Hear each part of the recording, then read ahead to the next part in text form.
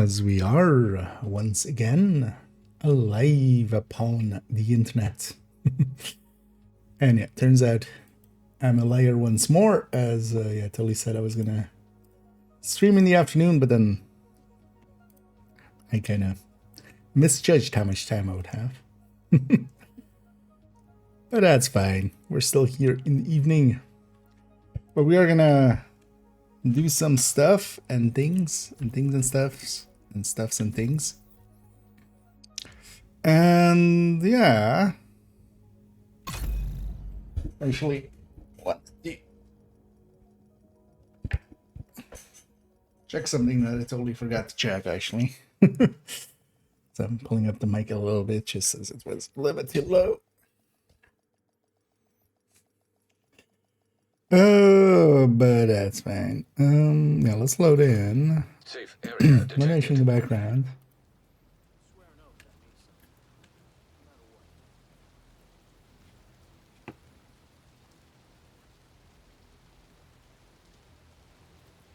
Go and have a peek at the blue stats. Okay. So we're gonna do the continuation of that. Going through all the stats style of video. And for that, we actually already maybe done this before the stream. I'll prepare a folder for it all and stuff. So 26 01. Still have to get used to 26. 19. That's almost, yeah. We're almost through January already, Jesus Christ. Time flies. Yellow stats.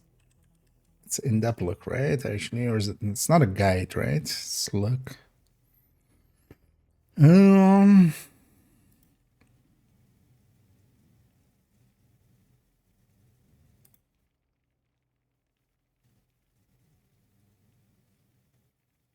Oh wow, Blue Stats is a while ago, almost 2 months ago. Let's take a description file and Photoshop file.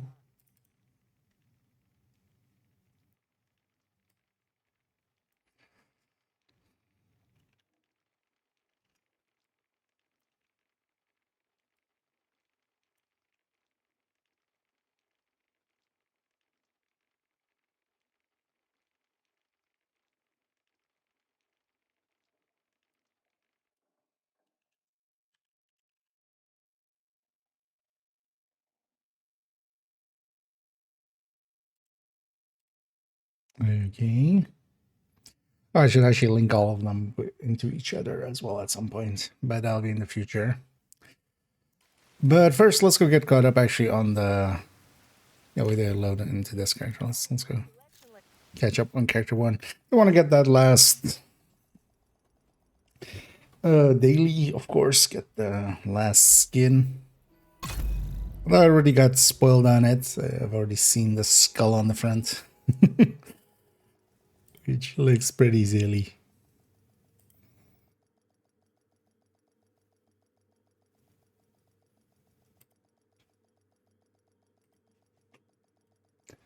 But then we'll record this here and then I'll have it up for tomorrow, most likely. But first, yeah, so is it Black Dusk? It is Black Dusk. Oh, which will align nicely as well. We'll see if we do character 4s weekly. But we might just come up to that point and then kind of have that apply for both of those.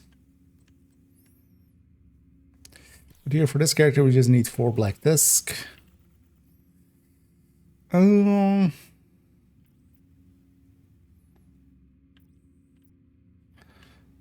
Huntsman counts as one as well. Ooh. Sure, let's go check. I'll be curious about this. The Warhounds are named, right? Do they count as Black Tusk names? I think they do, right? It's the best D.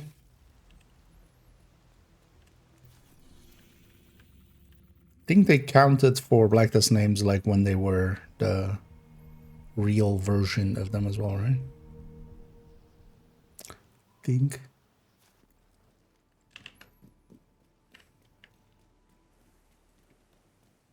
Well, let's go see. So actually, if they count, we'll only clear out basically the first. This is worse than my old day job. Yes, standing in front of me and blocking me is worse than your old day job? Yeah. I can imagine. But you don't do that. I consider not doing that. I hate guard duty. Oh, that's actually the other guy talking, not this guy. The Townsman bounty counts for that, then that'll be the easiest way to kind of do it, except for character for themselves, because they don't have any. So.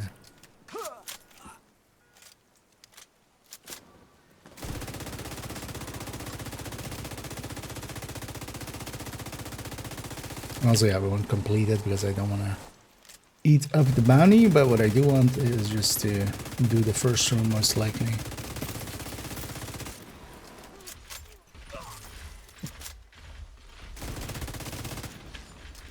Almost had 2 full stacks going there.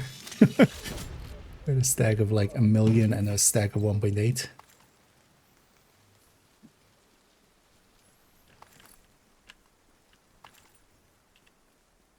That'll be cool if that works out for this. Pretty sure those Warhounds counted back when like they were really there. Or just getting names in whatever zone and stuff you needed. But then the question is, do they count as Black Tusk names? Which Target is near you, I think they agent. do. But let's go actually answer that for ourselves.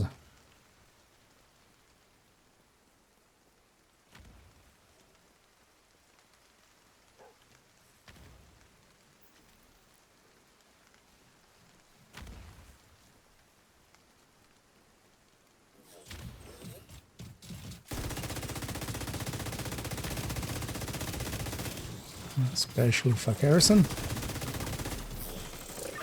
Oh yeah, sorry. God damn it, Dag. Is there a real Dag here? System back It online. was just the bestie jumping around and getting him. Yeah, so guys, so that's, if you have them, the easiest way. Doesn't have a timer here, so likely it will not reset after. Agent, target spotted.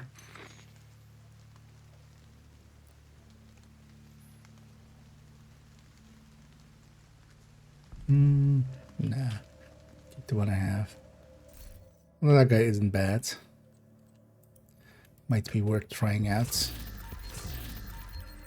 Yeah, let's take this back to base. So we don't want to eat the bounty. We just want to use it for those quick names.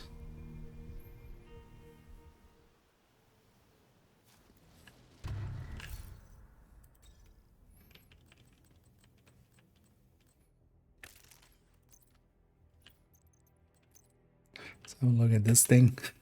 Yeah, the skull in the front is a little silly. Well,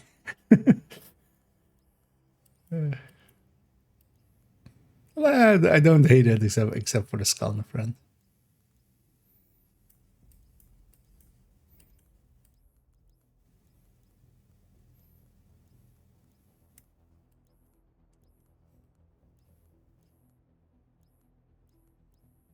At least it doesn't have too many creeblies and stuff.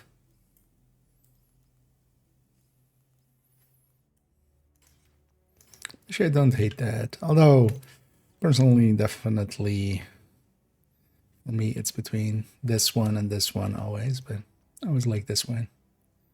It's kind of... elegant looking. And then this one is just industrial looking.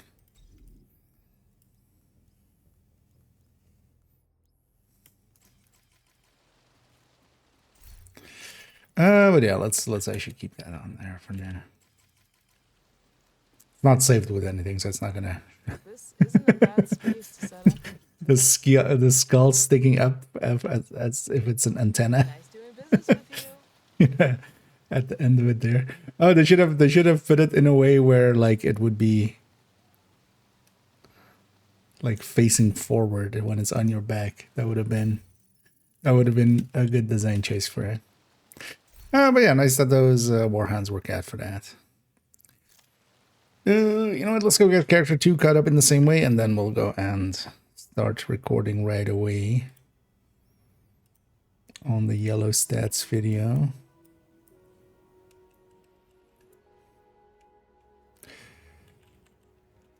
So for the blue stat one,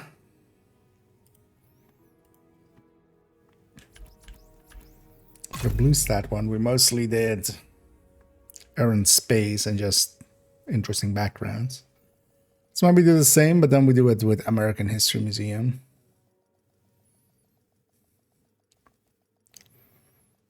And we just go through the mission and kind of clear it out and take some scenes. And hit a dag. Entering safe area. Let me check this real quick, actually. So I'm kind of just moving some stuff around. Just to make a little space here. Although we have enough for now. Oh, yeah. Also any good targets? Habsburg on the bounty cheese, which can be interesting, but honestly not worthwhile. Oh, skill mods on DUA. Well, likely we won't do too much of that because we're gonna go to Div 1 in later on, just to play around there. Let's go get this character caught up as well. Could set the world to normal too, and then have an easier time getting there, but that's too much work.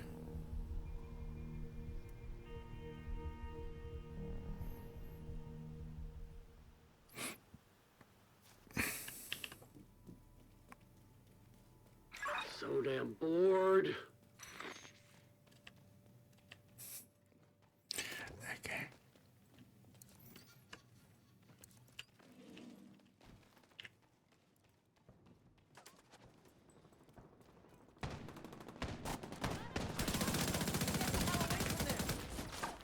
Okay, negotiator, not the worst idea for that fight. Hostiles guarding location nearby.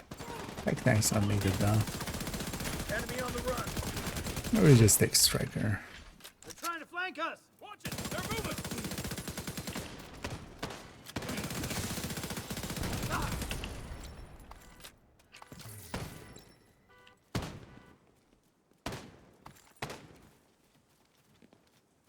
No way they're going any way. Don't let them get away. There's some combat. Yeah. Get the fuck away. You pissed off the Just wanted to see what you were. Yeah, just go past this thing. I don't want to deal with this territory. You guys fighted that.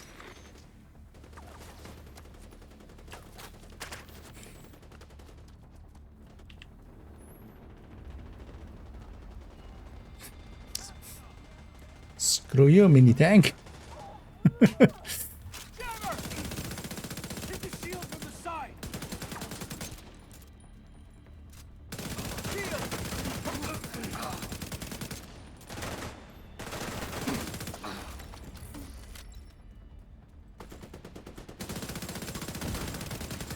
Being chased by mini tank.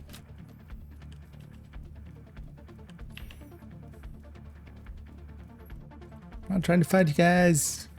I'm here for the mini more hands. Shoot. Just to make sure. This character is actually on that last step, right? Right! Target near you.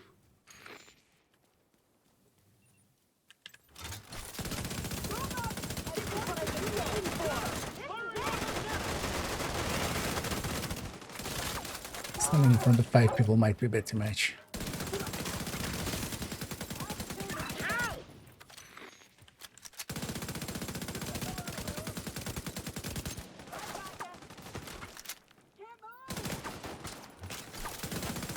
Where RC car go? There it is. Found it.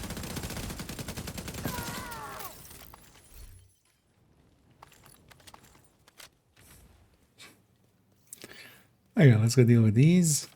And again, we're just gonna kill this first few.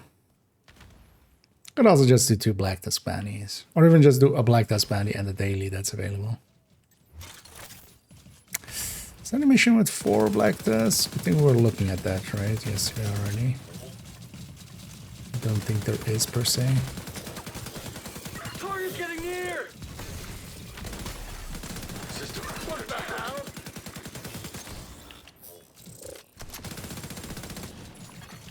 System reactivated. Which is on the other side.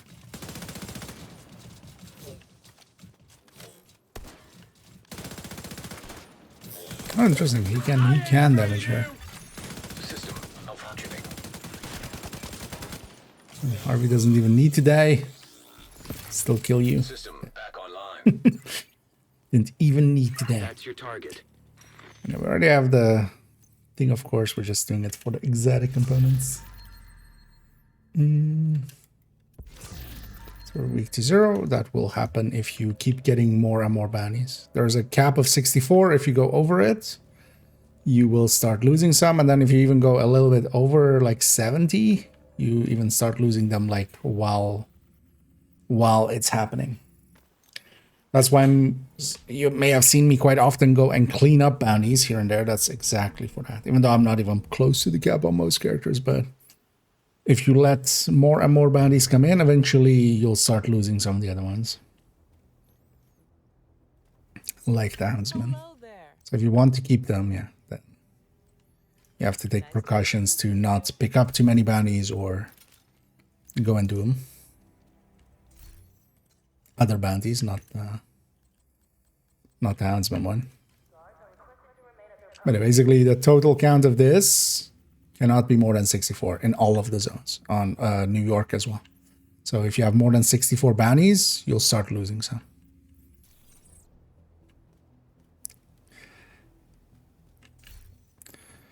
I know that'll be the way to lose them. Let's go to American history. And then we'll go and get started. What do we use for the intro? I feel the big ass train. Hostile control point detected. That's a little bit deeper. Because if we've used the flag room already, yeah, the next room is going to be the train room. Yeah. Your goal is a collection of transcripts and notes from months of prisoner interrogations. The information is stored on a military-grade laptop, kept in the main holding area downstairs. Get away from me!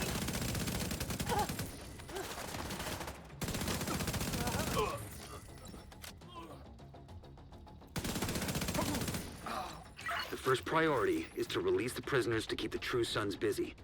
You'll be looking for some kind of security terminal. The security terminal should be somewhere nearby.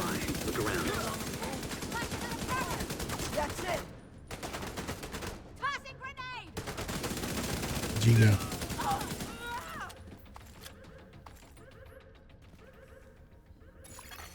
Active terminal detected. Sounds promising. So Find I've it already and used patch this out as a the key. background. Okay, I'm in. Now to open the cells. And the cells are open. So maybe we don't do that. Yeah, let's just go for the train.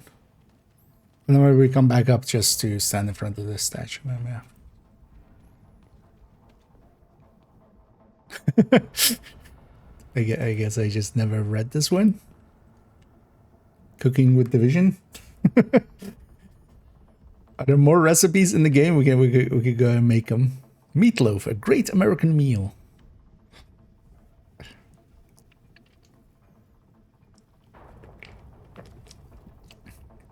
Prepared mustard as opposed to unprepared mustard.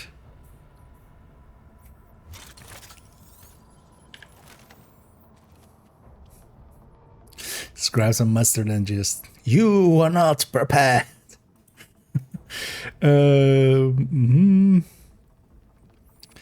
She love fan, yeah. Yeah. The only issue for me would be like, what are these Fahrenheits? Fahrenheitas? Fahrenheits? What are these even?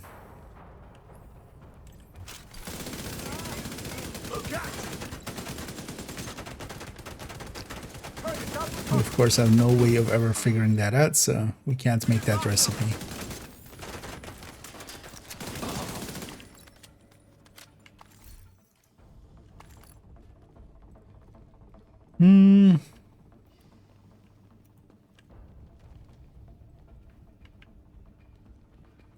What is this even just supposed to be even this room? Just information and stuff, just stuff on the wall. Well, let's go to the train. Downstairs. Get moving.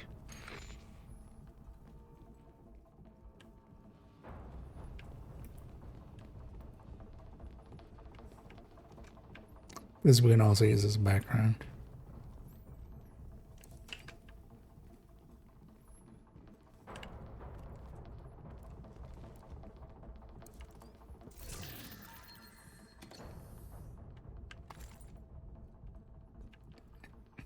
Anime.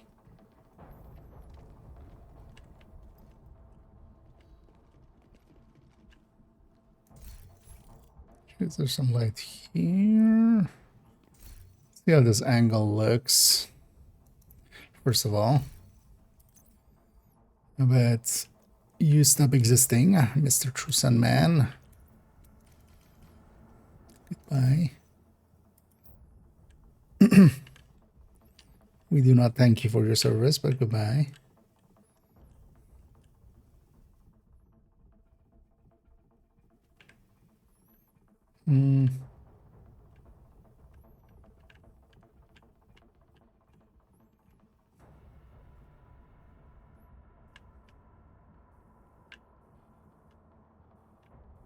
Wait, this is the front and this looks so weird.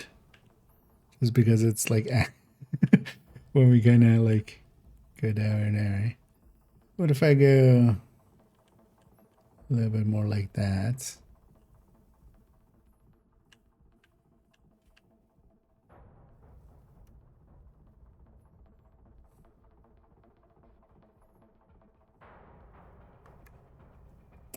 Nah.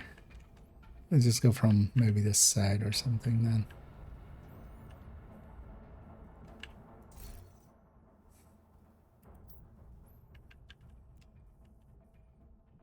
Also, yeah, let's do this already. That's gonna need it.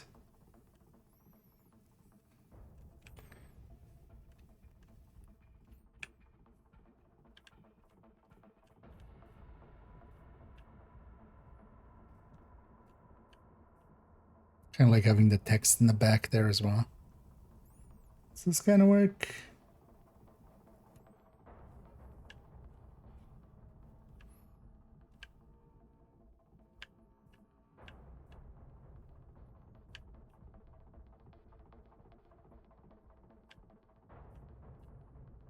I wish they didn't fisheye it as much as they do.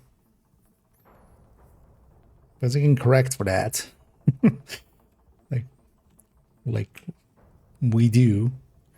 You don't want the fisheyeing most of the time. So usually you correct for it a little bit. And then kind of like film grain. And then game makers go like, no, we want to. I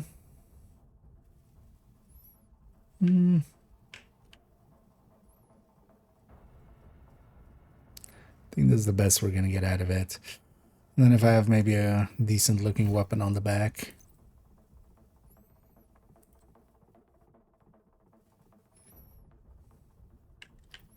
Oh, actually, you know what? We'll put the bittersweet with that on it.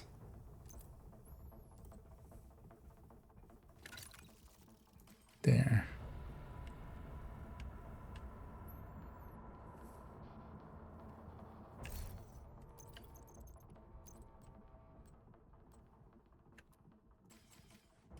It kind of fits this suit a little bit better.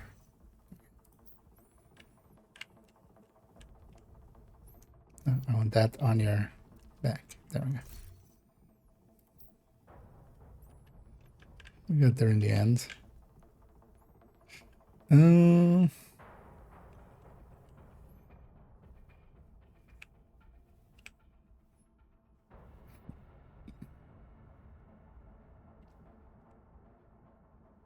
That kind of works.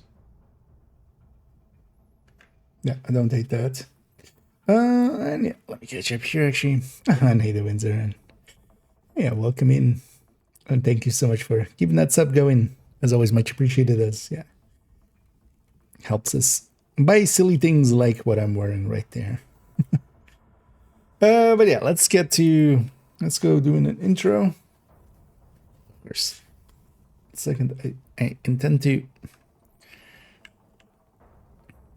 start getting sweaty. Yeah, let's do so though. Well, maybe if we give up on the journey through America, we can just have this maybe.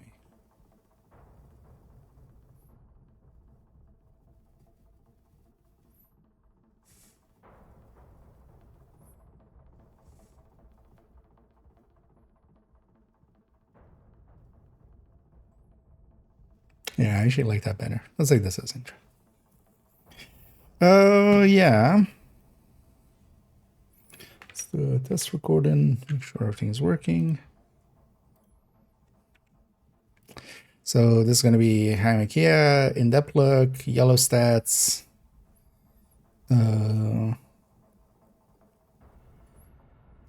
Other two videos, timestamps.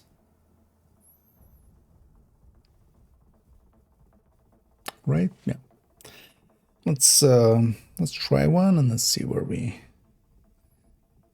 how many we need. Hi, I'm IKEA, and for today's video, I can use a little bit more energy. Just wake up, man!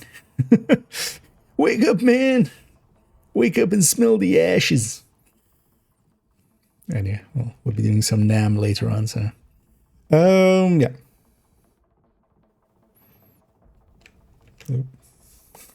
Triggered it too early.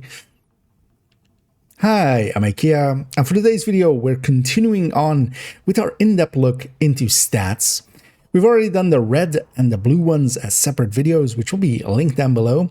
But here we're going to go into the yellow stats finally, as it's been kind of extended a few times when we made this video. Actually, that's there's no need to dwell on that. We'll dwell on that later.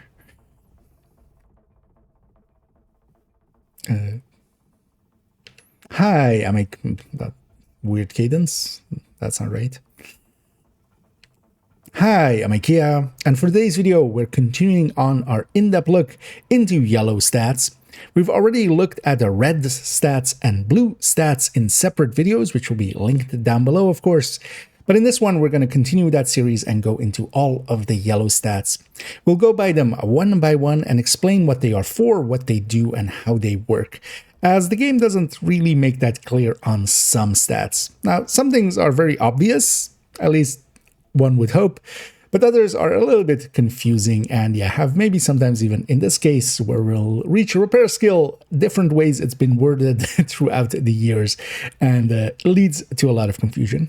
So to try to mitigate that a little bit, yeah, we're going to go through them one by one. Everything will be timestamped down below, so if you're looking for a specific stat, you can just jump right to it.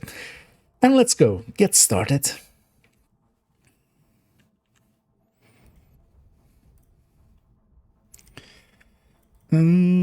yeah, let's make sure audio and everything's looking. In this video, we're continuing on our in-depth look into yellow stats. We've already looked at the red, but others are a little bit confusing.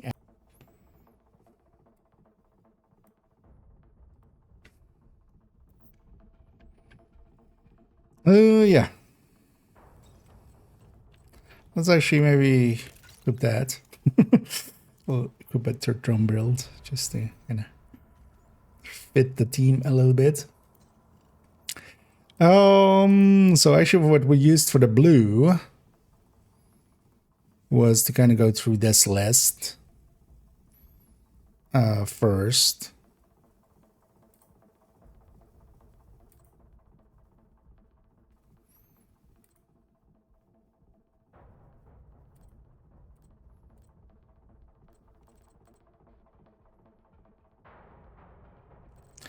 And then we basically go into... Okay, let me just for a second. It's here in the library.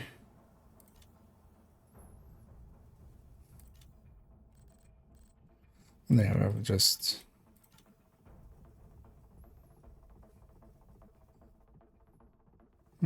Status effects, yeah. Go ahead. So that's the 4 here. We're going to cover those through that. Because also actually, so we never covered swap speed and optimal range yet. We did accuracy and stability with the red and reload speed, but we didn't actually do optimal range or swap speed. Although swap speed is I don't know, actually swap speed we did, I think. Let me check that real quick, because in my notes here it says those two.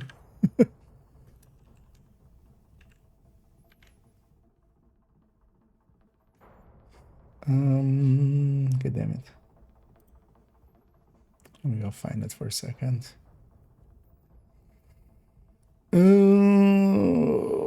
Where's my channel? Your channel. Because it'll be timestamped in there. Also, I need a bio break right away, apparently. They're having 15%. Oh, shut up, me.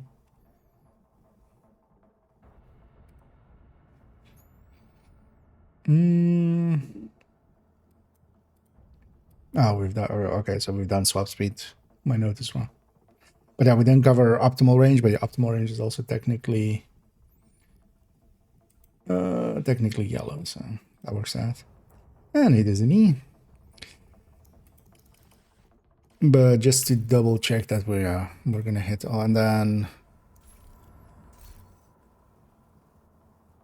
yeah, so duration is gonna be that through mods. Yeah, it's kind of gathering my...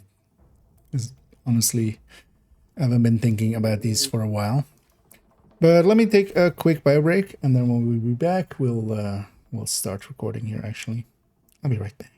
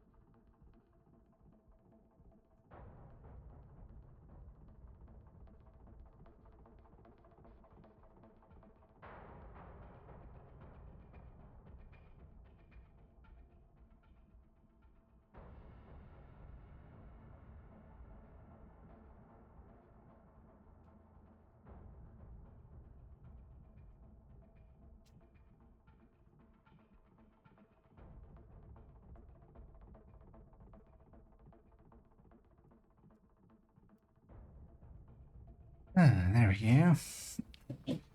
I needed that. Apparently, my stomach is very upset with me. But we had some counseling. We had some couples counseling. But we're back. Yeah, too much fatty foods last 2 days apparently. Yeah. Let's go back here. I need a nerf.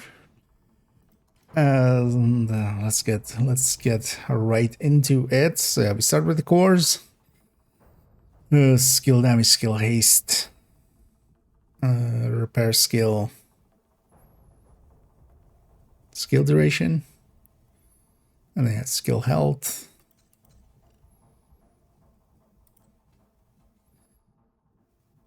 And then status effect.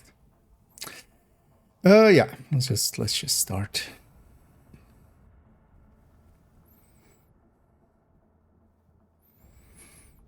I'm just gonna gather my thoughts on yellow cores. Yes, overcharge needs to be included.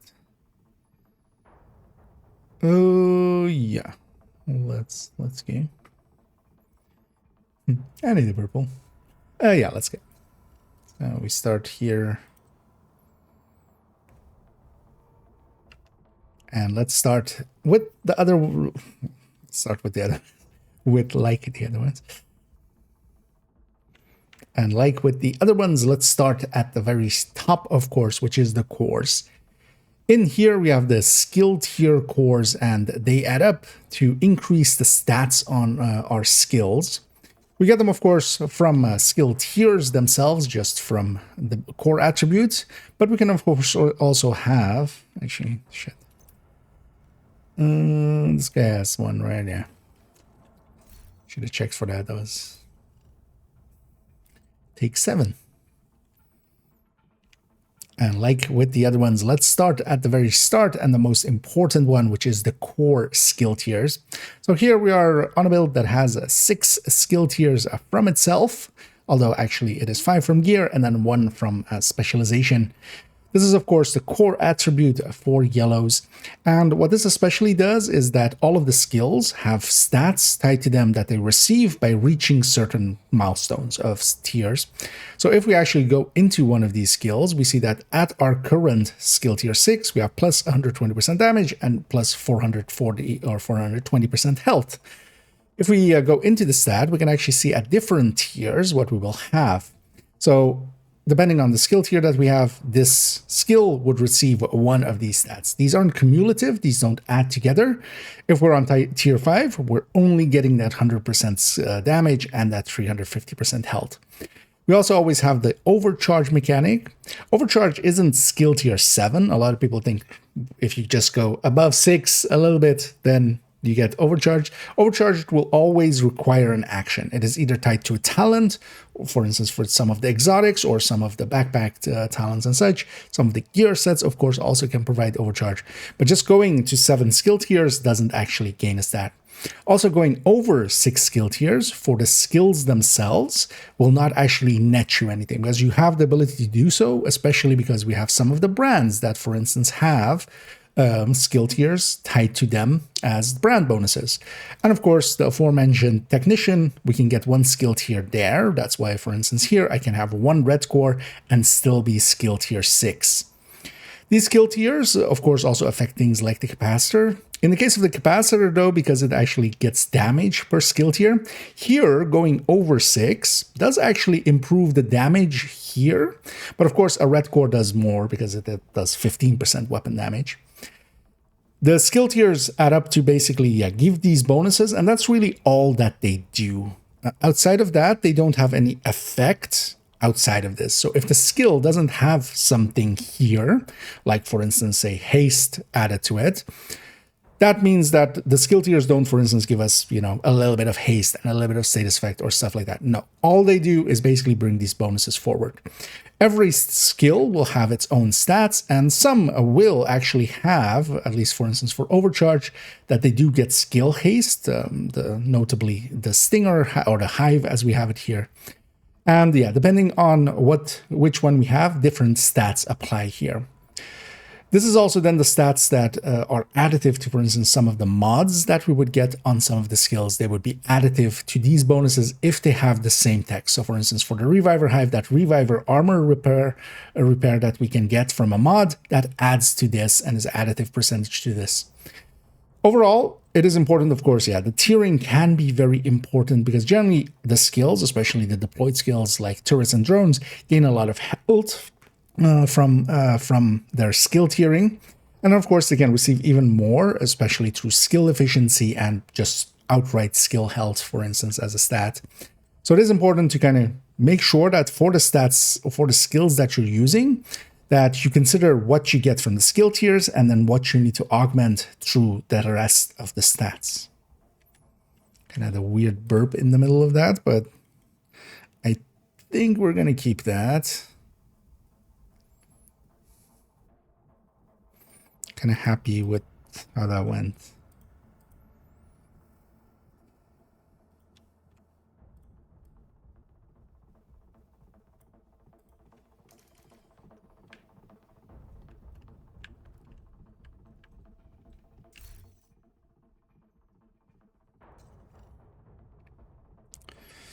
Yeah.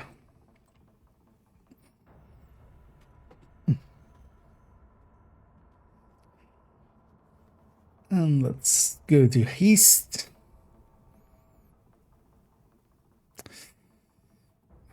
What was the cooldown calc again? It's divided by, right? Or it's divided by 1 plus, right? Yeah. Okay, let's go for tonight then. No, we're recording the yellow stats thing. I'm not per se running really anything, but just because we need some yellow stats. So, but that's just for here. Likely, we'll get this done. We might get character 4 there weekly, and then we'll jump into Division 1, I think. That's kind of the plan. Depends on how long we take here to record all this. Yeah, let's go to Skill Haste.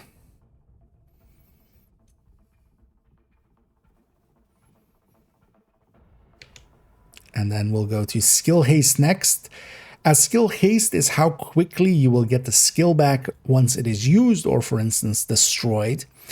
And this is a very simple calculation-wise because it is effectively all skills have a base cooldown that they have, and that gets divided by this skill haste as a multiplier in the same way that, for instance, reload speed affects the reload of our weapons.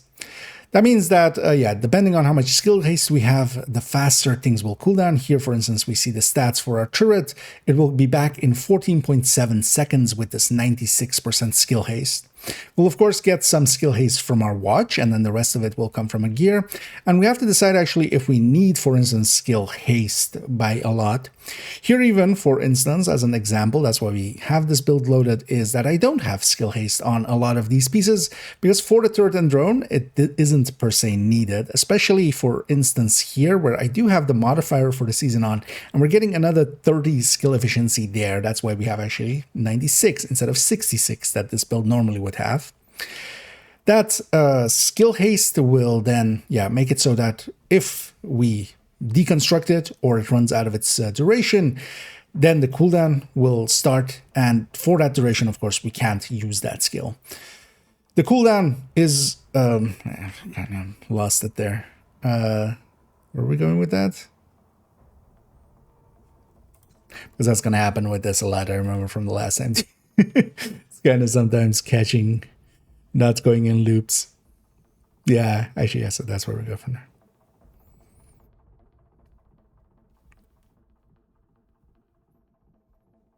Yeah. Should we do skill efficiency first? No, we do skill efficiency last, right? After we've explained all of the separate ones. Yeah.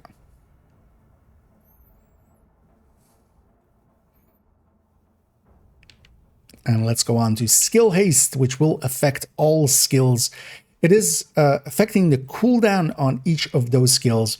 When it gets destroyed or when it gets used up, afterwards it will go into a cooldown period.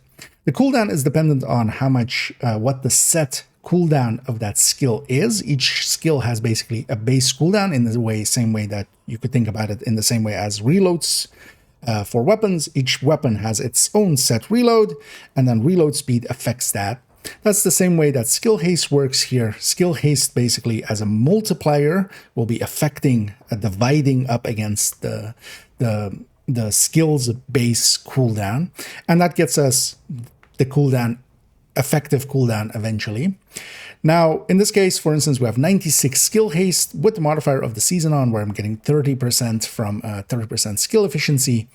And that is actually, bringing our turret and drone, even here, for instance, without really having any extra stats on the minor attributes going towards it. We get them back pretty quickly. So it isn't per se always needed. And this is the prime example where, for instance, we can go with something else. And I'm choosing to do so here because we're getting some from the brand bonuses. We are getting some here from the Hanayu. We are getting some from the skill efficiency side of our Empress pieces here. And yeah, for instance, the modifier and of course the watch as well, applying some skill haste. Because of that, we don't per se need extra here. For some other skills, of course, we would choose to do so. So for instance, especially some of the stickies and such, or seekers, there we need to either think about the cooldown very much, because here, of course, we're deploying a turret that is staying out for a pretty long duration, and we don't need it to cool down super fast because it'll be out for more than 5 minutes here. And on the other hand, though, if our cooldown on, for instance, a seeker is pretty long, then yeah, that would hinder our ability to do damage. Our damage is dependent on that cooldown. But then, of course, for instance, with those cases, we have things like mitigating the cooldown completely, and that's actually an important one to address here as well. We have, of course, gear sets like Rigor and Hardwire that can reduce the cooldown by large amounts or completely bypass it in the case of Rigor. And those can be then used to, for instance, make Seekers or Sticky Bombs much more effective than they would be with that cooldown just normally there. But you do have to choose with some of the skills if you do or don't need it. In the case of Turret and Drone, I generally would say you don't need it as long as you already have some. For instance, in this case, from brand bonuses. For Turret Drone hybrids, we would have it through the Memento and its skill efficiency. And of course, some seasons will provide us some of their passives. For instance, in this case, that extra skill efficiency that we're getting here from the modifier being active, but not having our companion out, gives us 30% skill efficiency here. And that, of course, all feeds into that same pool. Skill haste is very important, but sometimes you can forego it. And for some builds, it is basically not needed, like with Hardwired and such, where we are using a mechanic to bypass it.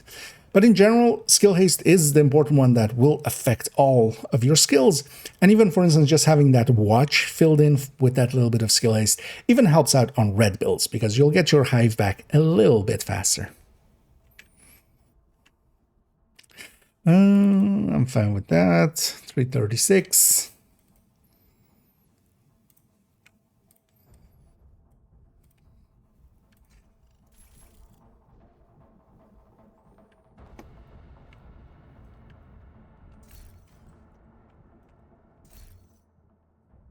Just gonna have the train in the background all the time.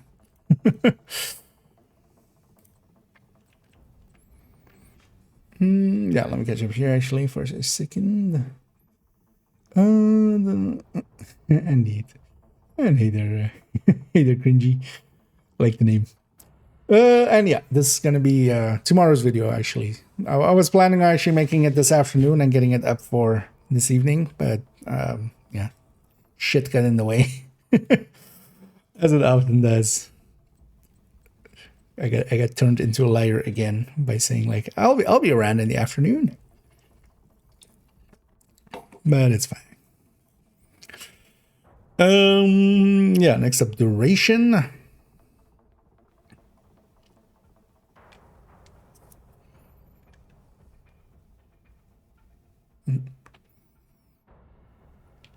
Next up, we'll go to skill duration, and that is how long a skill that is deployed will remain in the world. Now, in the case for a turret and drone, this is, of course, a very important stat where how long they are out really does matter. Sometimes you will go for that full 5-minute duration, for instance, that we have here, and it's counted out in seconds, of course. But even for some of the other things, there is a little bit of usage to the duration. But keep in mind that duration, skill duration specifically, is not, for instance, the status effect duration that, for instance, we would get from fire or from bleed. But even, for instance, this duration that is listed here on, for instance, the fire or the EMP sticky specifically, only has duration. This is the duration that when you stick something, how long it will be sticking onto them. Now, in the case of the EMP sticky, that's actually important because if this duration is longer than the EMP duration, which with the skill efficiency that we're getting from the modifier for this season is actually a little bit longer. That means if you keep it attached to, for instance, a Warhound, it will actually disrupt them twice. And that does make a difference, but not enough of a difference to actually put, for instance, skill duration mods onto things. In the case, for instance, with the fire, this duration that it lists here is actually, again, how long it will stay attached to the enemy. But that isn't the burn duration. That is completely something different. That's also why for things like Hive or fire chems, for instance, for an Eclipse, skill duration is not a very useful stat because on the Stinger Hive, we have a bleed duration that is affected by status effect. The duration itself is actually just when we toss it out, how long will it stay out in the open world? And that doesn't matter too much because likely we'll not leave it out for the close to 5 minutes that it has here. Same is true, for instance, for the fire chem. Here, the duration is just the cloud duration, not the burn duration, if we get skill duration as a stat into here.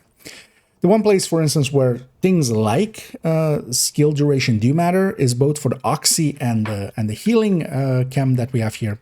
For the Oxy, the cloud duration is affected by skill duration. And of course, if the cloud stays somewhere longer, it can do more damage, of course. It will do its damage twice per second.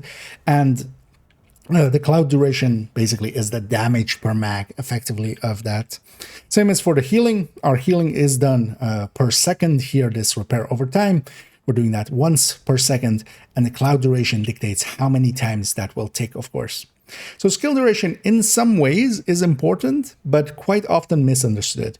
Especially that, yeah, it doesn't affect things like status effect durations. It is only really, for instance, useful for Oxy, for the healing chem, but in general, not a stat that we will prioritize, but mostly one we'll get through skill efficiency. Yeah. Shit. Actually, I kind of forgot an important thing. Can we kind of patch that in there? No, we have to retake it. Because we didn't per se explain the formula. Yeah, god damn it. Yeah, let's then because that's the important one, is just also to have the formula in there. Yeah, let's redo that. I kind of got stumbly as well. Let me catch up here for a second and then we'll go in again. Oh yeah, all of them have kind of weirdnesses like this, like skill duration, for instance, not affecting in the way that a lot of people think. I still, from time to time, see eclipses with skill duration mods, and just like, don't think that does what you think it does. Yeah, let's redo that because I kind of forgot to explain the most important thing, which is that the duration is a base amount in the same way as the cooldown. And then it's just times how much skill duration you have. Yeah. And then let's move on to duration. Duration for some of the skills like the turret and the drone, which are deployed and in-world skills, they are going to be out there for the duration that is listed here, for instance. That duration is again based on a base amount that all of the skills have just set amounts for. And then it is times the skill duration that we have as a multiplier. Here, that is, for instance, coming some from the watch. Some is coming from skill efficiency again, that we have, for instance, through this Empress. And then, of course, I still have the modifier on, and that's feeding some skill efficiency in as well. Because of that, yeah, the durations are increased on these turrets and drones, for instance. But then that duration for these deployed skills is pretty obvious what they are. That is actually the true as well, for instance, for the hive, where if we are using a stinger hive, which for instance does bleed, it doesn't actually affect the bleed duration. It is only that in-world duration. Basically, when we toss it out, how long does it stay in the world for? Which isn't an important metric for instance, the stinger hive. Nor is it, for instance, the fire of a fire chem. On the fire chem, for instance, it is actually the cloud duration. So once we fire the chem, how long does that cloud stay if we don't ignite it or don't shoot it or it doesn't get ignited in some other way? How long would it stay there before it dissipates? Which isn't per se an important thing. So in some places, it is very much not important at all. In other places, it does have some merits. So for instance, for Oxidizer, that cloud duration is basically the damage per mag of the Oxidizer. The Oxidizer does its damage twice per second. The longer it can stay out there, the more damage that one cloud can do. So if you, for instance, could make it last for a little bit longer, it will be there longer and do more damage to, for instance, enemies spawning from that door or such. Same is true actually, for instance, for the Reinforcer cam, where this repair over time is taking once per second. And that is, of course, again, depending on how long our cloud duration is, which is affected by skill duration. That means that it can stay there longer and heal for longer and effectively heal for more. So in some places, it can be somewhat handy. We never prioritize it, except for Oxy. In Oxy, in some places, it makes a lot of sense to prioritize skill duration. But outside of that, yeah, we generally don't, and especially it should be not used at all really for status effect skills, especially because it doesn't affect the burn duration or the bleed duration or really the stats that we care about. Overall, though, we'll get most of it through, yeah, we will have some from the watch. Here, I still have the modifier on. We're getting some from the skill efficiency there. And then we're getting, for instance, here some from the skill efficiency of this 3-piece brand bonus from the Empress. Those kind of do help a little bit, make these skills stay out a little bit longer, but it isn't a game changer. Because of that, we don't prioritize it much. Of note as well, for some of the other skills, it is, it is actually can be useful as well. EMP Sticky actually for this season with the skill efficiency that we get from the modifier. If you apply it to a Warhound and do not detonate it, normally it would basically fizzle out before the duration would end on that EMP. Now, though, because it has that extra duration, it will actually stay longer than that, and because of that, it will actually, once the Warhound gets backed up, the EMP is still sticky to it, and we'll put it back to the ground again, meaning that you can get twice the duration out of it. But not something we would generally pick for in general, because yeah, in these as well, this is basically how long it will stay attached to the target or the position that you fired it at, and how long it will be in the game world for. But that isn't really an important metric. Yeah, I liked my first take a little bit better, but we didn't explain the thing I need to explain in all of these, so we'll just keep that one. It's fine. Yeah. Let me catch up here. Skill damage oddities. I wasn't planning to. Because it's more just yellow stats. Oh, we should actually. That's not a bad call.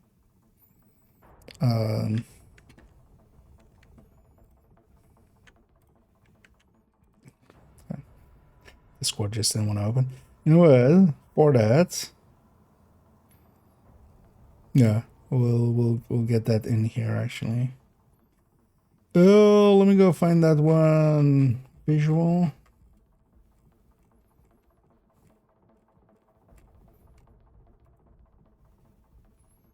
Save image.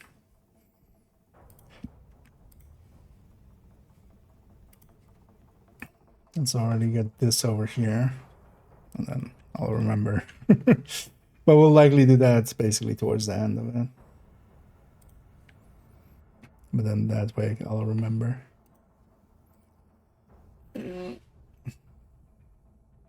So yeah, they do actually. It's handy to know to have those in here. Yeah.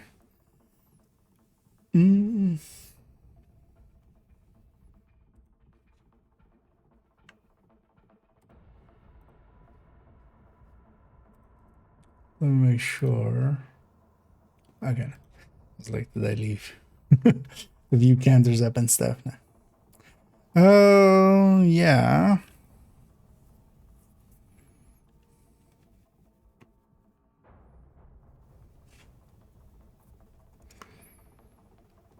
So, next up, health.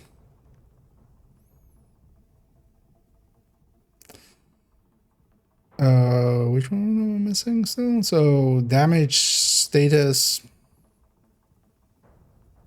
or repair. Okay.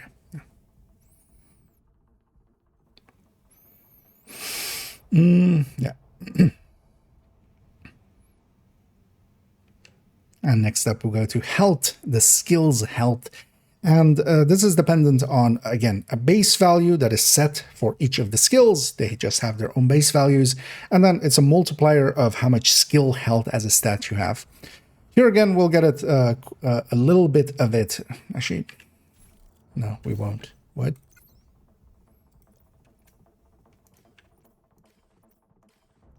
Yeah, no. I was about to say we get some from the watch, but no, we don't. This isn't part of the watch. Good thing I cut myself there. Look, because yeah, you will get damage, repair, duration, and haste from And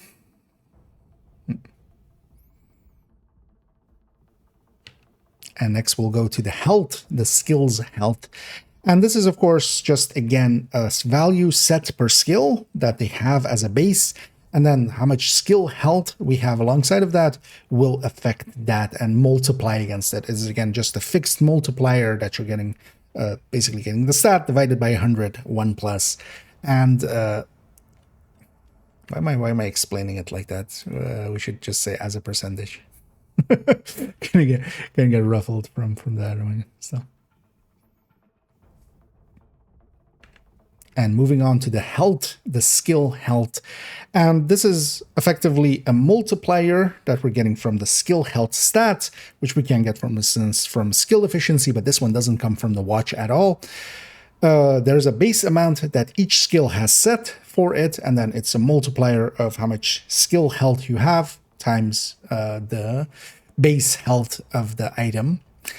In this case, for instance, for the deployed skills, they have skill health and such, but a lot of skills actually don't have health attributed to them. For some skills, it also actually matters. For instance, for the turret and drone, yeah, the damage that they can take from the enemy is actually important, and having them be a little bit tanky is helpful. A lot of that health, of course, as well, is coming from those skill tiers, as we saw, for instance, here, the health on this tier is it is.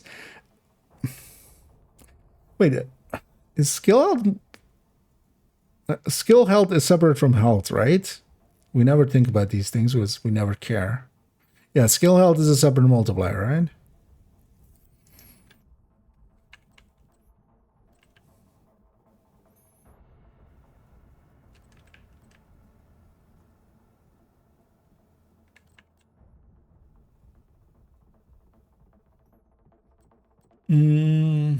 There's no good quick way of testing that, but it is, right? Yeah, skill health is a separate multiplier to health. Yeah, because shield health is... Yeah. Yeah, let's go. Second guessing myself. How is health the one that needs like 7 takes? Let me get you here for a second there. What am I even watching? You're watching somebody make a video. That sometimes happens on this channel. But yeah, we're recording the explanation basically on all of the yellow stats. And we're going through them one by one. I've already done this on the YouTube channel for the red and blue ones, so now we're going through this. Yeah. And next up, we'll go to skill health, here represented as health.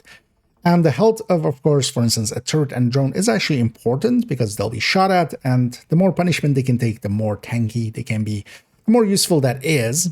But of course, it's again an opportunity cost thing if we go for it or not. We don't get any skill health from our watch, but what we do get is from the tiers generally, one of the biggest additions to all of the deployed skills, because also not every skill has health. So for instance, something like just the pulse itself, when we're just pulsing, not the remote pulse that we do throw out. If we just have the pulse, it has no health because it's not a real thing in the world. But everything that we deploy that is either a deployed item or an in-world item, like for instance with the drones or fireflies or seekers even as well, they also all have health associated to them because of course they can take damage while they're going towards the enemy. All of those, yeah, they are dependent on that health, and the health, especially what we get is from the tiers. We get a lot there. In this case as well, I do have skill efficiency, and we even have Empress. Both of these, the skill efficiency, of course, feeds into skill health itself, and skill health by itself is, of course, an multiplier there. These two are actually separate multipliers from each other. Generally, the stat that we get here is applying as a separate multiplier than the skill health. So adding, we don't add them together, they multiply against each other. And each of these skills, of course, has its own separate base value. And then it's basically that times the health as given through the tiering system and through mods. That becomes all together into one pool that it multiplies against that, and then also against skill health as a second multiplier there.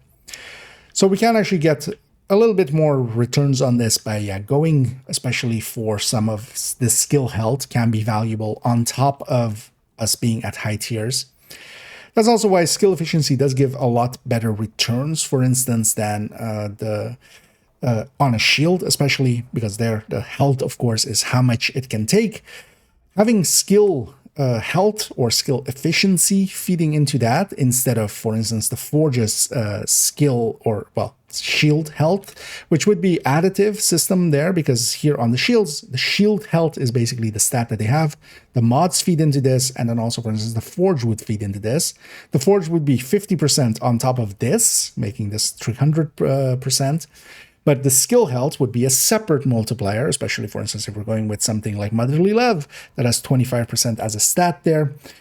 That is, of course, going to be more as a separate multiplier of 25% going over that 250 than adding just 50 to this already kind of populated pool. So skill health being a separate multiplier does make a difference. We wouldn't generally go for it. We don't have mods for it either. We only really take it because we do have it along the way to other things. We do want to take it from the tiers and such, and that's mostly where we'll get a lot of it from. And then, of course, if you have, for instance, running a memento, or for instance here through that skill efficiency, the skill health is also in that skill efficiency.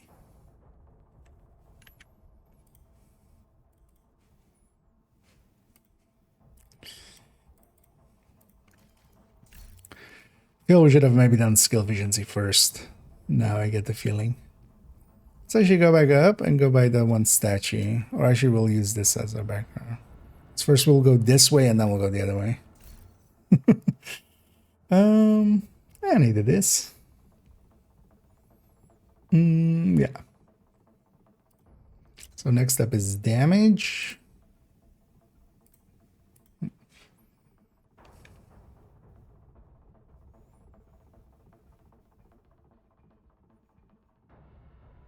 Yeah. Next up, we go to the damage number.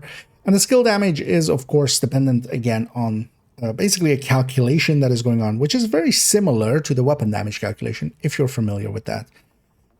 Each of these skills has a base number attached to it. Then we get effectively what is their skill-specific stat. Then we get things like skill damage and then also grading and such, generally going into a separate pool from that. And that all multiplies together to create this damage. Most of the skills aren't affected by things like DTA and DTOC. We'll discuss that towards the end of this video. Some skills are, but this damage listed here will generally be effectively the base, then the skill-specific stat, then skill damage as a stat, and those three pools are multiplying against each other. Well, those three stats are multiplying up against each other. We of course get a little bit of skill damage from our watch. We get it from things like just having it as a brand bonus. We can of course take it as an attribute as well. We don't have mods for it, and that's just for balancing reasons. It would just be a little bit OP if we had status effect or skill damage as mods as well, on top of all of the other stats that we get. So from a balancing factor, they've just chosen not to do that. And of course, skill efficiency does also feed into skill damage as well as with all of the other yellow stats that exist. The amount of skill damage that we have will affect how much the output there is.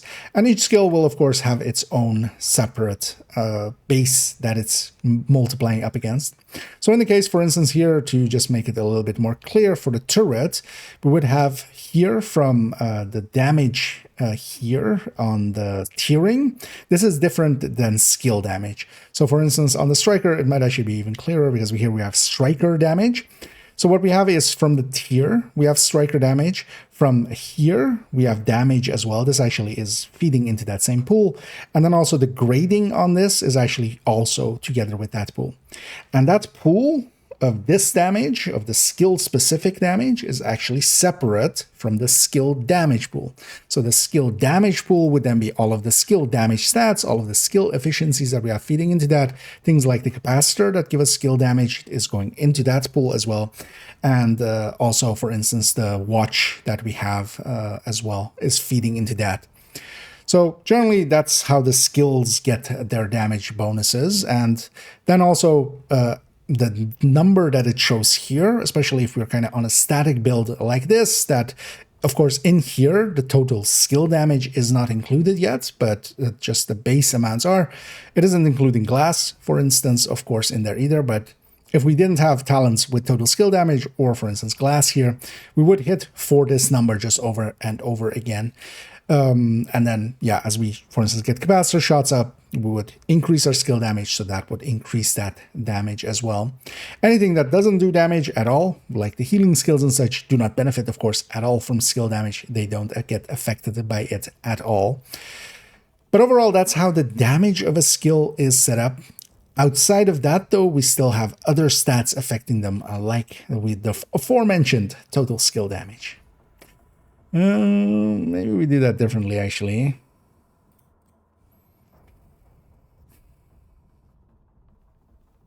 Yeah, we could break that up. Because I now realize actually doing that bit, that's... I want to break that up into... Because then also we can bring total skill damage into the mix.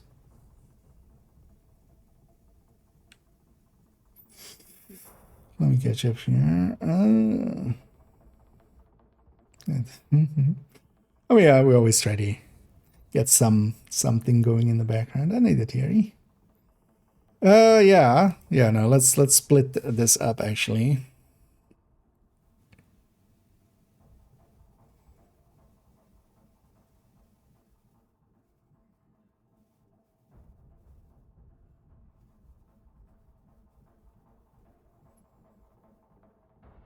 Yeah. Next, let's go to the damage stat here as shown.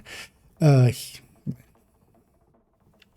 next up, let's go to the damage stat. As shown here, we have a number that is shown, but that is, of course, out of several parts. In the same way, the weapon damage that we had in the red side is affected by a lot of different stats in different ways, and there are different pools. Same is true here for the damage on the skills, because there's effectively especially two pools that we kind of need to address. Let's start first with the skill specific pool here. That is the pool that we get from the tiering, especially the grading, and generally from the mods. So for instance here, we don't have skill damage as the listed stat here, we just have damage. On the striker is actually even clearer, because here for instance it is striker damage and striker damage on there, but then just normal damage on the mod, just to make it confusing, because why have it be consistent? But in general, all skills have a base number, a base stat that they hit for. Then they get multipliers, of course, added onto them. There's, in effect, two separate main multipliers applying here. One is the specific to the skill stat, and then one is just skill damage in general. So here for the striker, we're getting from the tiering striker damage, we're getting expertise, and then also this mod, for instance, feeding into it. Same here for the turret, the damage mod, and the grading and the tiering is all feeding into one pool. But the skill damage is actually a separate pool that's multiplying up against it. And then, of course, we would also have things like total skill damage, as we'll explain in a minute. But it is important to understand that each of these skills effectively has their own pool of damage. And yeah, they feed just, for instance, this damage, this 30% is not additive to the skill damage that we have on a build. It is multiplicative to all the other sources. So it adds up basically here. For instance, we have a grade 30, we're getting 60 from the tiering, we're getting 30, and that's additive to each other. So we get 90 in basically the specific skill damage, and then whatever skill damage we have as a stat is separate to it in a separate pool, and that's multiplying against each other. So all of these, again, as always, they're additive to themselves, multiplicative to all the other pools, and this is just one of those pools. Generally, with almost all skills, at least the damaging ones, with all of them, generally the stat as we get them is, we get the damage bonus here, we get expertise, and then any mod feeding into that would add into that same specific skill pool.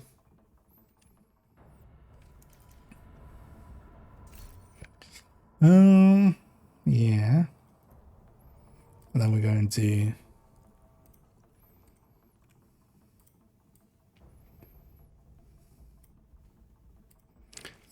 skill damage.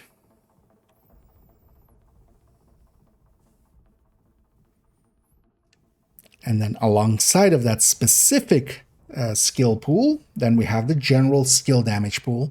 So here, all of the skill damages that we have here on gear, and then of course, for instance, as well from the brand bonuses that we have, and also of course, skill efficiency feeds into skill damage as well.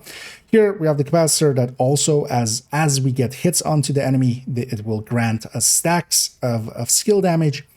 And even the specialization has that skill damage that it has, that also all feeds into that same skill damage pool. And then we basically have the base times that specific skill damage times the skill damage.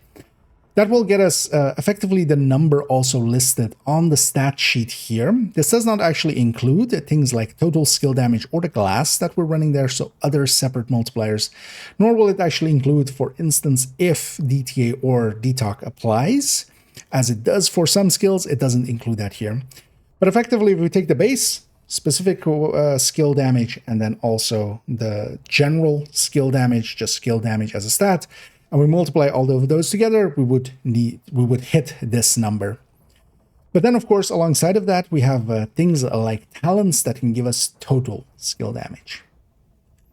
I'm going to cut it there again.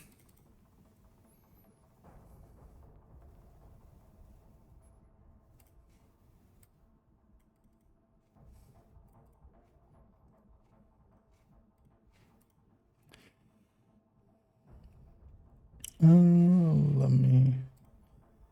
me catch up here. No, so it's just wait, do you mean this or other thing? This wouldn't be for that.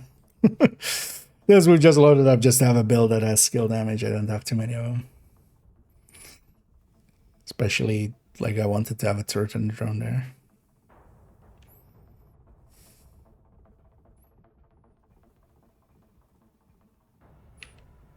then we'll go to yeah. Actually, yeah, no, we ended with like we said the word total skill damage. As that works similarly to what we get onto the weapon damage end, where we have total weapon damage, here we have total skill damage. Some talents feed into total skill damage, and really the only way to tell is that, yeah, there is a total in front of the skill damage. If it says that or amplifies total skill damage, those aren't just skill damage. The total here is, yeah, the total skill damage is increased by 30%. That implies, in this case, and that is wording kind of like a card system, that's also where the total weapon damage finds its way. It's basically taking the total of this damage, which we already said includes the specific skill damage and then the skill damage in general. That is this combined number. And then that's taking this total, that total number, and increasing it by further, in this case, 30% whenever we are shooting an enemy. And that total skill damage is its own separate multiplier by itself, in the same way that total weapon damage is its own separate multiplier. There are many sources for this, and there are actually some things that feed into both. So for instance, Overwatch gives both total weapon damage and total skill damage. And here, for instance, yeah, we have several backpack talents we could go with that could give us total skill damage. In general, most of the backpack and chest talents are total skill damage when they're talking about skill damage. For instance, kinetic momentum, yeah, feeds into total repair, but then also into total skill damage as well.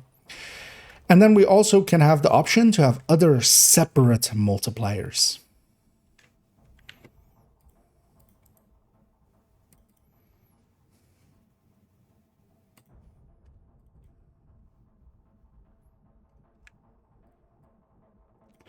There we go.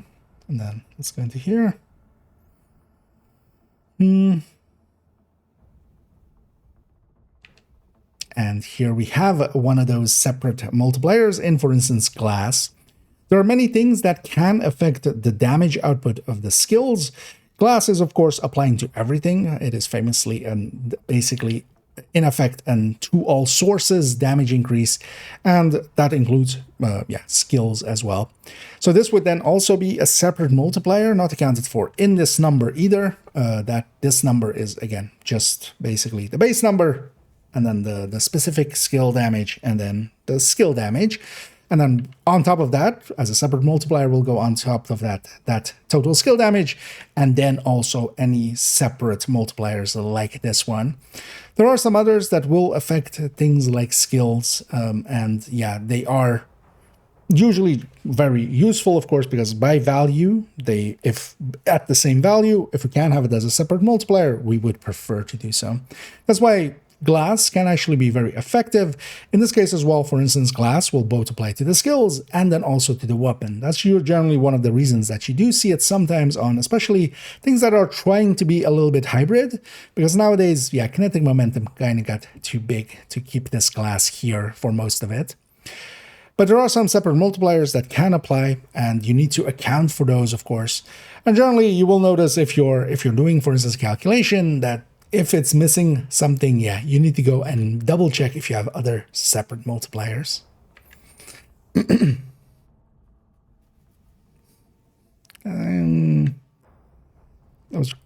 What else do we have? Like spotter. I'm trying to think of like other separate multipliers. Yeah, let's actually redo that. Because yeah, let's bring up the Eclipse backpack. Actually, that's so much. I was kind of grasping for another representation of that. And the melon. And indeed, we're recording the yellow stats thing. We did the red and the blue at this point quite a while ago. So we're kind of catching up on some of the other ones. Yeah, Overwatch is both. That's why we kind of the one here. No, but I mean we can go to the library. But Overwatch is both skill and weapon damage, total skill and total weapon damage. So it's just that. That's the. That's also why, you know, for third row hybrids, if we're not going last, like Overwatch is somewhat an option. But yeah, the spotter as well as amplifies total and actually, yeah, we should do spotter as well.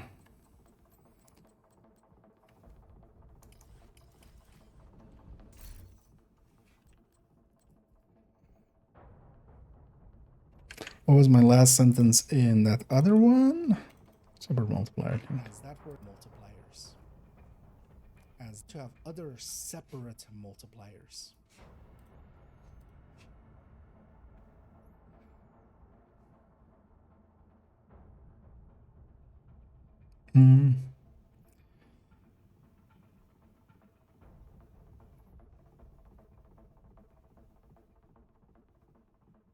Actually, we should also include, wait, do I have that thing still here? Or did I even drop it? Or did I drop it in here? I dropped it in there. Not what I needed. I need it up here.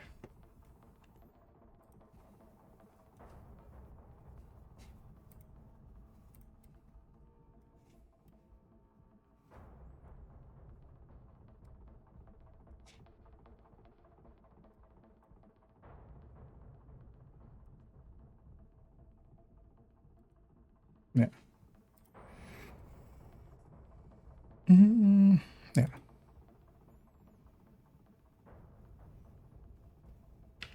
And lastly, of course, the last thing, or let's not do that.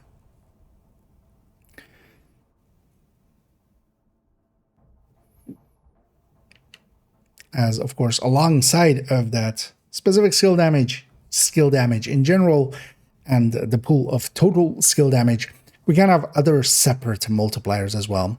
So generally, all of the amps that would affect skills fall into this. Glass cannon is of course the poster child for that, because all damage we deal, this is just a separate multiplier to all sources basically, and that includes our skills. So here this 25% is affecting both our skills and our weapon, and that's also, for instance, why it is chosen here over kinetic momentum, for instance, for me in this case. There are a lot of talents, or well, not that much actually, but there are several talents that are important in this way, as they are separate multipliers to everything else. Another that we have is spotter. For instance, spotter is also amplified skill and weapon damage. That isn't the same as glass, for instance, because with glass, if we even shoot something, a barrel in the world, and that explodes and that hurts the enemy, even that would be increased by 25%. But in the case of spotter, as long as the enemy is pulsed, then yeah, only our skills and our weapon damage is increased. Same is true, for instance, with the backpack on Eclipse. That is a 30% separate multiplier as long as the enemy is status affected, which is kind of the thing that especially fire eclipses are trying to do anyway. So we do have other talents that affect it in this way. Alongside of that, some skills are affected by DTA. This is mostly, as we'll bring up this little infographic that a lot of you may already have seen. This is posted in a lot of places, and for instance, if you need to re-find it again, it is on my Discord, and it is in the general resources there. And this lists what skills are affected by explosive damage, DTA, and also damage to targets out of cover, as that OOC out of there. Because some skills are affected by DTA as a separate multiplier, and they are effectively all of the skills that aren't ballistic skills. There's a trio of skills that we call the ballistic skills, that is the turret, the drone, and the sniper turret. All three actually have effects that are different than most of the other skills because they shoot basically bullets in the same way that we kind of do. And as you see here, those aren't affected by DTA, but basically everything else is. Then there are two skills. Often you will hear one skill affected by target damage to targets out of cover, DTAC. Everybody knows the Oxidizer. Everybody forgets about the Demolisher Firefly. That is also affected by it, but we don't use that one that much, so it is forgivable. But the Oxidizer does also benefit from, for instance, having a Fox's Prayer, or for instance, using a weapon that has damage to targets out of cover as its third stat. As generally as well, some of these stats are transitive while we're holding the weapon. In the case, for instance, for DTA, in when we are holding, for instance, a shotgun, when we set an enemy alight with an eclipse. If we are holding out our chem, the DTA on the shotgun won't be active. Once we swap to the shotgun, the DTA on it will be active. If the enemy has armor for that DT to A, then it will actually increase our damage by that DTA amount until they run out of armor. Then lastly, of course, as listed here, we have explosive damage. Let's go to here.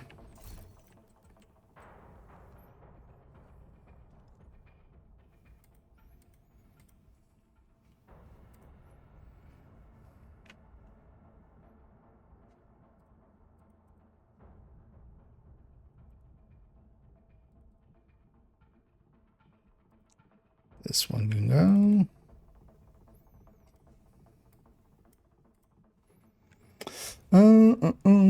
That was something here. No. I know, for those coming in, yeah, we are recording, so I'll be kind of distracted, but I'll catch up on chat here and there. If you have any questions or anything, or just want to say hi, feel free to. But it might take a minute for me to catch up on it here and there. Yeah. So let's go to this.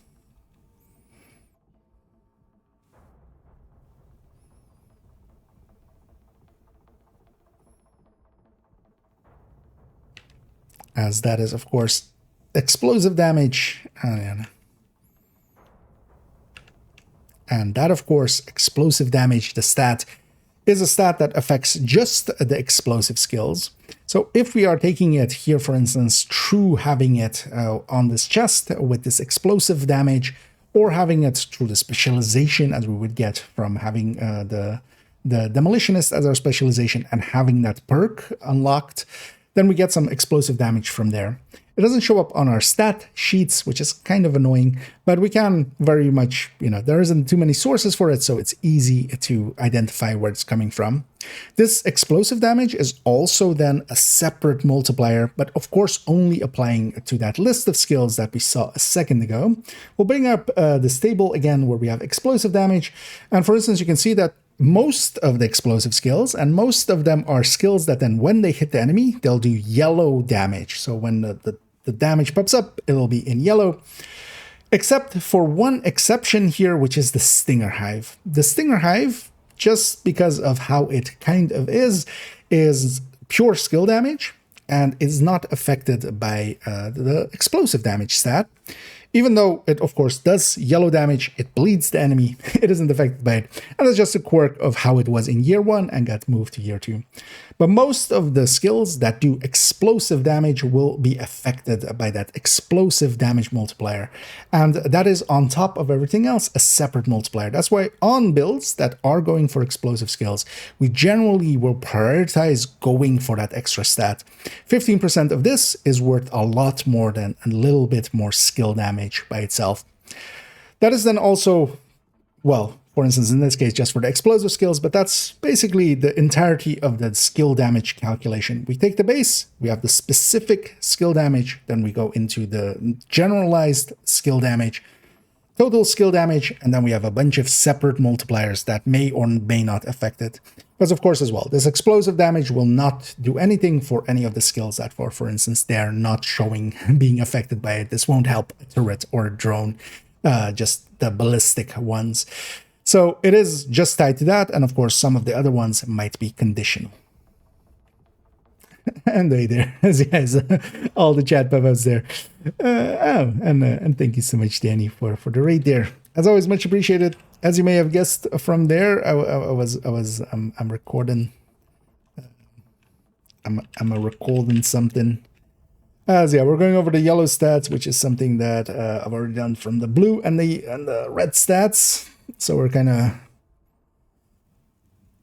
ending that list with the yellow ones, which I've been meaning to catch up on. But yeah, welcome in everybody, and welcome in Raiders, and welcome in Danny, and and thanks there, Jimmy, for, as indeed we did get partnered not too long ago, which was very surprising to myself as well. and either Avro, and either Gustavo, and either NGN, and either Benjamin. I like the name. But yeah, welcome in everybody. And either Danny. But yeah, hope you had a great stream. Hope you had some fun. And yeah, welcome in everybody. And either Taco. But yeah, we had a great stream. I got a little bit of it. I saw you guys doing the while I was setting up. Yeah, let's actually go clear out the next room here and we'll move into the next exhibits. What do I even want to... let's just run that for... Wait, where's it? Oh, the key's up there. Okay. There's actually as well, if you weren't aware of this, you can, if you go to the void, when you come out, the key will render before the walls. So we can see, you know, the keys over there. as a weirdness. I need a Catman as well. Thank you for the kind words. Yeah, let's move in to this room and then we'll use this as the background. I'm kind of just using the mission as the background. Or just to have not the same thing. Yeah, we're going through the yellow stats, which not the most exciting of things, of course, man. Hopefully informative. And I'm recording all that for the YouTube video. Apparently I record them live. Those maybe unfamiliar with me. And also again, as well, maybe for those unfamiliar with me, hi, I'm Ikea. Usually how I start my videos and such. And I make guides and videos and have a build collection and stuff like that, and try to make myself somewhat useful. Somewhat. But yeah, for today, yeah, we're gonna kind of record some of this. We're already kind of part way through. Let's actually clear all the way up to here.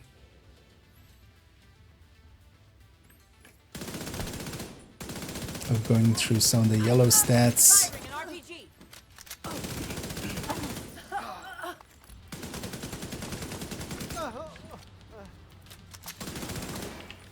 Because what we have left is, well, first we'll do, yeah, repair, then status effect.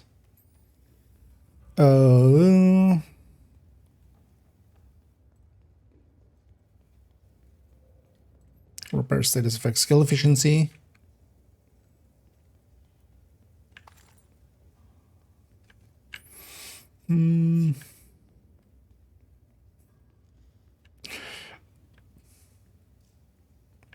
You know what? We'll do this again. I've already used this way in a different video, but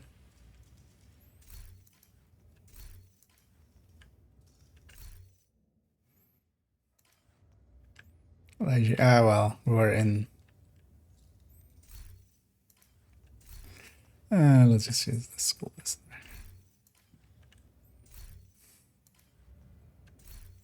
Just have something there. Repair. So let's go to this.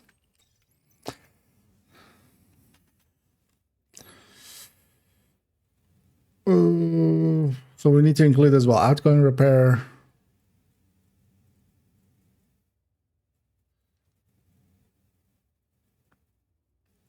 We'll reference incoming repair.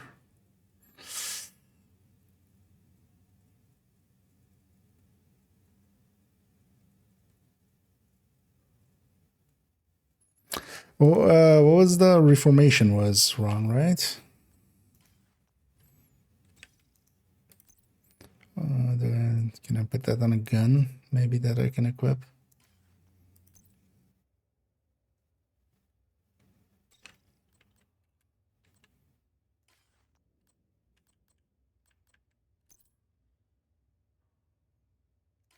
We can just go to the library. Yeah, let me catch up here. As I kind of trying to keep up a little. And either a Korean man. and yeah, Bitcoin is all running, man. I know everybody is enjoying their day so far. For me, it's been well, I actually got kind of busy. I was planning on jumping around in the afternoon as well, but couldn't in the end. But, oh, and thank you so much. Oh, thank you so much, Danny, for gifting us up there. As always, much appreciated as well. Likely wasted on silly apparel as we're running there as well. But yeah, thank you so much for the kindness.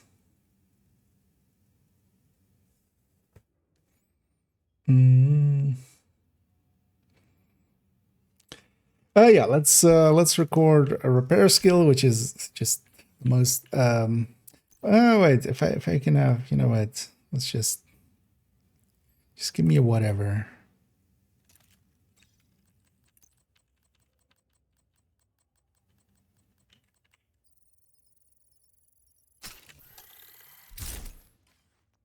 Maybe I'll load up the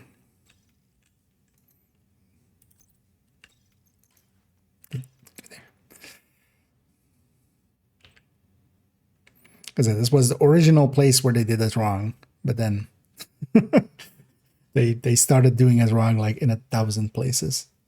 Oh yeah, I do. Yeah, I have a tendency of buying everything they put out, so it's a bad habit. We always call it, yeah, just having a crippling apparel addiction, because yeah, just gotta catch them all. But yeah, repair skills. Next up, let's go to repair skills, which of course is our ability to have. Wait, actually, I need to check this first because yeah, so this does on healing there, right? Yeah.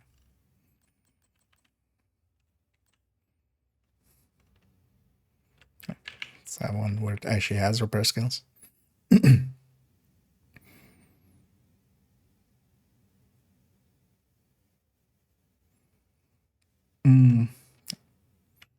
And next up, let's go to repair skills, which is our skills abilities to repair. It is basically plus 20% for the repair of our skills. That's actually kind of how the wording is meant to be, maybe, because first of all, let's address that the game doesn't keep this consistent. In the long past, there was only one wrong place where it says skill repair, and then also one place where it was intended to say skill repair. In the case of the Artificer Hive, it is its ability to skill repair. It's repairing skills, that should be skill repair. There was one wrong place before in the past where it was the other way around for something that was repair skill, and that was, in this case, reformation. That was always skill repair, as the status itself is repair skills. But then Descent came by, and Descent is all skill repair on everything, on every talent. So this consistency is completely blown out and inconsistent everywhere. Repair skill and skill repair are effectively the same, except for the Artificer, where it is actually repairing skills. But generally, when we are talking about our repair in general, or repair skills, or skill repair, we're generally talking about this, except if we're talking about the skill or the healing that the Artificer can do, which is different, because that only does actually skill repair. It's, you know, the skill that is repairing for that much. In everything else, it's, yeah, very inconsistent. And even some newer talents that have come in since that do things to repair skills / skill repair, yeah, they've been all over the place. And that's kind of annoying, but yeah, they're all the same. How this works is, again, in the same way that most of the other stats affect skills, is that there is a base amount that each of the skills has that it heals for. And then we'll get, again, some healing from a specific skill stat. So in this case, the healing that we have here on the Hive, and then from if the expertise feeds into it, but I don't believe actually any expertise, well, no, the repair traps repair feeds into repair. But any, again, basically stats from tier, expertise, or mods is a separate pool that multiplies against that. And then repair skill / skill repair will be a separate pool to that, multiplying against that. Then again, we also would have things like outgoing healing that we would have, for instance, here through our specialization of survivalist. Because we have that and we have the perk unlocked, we will also have outgoing repair. Now that is then, again, also a separate multiplier, but then only against other people that we're healing in that case. On the player that is receiving its side, if they have incoming repair, that's also then another separate multiplier that applies to whatever number already existed. And then just that pool will then also apply there.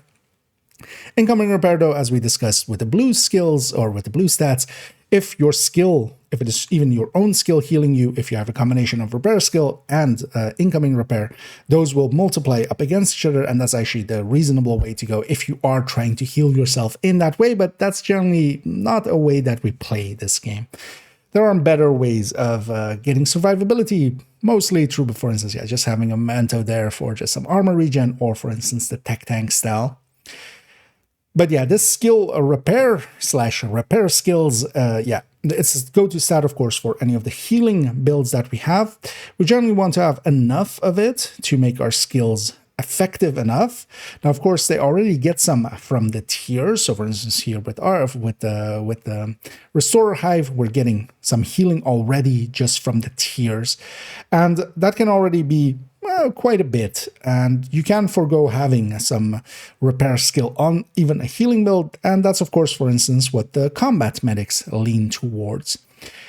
And it is somewhat handy to make sure that you have, in the cases in this FI build, for instance, we are taking a few skill hastes here and there. Some of the mods are going towards skill haste because we shouldn't forego that either. In this case, especially for the healing chem, to not take too long to cool this down, because we don't need this to be a very high number. As we can see here already, this would basically, if it hits it, if the chem hits an ally just with the burst healing, this ally repair, this can heal up to 1.2 million. That's more than enough for even somebody with 1 or 2 blue cores.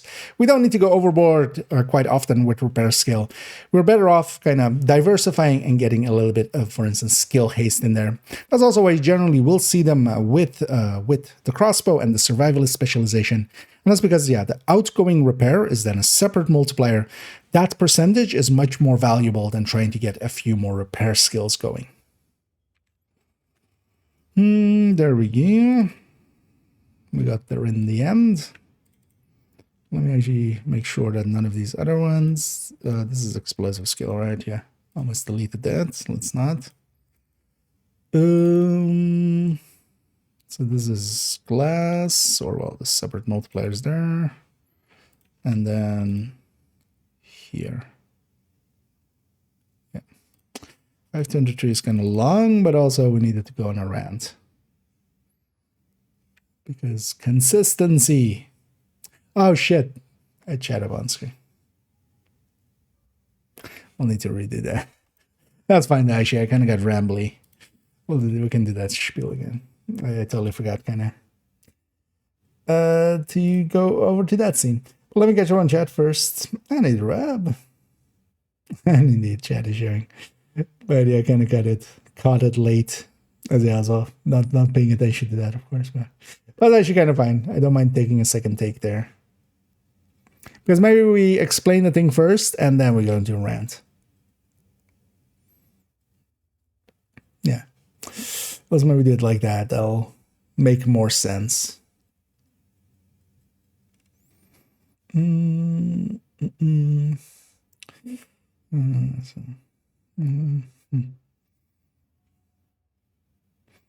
And then later on, indeed, we'll jump into some Div 1 as well over here. As the plan's kind of to do this, record all of this up, and then once we're done here, we'll go and actually, I'm going to first catch up some of the characters here to be all the way caught up on the Pandero event thing, and then we'll go to Div 1. Might also do a weekly quickly here, just because it is Monday, so last day to do them. Yeah, let's do that again.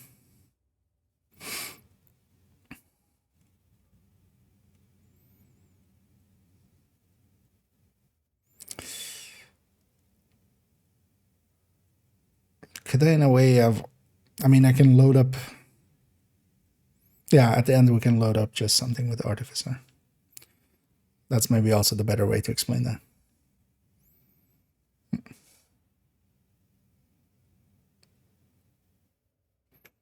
Next up, we'll go to one that is a little bit confusing. We'll explain a little bit later the issue with it.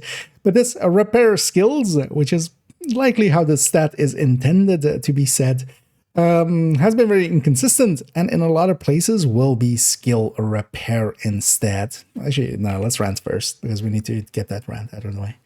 I'm trying to kind of avoid it, but that makes it actually awkward. Let's go.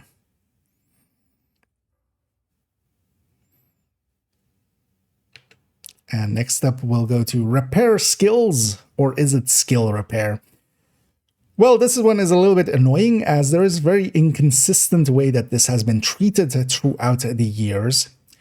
The stat, in my opinion, and this is of course, yeah, it's the devs' game, they can do whatever they want, but in my opinion, this stat should only be repair skills. And that was actually pretty consistent in a lot of, well, stats, and then of course talents and such. But then we already had some outliers that were different. So for instance, on Reformation, that's also why I've put it on the shotgun here. Headshots grant plus 60 skill repair for 15 seconds. The other way around. And then they also went and made Descent, and every talent in Descent uses the term skill repair. And that's caused a lot of confusion, because is that the same? Is that different? Now, the thing is, we already did have a stat, skill repair, in the game, even before Reformation, that was used in that way, and that was on the Artificer. On the Artificer, it is the amount that it heals skills for, so the skill repair percentage, effectively. In this case, of course, it is our repair of our skills, not repair to our skills with this stat. And because of that inconsistency, it often causes confusion. Generally, if we're talking about repair in general, we're talking about this skill or this stat. So we're just talking about skill repair, repair skill. It's just all repair or repair skills or skill repair, whatever way we say it. Basically, if we're not in context talking about the Artificer, yeah, we're effectively talking about this stat. And this stat, of course, comes from a lot of brand bonuses. Here, for instance, as well from this gear set bonus. We can have it either from mods and just base stats. And then the way that it works is quite similar. In general, all of the repair is quite similar to the damage side calculation that we just went through. We'll keep it briefer here. We won't go through each and every step, but it's, again, a base amount. Each skill has a base amount that it heals for that is just set by the devs. Then, for instance, here from tiers, as we have a 6-tier Restorer Hive here, we have 120% healing from this. Now, if we had anything from expertise, that would also feed into repair. That would be that same stat. And then also, for instance, here, the healing from mods. All of this is, again, in the same style as we had on the damage end. This is then first the base. This healing, as it is called for this one, is a skill-specific stat. That all gets pulled together. And then all of the repair skill will be a separate pool alongside of it. So it base multiplied by that specific skill-specific stat, and then repair skill as a pool as well. All of those multiplying against each other.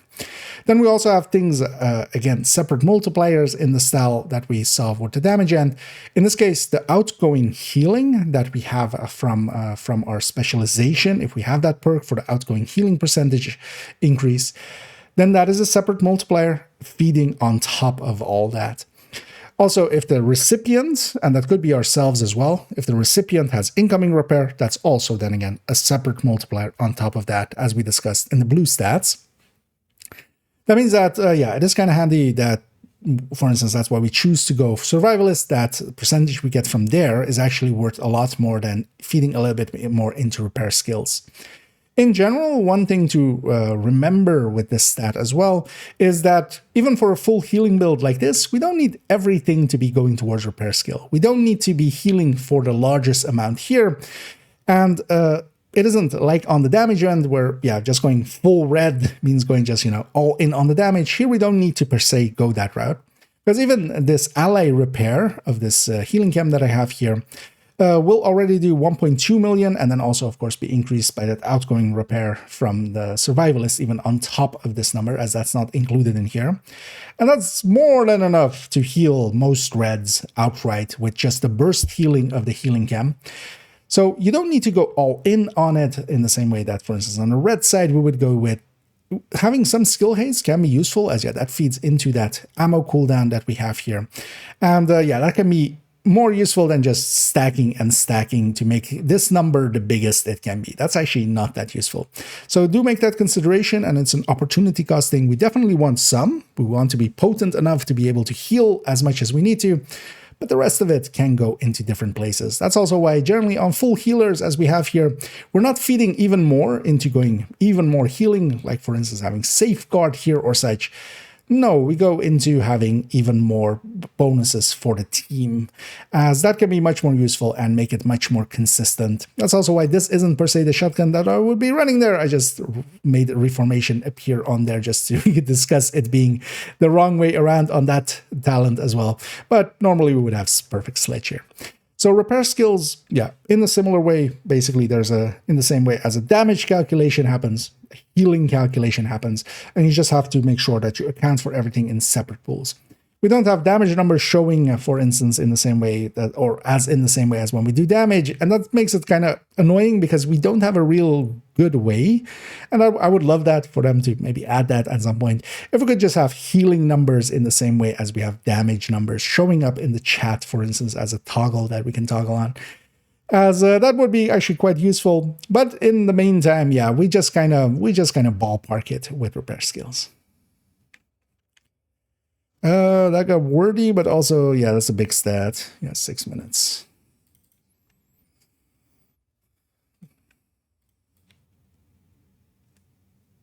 But yeah, we hit all of the notes.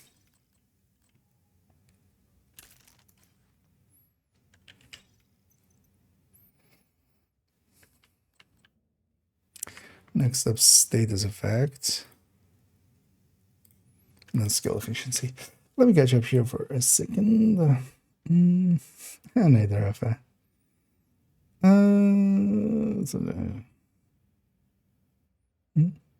Oh, that was this one. Sorry.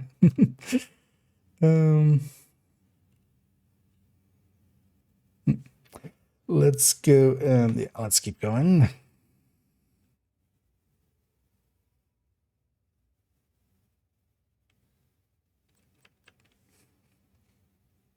Let's change our background actually.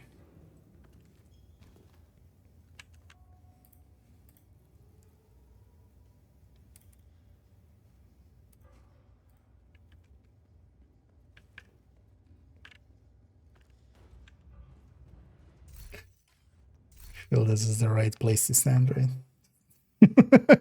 On the hood. Oh, I kind of want the fire cam, so maybe we go refire for.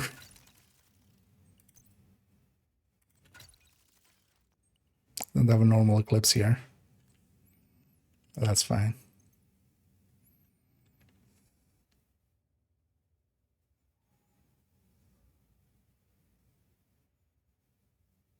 Yeah. And next we'll go to status effects. Status effects as a stat applies to skills that do status effects, as implied by it. It doesn't affect any of the skills like the turret and the drone or such that aren't doing any status effects. Just shooting somebody is not a status effect, it's just shooting them. That's just skill damage. In the case of, for instance, the fire cam, status effects will affect its burn damage and its burn duration. And that's in all of these skills, again, as well, is there's a base value set for burn damage, there's a base value set for burn duration, for instance, for the fire cam. Then we are, of course, getting some from the tiering. So we have burn duration and burn damage from there. We could also, for instance, if we had the 20% burn duration from firewall, that would be additive to this burn duration that we have here. And then the status effect is effectively that number, a separate multiplier to that number again, going in the same way as with the damage side. This is feeding into its own pool. So this burn damage, not this damage in this case, this expertise, because this is a separate damage as it's doing two different damages as we'll discuss. And then the burn strength is actually feeding both into burn duration and burn damage in this case for the fire cam.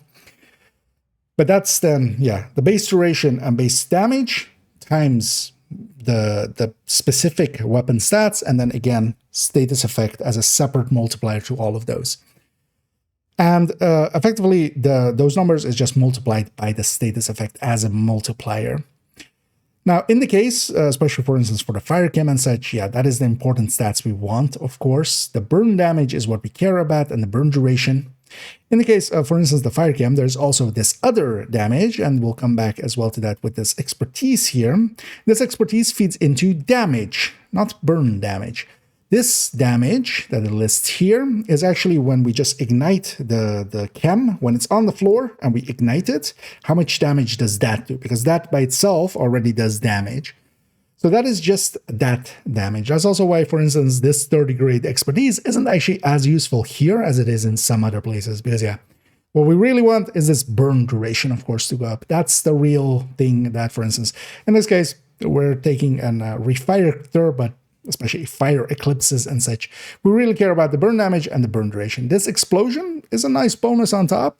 And yeah, if we have already everything else at high grades, yeah, we can feed into this, but this wouldn't, for instance, be the first thing I would grade up in that way. In the case of the Stinger Hive, so for instance, that damage is feeding actually into, again, the damage, and that's the damage of the hit. So when it hits the enemy, it does this amount of damage plus our other multipliers on top, of course. And then the bleed damage and the bleed duration is affected by the status effect. So status effect effectively is generally the damage and duration of all of these skills. It basically feeds into all of these pools, but then is also a separate multiplier from the damage that we have from the specific skill damage, basically, in the same way as the damage calculation side as we went through there. Because of that, status effect is the way to go for a lot of the status effects, especially for running, for instance, fire cam and such. We will want to have as much possible status effect. Skill damage for these skills does still actually affect the burn damage that we have here. But then what skill damage does is where status effect affects burn damage and burn duration, skill damage affects the initial damage and the burn damage. So having some skill damage alongside of it can be useful, but then for instance in the cases of Eclipse, I generally go for more having a little bit more haste, because that's usually the downside, especially on Eclipses, where they don't have that much haste. So having to wait if we run out of charges, even though we have 8 and it's unlikely to run out, but sometimes we do. Sometimes we run out of charges. Having it be a little bit shorter on that cooldown is actually useful. So in general, we have to kind of look at specific skills and how they are affected there. Of course, anything that doesn't do damage, it doesn't gain damage from status effect. It only gains the shock duration, for instance, here is affected by status effect. Skill damage will not do anything here again because, yeah, they're not doing damage. So it won't, there's no shock damage here, for instance. So this is also only really useful for, or well, kind of going in circles. I kind of lost that. Wait, let's do that again. Because we need to go to other skills way earlier. That took way too long to get there. That's the downside of not scripting these and just rambling, but that makes it a lot easier for me. Yeah. Next up, we'll go to status effect. Status effect we can get from minor attributes, of course. Some gear sets and some brand bonuses have it. And yeah, it can be very helpful for anything that does a status effect, as it implies. Generally, what the status effect stat affects is, for instance, in the case of a fire chem, it's its burn damage and its burn duration. Generally, it will affect the skill-specific status effect that it does, its damage and its duration. So in the case of the Stinger Hive, it will be the bleed damage and the bleed duration. In the case here with the fire chem, we already from the tiering get some burn duration and some burn damage. This works again, and then also, for instance, from this mod, which is burn strength in this case, which also feeds 7.5% into burn damage and 7.5% into burn duration, as we have it up here.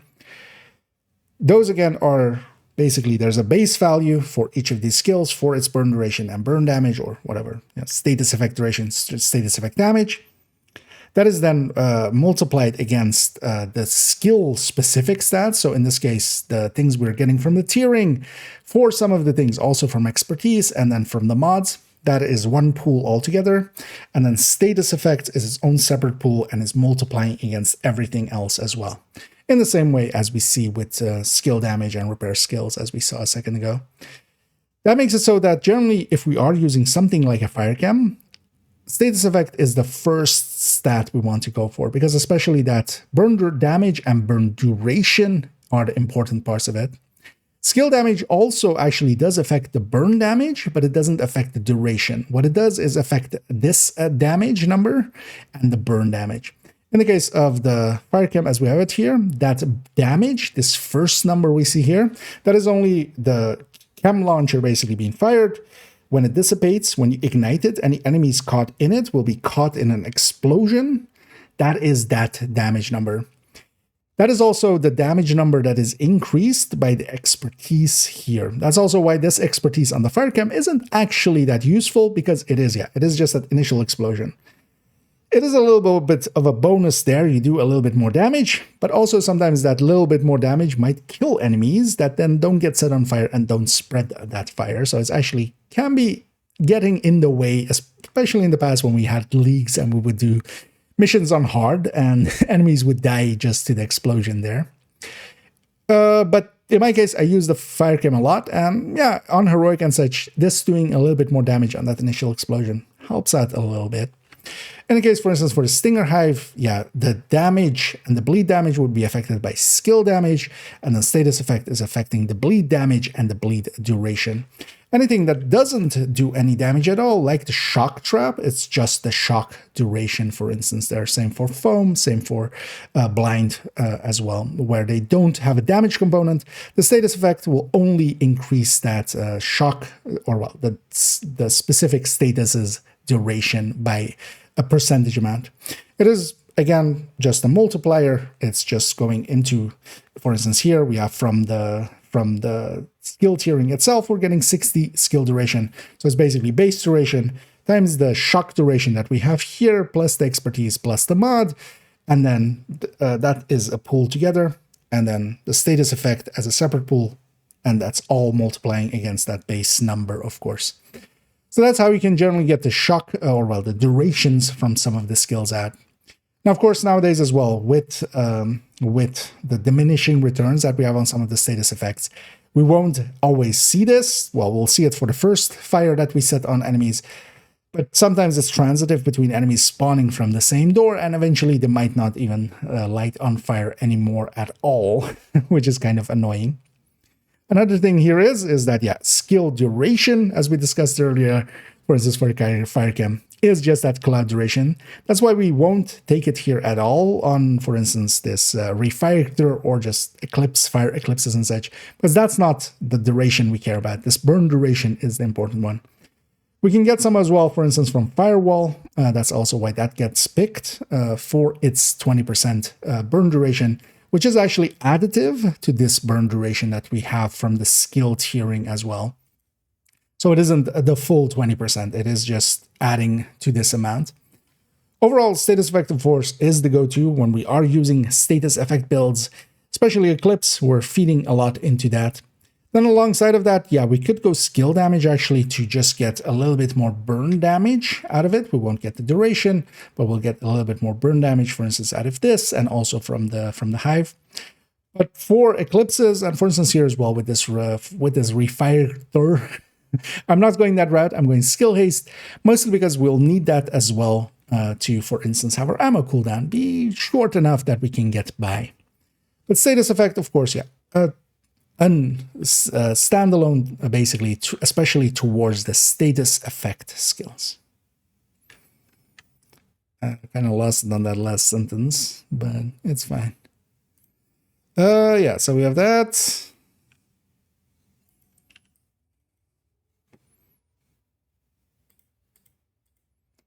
This was the take we aren't going with, right?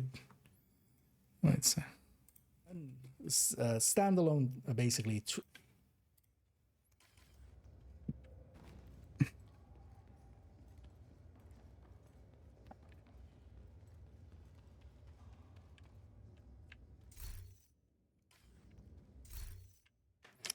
Let me get you here. Okay,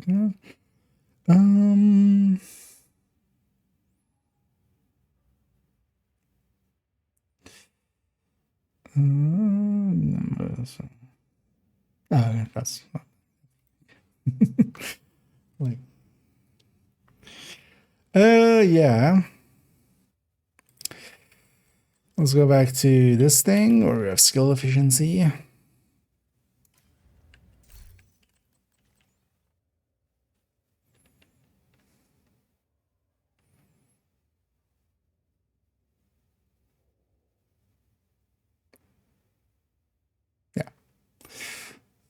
I should delete this thing because I'm gonna forget later. Oh yeah, skill efficiency.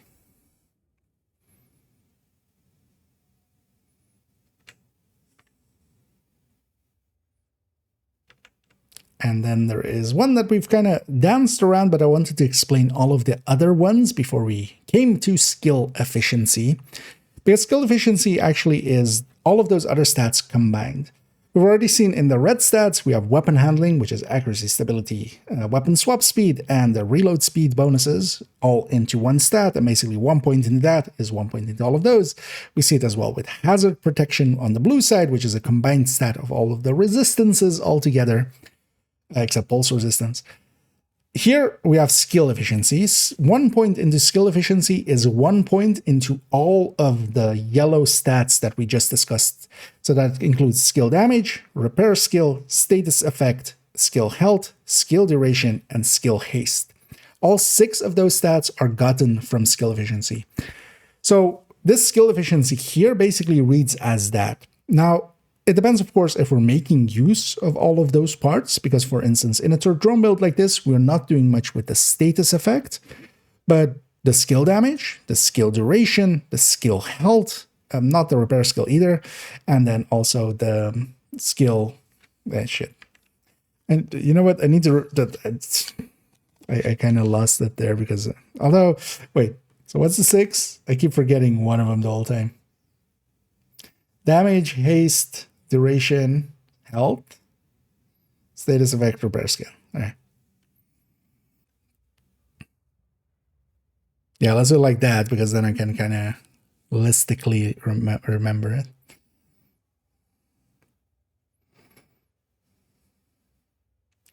Yeah. And next, let's go to the one we've been kind of dancing around but haven't explained yet. I wanted to explain all of the constituent parts before we get to skill efficiency itself. We've already seen combined stats in the reds, for instance, with weapon handling, which was accuracy, stability, weapon swap speed, and reload speed, all combined into one stat. 1 point into weapon handling was 1 point into all of those stats separately. And in the blue side, we saw hazard protection, which especially, well, with the exception of pulse resistance, fed into all of the other resistances that we had. In this case, skill efficiency feeds into skill damage, skill health, skill duration, skill haste, status effect, and repair skill. Those 6, I want to have the count up here. Why am I counting off screen? God damn. Take 3. Yeah. Next, let's go to the one we've been kind of dancing around, which is skill efficiency. But I've been wanting to explain first the constituent parts of it, as this is a combined stat that feeds into 6 separate stats. We've already seen this in weapon handling in the red side, where weapon handling feeds into accuracy, stability, weapon swap speed, and reload speed. Each point into weapon handling is 1 point into all of those stats. In the case as well for the blue stats, we had that with hazard protection, which, with the exception of pulse resistance, feeds into that whole list of resistances by 1 point for every point into hazard protection. Same is true here with skill efficiency. Skill efficiency feeds into skill damage, skill health, skill duration, skill haste, status effect, and repair skill. Basically the 6 main stats that we discussed so far. Because of that, it is a very valuable stat because it does feed into our damage side as well with the skills, where, for instance, on the red side, weapon handling, the reload speed helps with sustained DPS, but the rest of it isn't per se directly into damage. Accuracy, stability, you could make a point of helps with doing damage, but it doesn't directly increase the damage. Here it does feed into both skill damage and also status effect. So in a lot of cases, it is actually the best stat to go for. But it doesn't have that many sources. Now, for instance, for this season with the modifier, we're getting 30% from there with our companion deactivated and 50% when our companion is out. And that can already be a lot, especially for skills, as we discussed a second ago with the status effect skills, where they also benefit from both status effect and skill damage, and then also all of the other constituent parts. So it really depends on if we have need for all of the parts. So for instance, here with the turret and drone that we're using, we aren't using the status effect or the repair skill side of things, of course, of the skill efficiency, but we're still getting skill damage, the skill health, the skill duration, and the skill haste from the skill efficiency. There aren't many sources for it. It's basically just the brands, and then also, for instance, the Memento backpack. Once we have the pickups going for it, we can get some skill efficiency out of that. Because of that, yeah, they've kept it kind of very light on sources for it because, yeah, this can be quite a runaway, of course, if we don't watch out with it. But skill efficiency, because of its feeding, basically this 8% skill efficiency is here as all 6 of those stats at 8% extra to them. And that's also why, yeah, it gets hidden away at at deeper levels of brand bonuses and or harder to achieve things like the Mementos backpack. It is a very important stat, and generally, if we can take it, we will lean towards it, of course. But yeah, the opportunity cost comes into play as well. Here, for instance, with Empress, we would need to feed several into its brand bonuses, meaning that we can, for instance, go with Gear Set without a Ninja Bike backpack, but as we discussed, a Memento would also give skill efficiency, so likely that would be the better choice. That's also why you see it on all of those turret drone hybrids. That skill efficiency is worth its weight in gold. It does feed directly into those stat pools, so it can be just attributed as basically the skill efficiency just added on top of the skill damage if it's affecting that. In the cases of things like the fire chem, where it is both getting skill damage and status effect, you basically can make it go into their double. It is not double dipping, but it's just going, basically it's getting 8% status effect and 8% skill damage from this one stat. And that makes it so that for some of those, yeah, it would make sense to go for a skill efficiency if we had opportunity cost-wise good ways of doing so. The reason why you don't see that, for instance, being used with eclipses is that that would mean foregoing things like the Val, which are a little bit more useful. Overall, though, skill efficiency is the most important stat that we can try to go for. And for instance, them putting it quite often into the modifier for the season is definitely one to watch out for, even though we don't use skill builds that much. I got rambly. I kind of lost the plot there. 4 minutes 20 is still fine though. We explained what we needed to. Okay. So we hit all that. What am I forgetting? Still.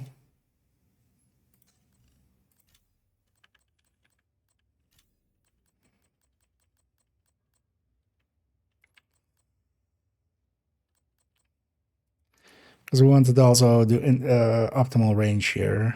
even though because it is yellow stack. We're forgetting because this was my list, and then optimal range. Am I not forgetting something? Because also actually on my list I forgot explosive damage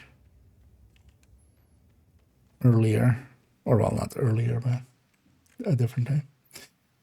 And there you again. Increase the skill efficiency of the skill. Well, no, it feeds effectively, yeah. It feeds into its base stat, but it feeds into the. The True Sons seem to be in control of the holding area. Oh no, actually, yeah, Guys are it knocking will out security be cameras. as just Pretty skill smart. efficiency on top of your build base, but it's not a separate multiplier. It's just feeding into those same pools, basically. That's why, yeah. Yeah, let's go clear this out. You know what, we'll just stay with this. We'll just use something here as a background. Optimal range. Actually, that might be a good one to kind of treat as well, just as because it is a special skill. Maybe we'll Hostiles are moving into West Potomac Park. maybe we'll do Reinforcements incoming. Artificer separately. Because yeah, it itself has skill efficiency as a stat, and then also its skill repair.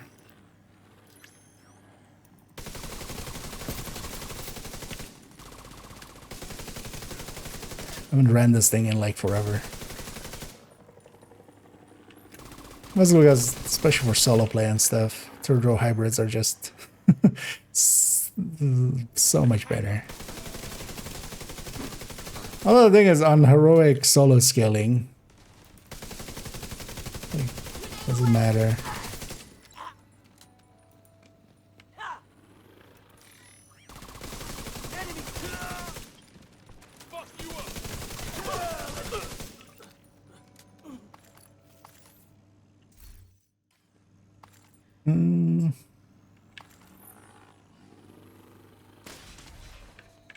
Any of this kind of well lit?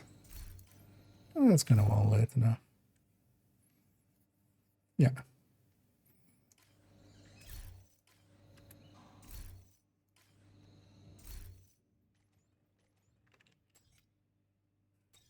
Yeah. Let's go back here.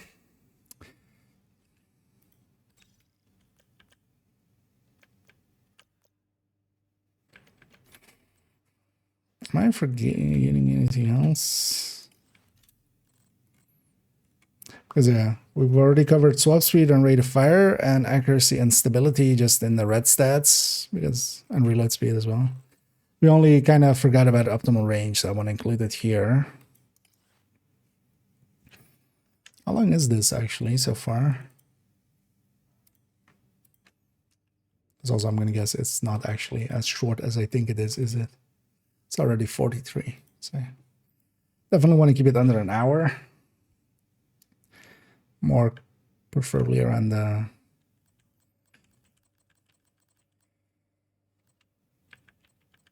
Because do we have any...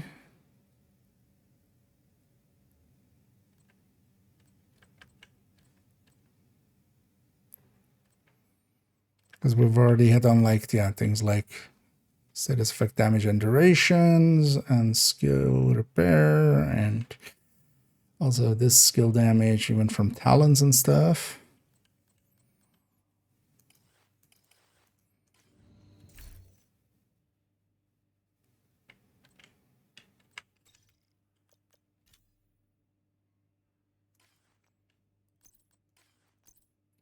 Oh, do I actually have... I do have a fall, right? Yeah.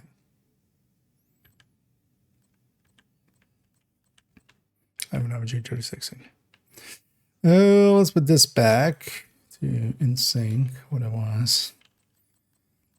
Just because I'll forget otherwise. And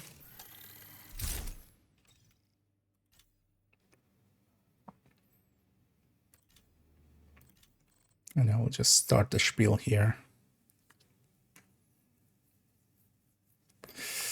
Yeah, let's make sure we're in the right scene.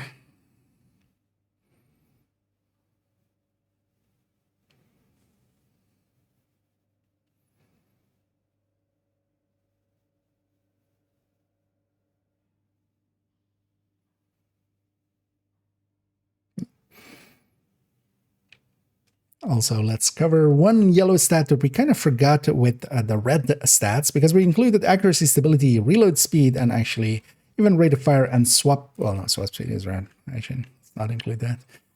Let's red again. And also, while we're doing the yellow stats, let's also cover optimal range, even though it's mostly should have been included in the red stats. Even though there we included the accuracy, stability, reload speed, and even rate of fire, which are technically yellow stats, as we see here. But we included them in the red stats because they made more sense there. I forgot optimal range and discussing that. So let's cover that here because it is technically a yellow stat. As we can apply it to, for instance, our weapon through this third stat as we have it here. But also there are some brand bonuses, of course, going towards it. And then also there are several mods that we can take towards optimal range. What optimal range does is that each weapon has its own amount before it starts dropping off its damage. Its base damage and stated damage and such are basically only up to the stated listed range that we have here. And if we take, for instance, an optimal range mod, we can extend that range. That range is also shown in the stat sheet, and effectively that number is getting plus, for instance, in that case with that mod, plus 50%. And this range, once we exceed this range, our damage will start to drop off. The way that it works is actually different for some weapons, depending on the weapon type. So for instance, here on the FAMAS, when we equip that, we can see its drop-off starts at a certain range. If we go into the stats sheet, we can see that that is actually a representation of 26 meters is where this line starts. It doesn't, of course, it would be nice if it actually had a number here or something, just a number over it. But it then drops off to a different value over a distance, and then it's on that value. Generally, for most weapons, it is around half of their value when they drop off. But that is very inconsistent, and some weapons are outliers because this isn't just half. Even though I, for instance, as well, generally say we drop off to half damage, it isn't. It is another fixed value that needs to be set. There's basically a base value of the weapon. That's usually the one we all care about when we're doing calculations and such. But there is a secondary number that is actually affecting that drop-off number. That needs to be set by the devs themselves, and for some weapons, and for instance the UMP is the poster child of this, that one is actually way higher than some of these other weapons.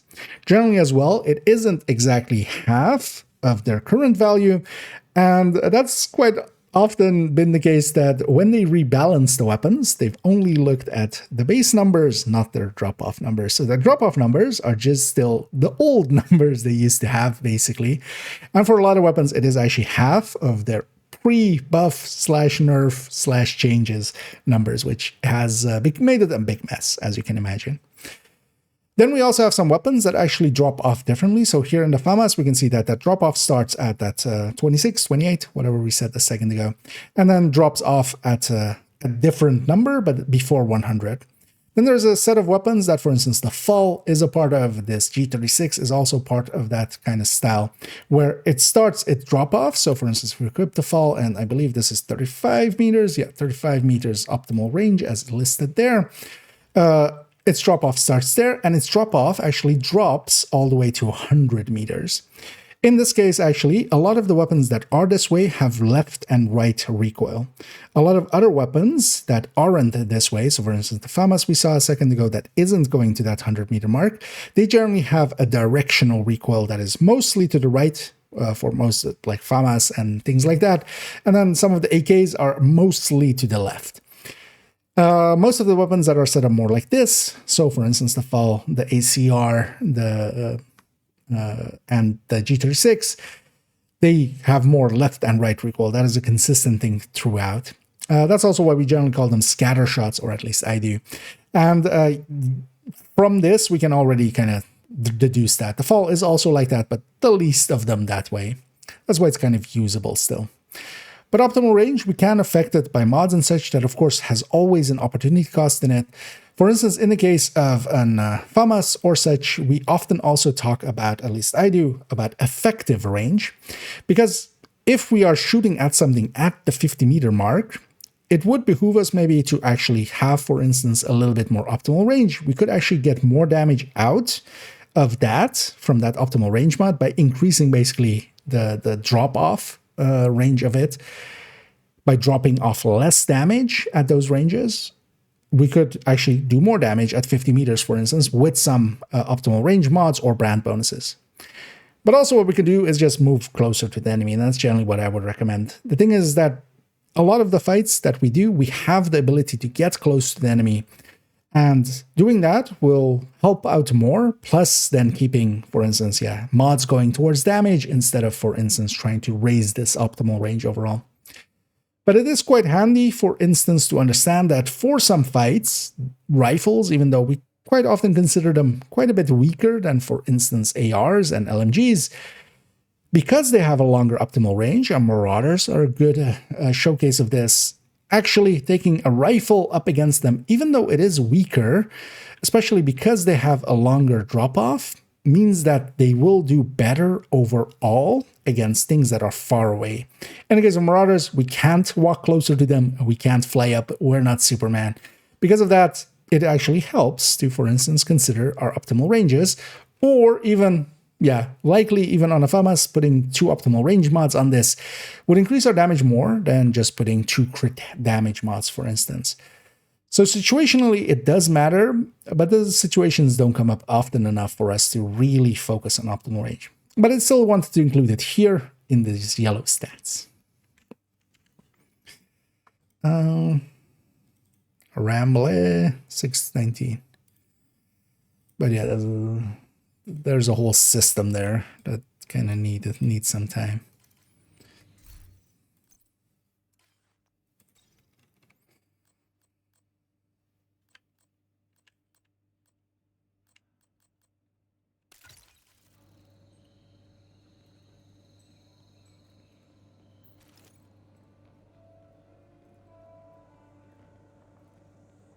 Actually, we'll use a chopper for the outro. But maybe I take, hello. See how this works out. Let me catch up here for a second as well. Any less than happy to have you had you along for 7. Very welcome. Let's keep going. Let's go. The Artificer. This is the only skill. That's the only skill in particular that I want to discuss, right?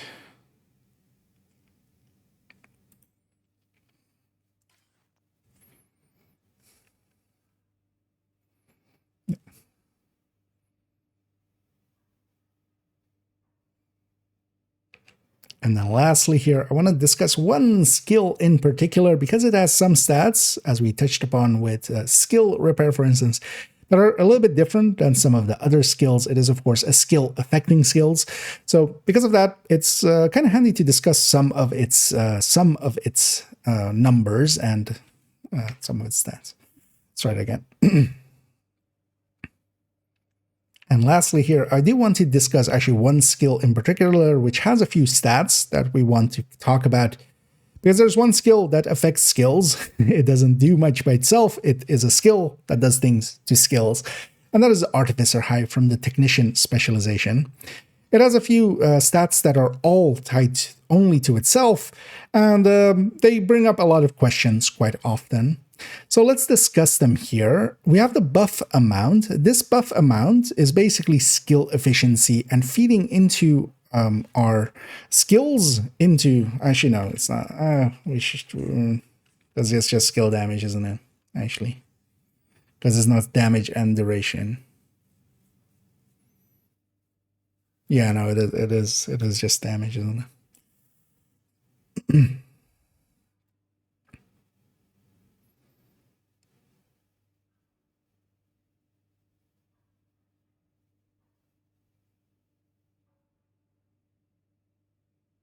Yeah.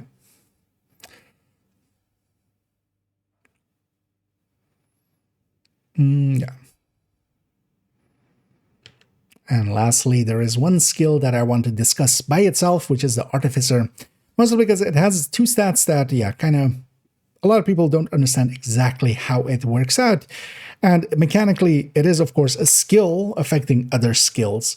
So by itself, it is kind of unique in that way. The Artificer is from the Technician specialization. We unlock it through there. We even get a few mods for it.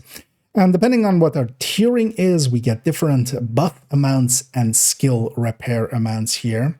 The buff amount is effectively skill damage and skill duration to our status effect duration to our skill.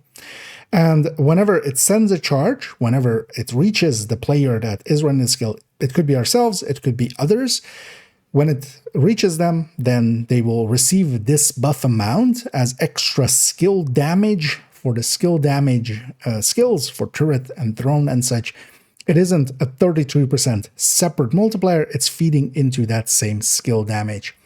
In the case of status effect skills, it's only affecting the burn, for instance, duration and the skill, the status effect duration of, for instance, a fire chem. So this seems to be set per skill to be a different thing that it affects.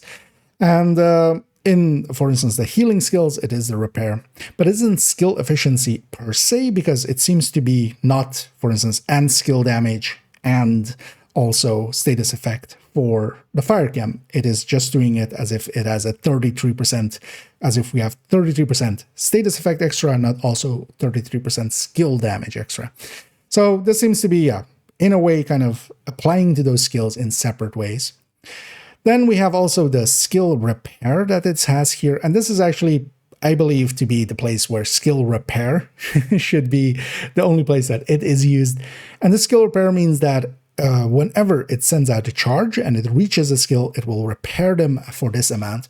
So for instance, in the case of the shield, which has its own health value, if it has taken some damage, when this sends its charge over, it will heal it for 42% here that it has.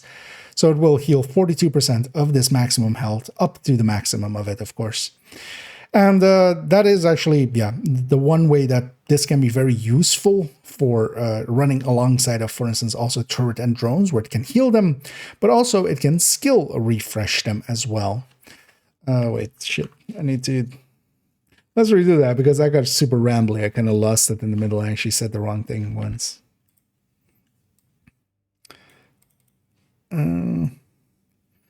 Definitely feeling that, starting to get mentally tired, starting to make more mistakes. Also, let's put this on. Yeah. Oh no, let's keep it here first. And then we go. Where is it actually here? And I can put it on there. Yeah, it's a 60. Yeah. Let's try it again.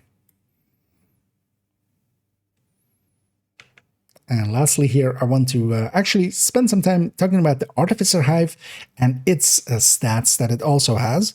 Because it has some things that are unique to it with its buff amount, its skill repair, and its skill refresh that it has here. And that often can cause confusion for players.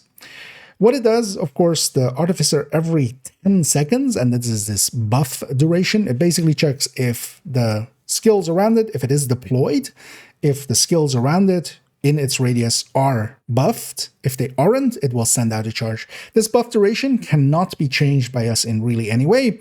That means that every 10 seconds is really, its limit of how quick it can send out charges.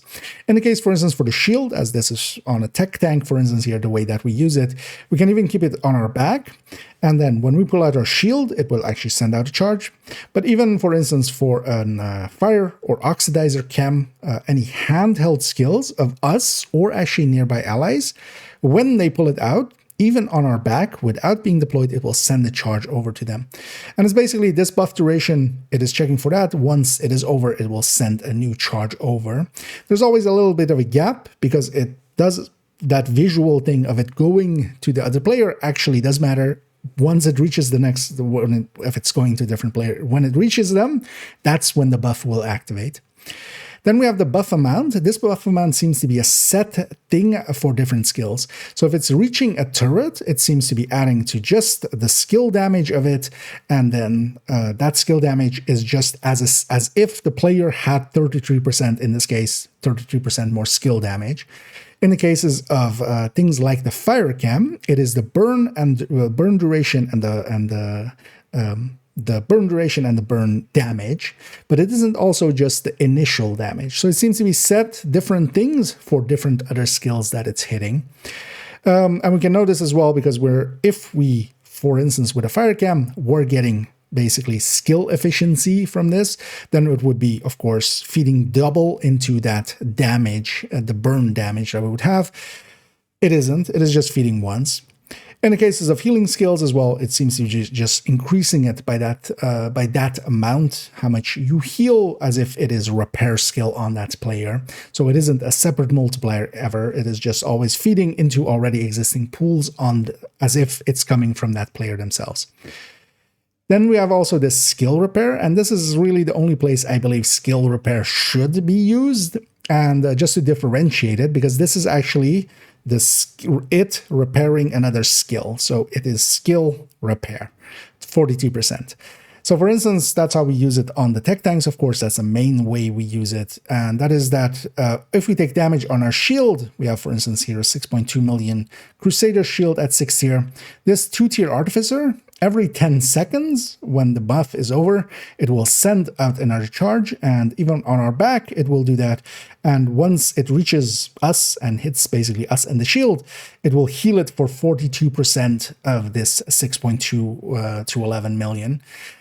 And that is, of course, the main way we use it there. Then we also have skill refresh, and that's also then if it's a deployed skill, so a turret, a drone that has its own duration. The shield, of course, doesn't. We just pull it out. But if this was going and hitting, for instance, a turret or a drone, every 10 seconds that it's buffing it, it will refresh the duration of that skill for 7 seconds. And that can actually be pretty powerful, especially if we kind of take it up in tiers. We're going to go to this turret drone that we have here, for instance. When we take an Artificer alongside of this turret that we have here, every 10 seconds, when its buffing duration happens, it's refreshing the skill for 15 seconds. So it's actually exceeding its own buff duration, of course. And that means that as long as it's not getting destroyed, and also, every 10 seconds, it's healing the skill for more than 100%. So it's this turret's 6 million, and then we would even likely have a little bit more, for instance, in group settings and such, from this as well, buffing that amount. It's healing it for 100%, it's refreshing it for longer than its duration, and then its buff amount to our skill damage as well. In the case of, for instance, the turret, if it is actually our own, when we toss it out, we can see here, once it is deployed, we hear a charge go. It took a second. But yeah, we see a charge go, and we see that even without it being deployed, the hive being deployed, it still sends a charge over there and heals it up. And that, is actually very useful. In the case, though, that for other people's deployed skills, we do need to actually deploy it. For handheld skills of even ourselves or others, we don't need to. But the Artificer Hive is a very powerful tool by itself, because it can, do very special things in that way. Also, while it is on our back as an extra thing, it doesn't actually use up charges. So even if we have cool skills and it has no charges, for instance, if we deploy our shield or a turret like this, even if it doesn't have charges, it won't matter. When it is on the ground, it will, of course, use up charges.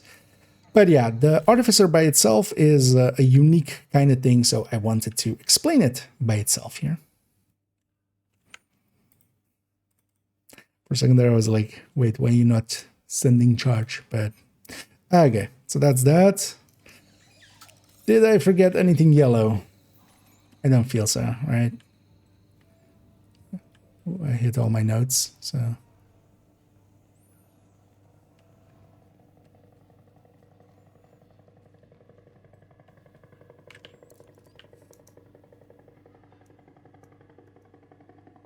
Oh, we can't go from here to mode.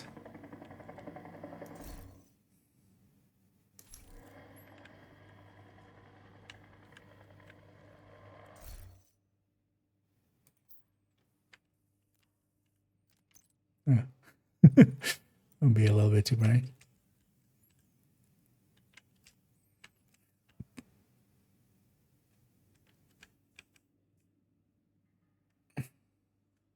Yeah, just that. Yeah.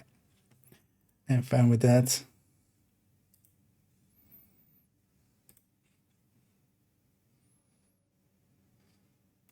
Yeah, let's record the outro.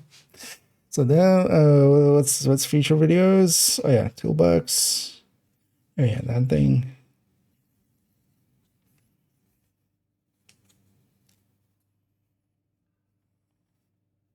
Yeah, let's go.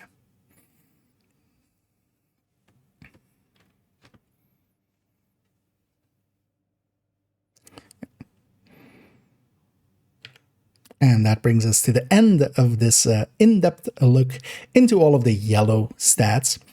As yeah, we covered the reds and blues already. Again, they'll be linked down below if you do want to go check those out. And yeah, it took a little bit to get around to this one as we got distracted with a new season and a lot of new toys, of course.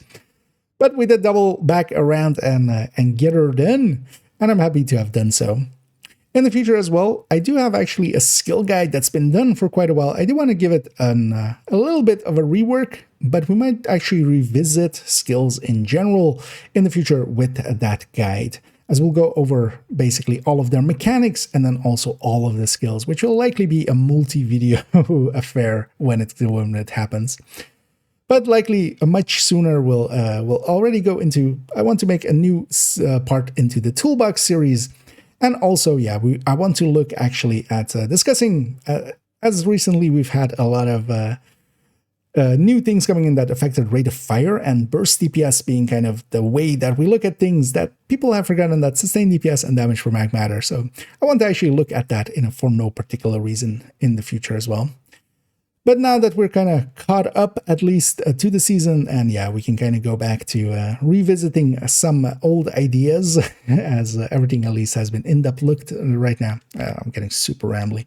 Let's read it. Let's not go with it. Also, all of this stuff is not needed in the answer. And with that, we come to the end of this yellow stats in-depth look. Of course, yeah, have already covered red and blue stats, and that means that we've covered all of the stats now with an explanation about each and every one of them. I hope I didn't miss out on any, but I feel I've been pretty thorough. But yeah, if you want to see the red or the blue one, they'll be linked down below, of course, and they weren't too long ago. But there was a little bit of a gap as, yeah, we definitely got distracted with new season things that we had to in-depth look into as well. But now that we are kind of out of that and we've covered all of the things and stuffs that they added, I actually in the future, yeah, do want to do things and stuffs, and will likely go also and look over retaliation with an only tips. As I am intending on writing a few guides in the coming time. The descent guide has been worked on quite a lot, and likely in the future we'll go and give an in-depth guide onto that. But also I've been starting towards going for a retaliation guide and even a modifier guide for in the future. There's also a skill guide that at some point I need to turn into videos. It has been done for years at this point, year at this point. But I do want to give it actually a refresh before we maybe visit it in many videos, as likely that'll be a multi-part video. So likely those will come up in the future. So yeah, I hope you join me for those. If you did enjoy this video, please do any and all of the algorithm things down below. It does help out, so I'll do that a little bit of shilling here. I hope to catch you in the future, and as always, have a good night. There we go. Yeah, for those watching live, that outro is just for the YouTube's video. So on here on the live stream, we're gonna keep going still. Yeah, let's actually not even finish this. Let's take this back to base. Let me put all of those parts into a folder. want to see actually what the final kind of runtime is. 57. I'm fine with that. Let's go back here as well. So let's go get, because I just still want to jump into Div 1 a little bit. So that's when we get character 3 just kind of caught up. Because also we found a good way to do that. Although I wouldn't mind also getting character 4 caught up. Maybe we do that. Although, with there not being a timer on that project, I'm not expecting it to actually... I'm not expecting it to be a repeating 7th step.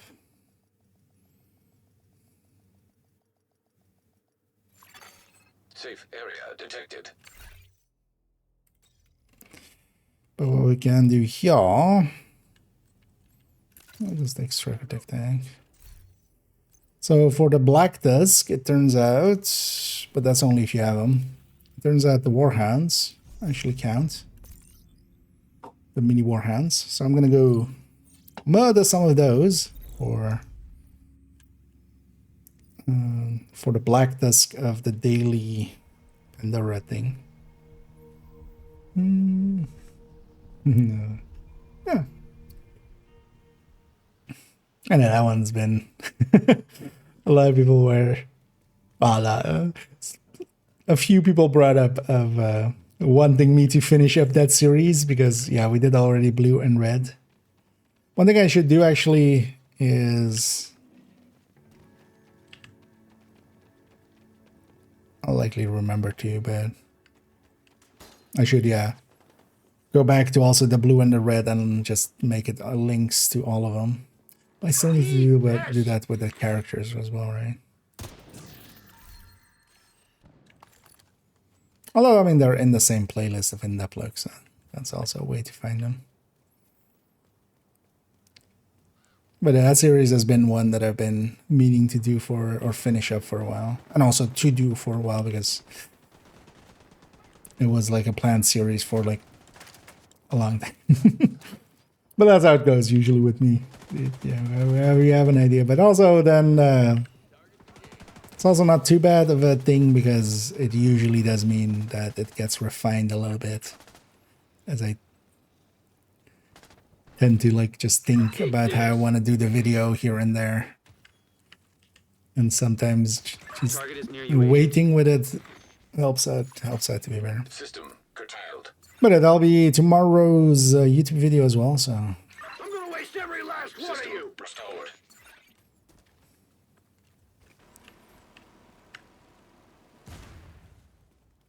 I'm gonna likely release it actually in the afternoon even. Or like set it to 12 o'clock or something. Just do it a little earlier.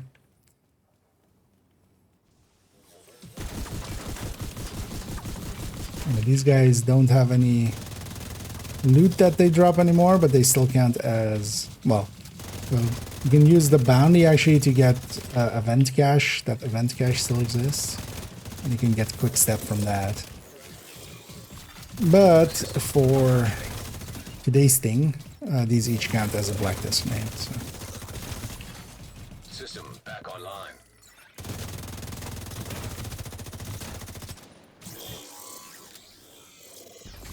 It's really overall the easiest way to get that project done. Way quicker than trying to do a few bounties or a mission or a few. Let's take this back to base.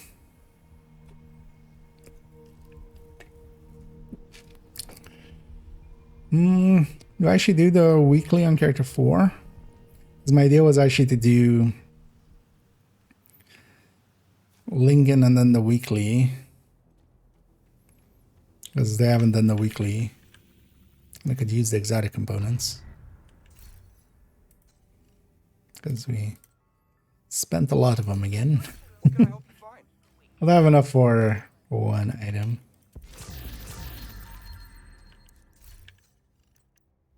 Because also the weekly would overlap with getting those black disc named while we're doing the missions. Although those are three pretty long missions, aren't they?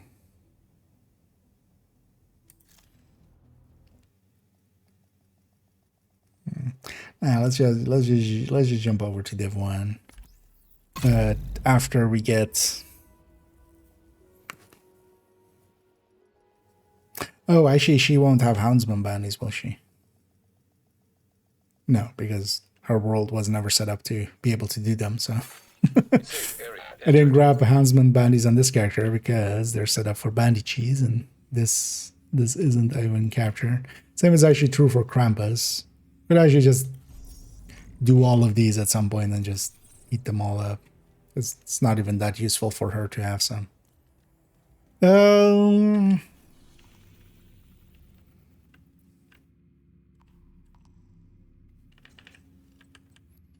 There's also, she's like 2 days behind, right? Yeah.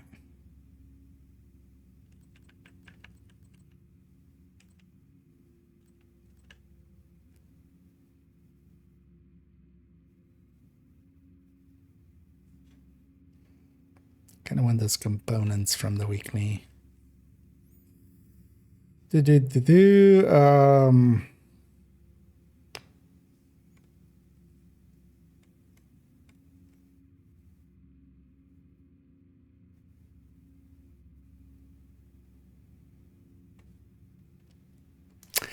Yeah, let's just do them. And then we'll go a little late onto Div 1, but that'll be fine. Like, we're gonna go till 2 anyway. Oh no, but also it's fine. I'm not gonna do them that way. She doesn't have the bounties. Also, if I really wanted to, I always have second again. If I wanted. I was more debating there for myself of like, do I want to do the weekly or do I want to go to Div 1? We need you to secure the memorial and Let's do remove the the True weekly, Sons but then forces. also, yeah, They maintain this let's outpost. The True Sons will be a direct threat to the get to the camp. point where we're gonna get names, or get to the point where we have Black Desk names. We'll do Lincoln for the True Sons. I'll likely actually choose Manning for the Outcast. Damn it!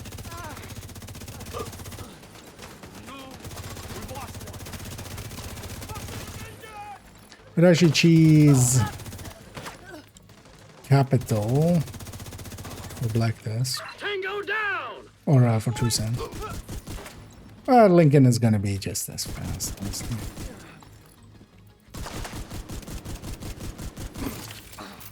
But we'll just choose Manning for the Outcast, just to do it quick. Got a visual on additional hostiles. The Lincoln in by the itself Memorial is quick, so. compound. They're moving south. There's a gate between you. It looks closed from here. Oh yeah, actually, yeah. You'll need to do find some a way to people open want to that join. gate. Actually, have anybody else also if you want to join, if you want to do the weekly. Although, well, I'm not doing the weekly yet. I'm doing catch up here, so maybe you have better things to do.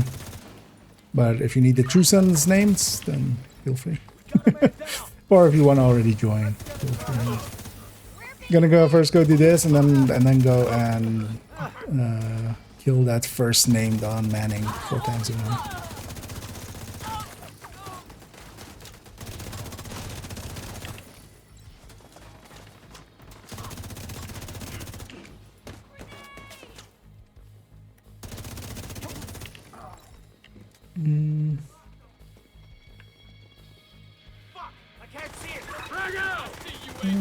Well, likely Manning will still be faster now. I'm on that character. But even then, Bounty Cheese will likely take longer than... Tango down!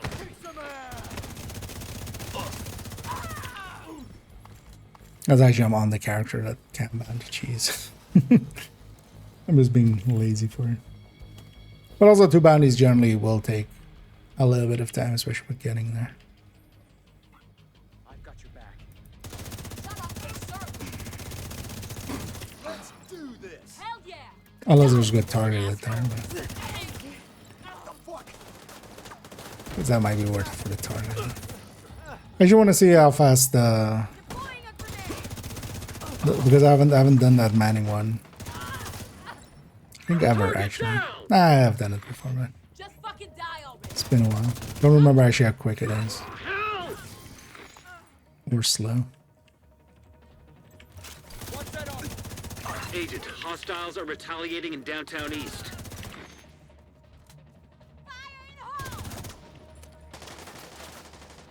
Stop running away. So maybe I actually stack up a little. Grenade!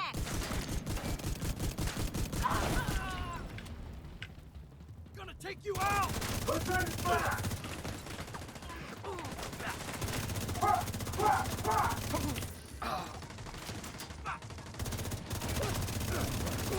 Tango down! Mambo up.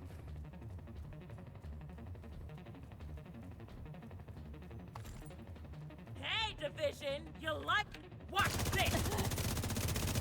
All clear. I repeat, the compound is all clear. No, that can't be all of them. Check the interior while I get Henry's people to maintain the perimeter. Yeah, that can't be all of them. We have one here. Just one following me like a puppy. I need the burger. Lurking and lurking. Happy to have you along. Hey, welcome in. Rogue agent Oh yeah, detected. here, it's fine. At least it's not upstairs where it's cost me. I want to try out.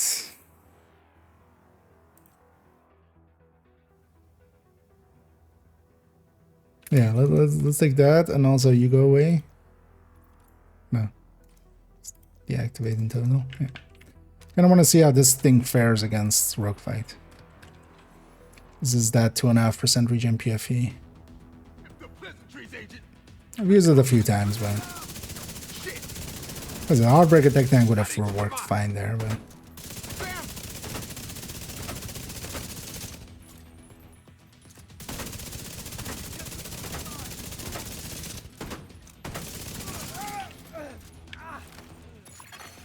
Hostile shock trap detected. But go away.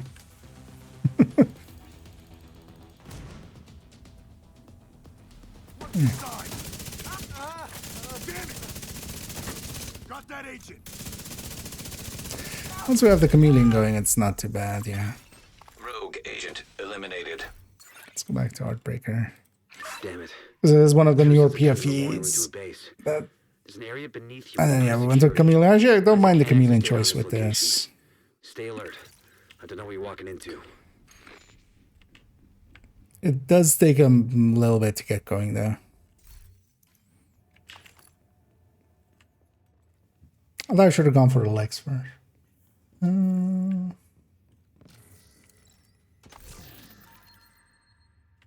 Yeah. Oh yeah, understandable. It's never too good of an idea to like overdo it.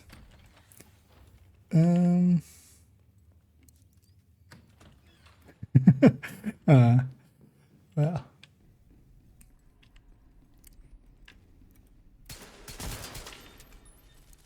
That's what Twitch thinks. At least we know better, right? But yeah. Still happy to have you along. Yeah, that's always the downside of those streak kind of systems. I always dislike it when games have them as well.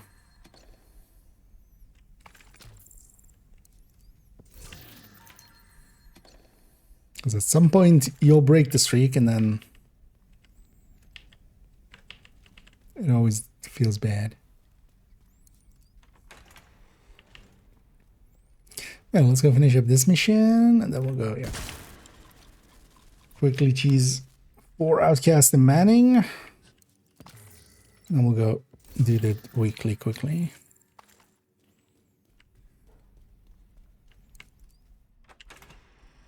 And then this week as well, I've gotten all 4 weeklies.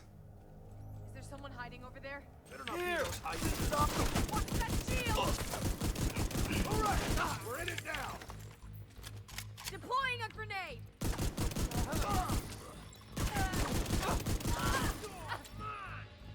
Some stacks. Sucks that this foamer got behind me.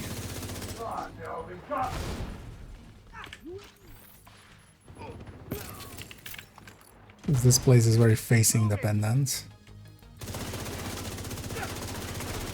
Might as well, they're gonna spawn from that door behind there. That cover won't save you. Although actually, one more needs to die. Fucking hell! Is this the last wave? Oh, they spawned from that side.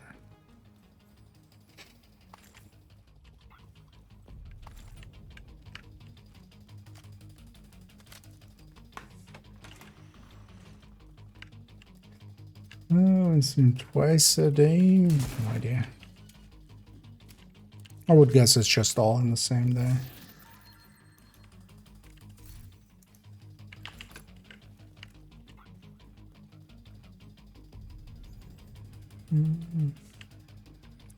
But lately, only they really know. I would guess it's basically checking per 24-hour period, because yeah, some people, Lock that tunnel door from their control center. That should keep them from being able to transport those mortars loaded with you know, do T-62. multiple streams per day always. They would, you would think they would account for that. And if I just facing this way, they'll all spawn here. I can only see this door, so the game only spawns in here. We want to get close to that door and just only face into it.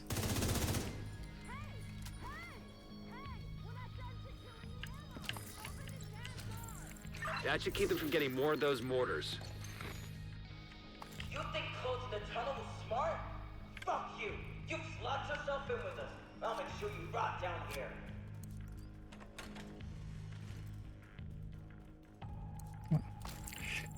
Let's see who rats.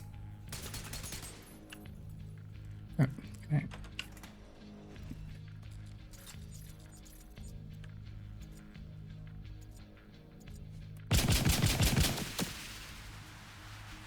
Catch. They caught it.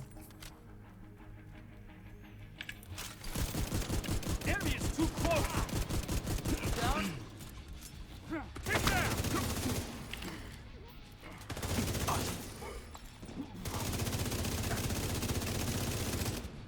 Full stacks and killer up. This feels pretty good. But yeah, especially sometimes not having killer up really does hurt.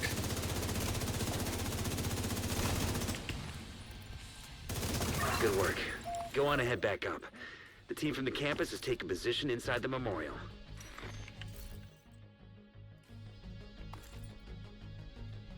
I already have the cosmetics and stuff because they were can't wait, but still do them on every character for the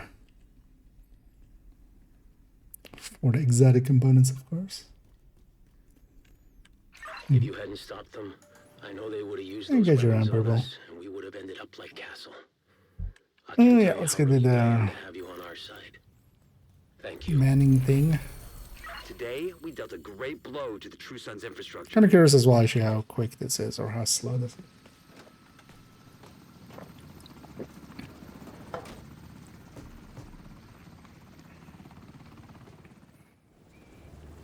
Because annoyingly, is also not the first wave. Today, we dealt a great blow to the True And Sun's just to be able infrastructure. to We confiscated a massive cache of chemical weapons and eliminated their stronghold near the campus. revive, basically. Proud.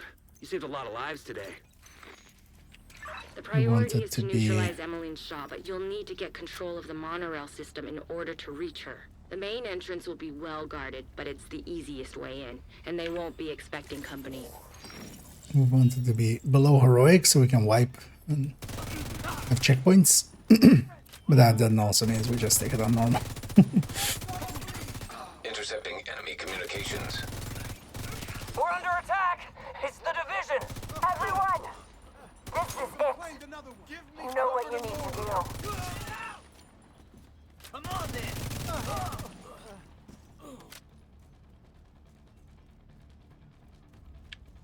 Oh shit! They're down.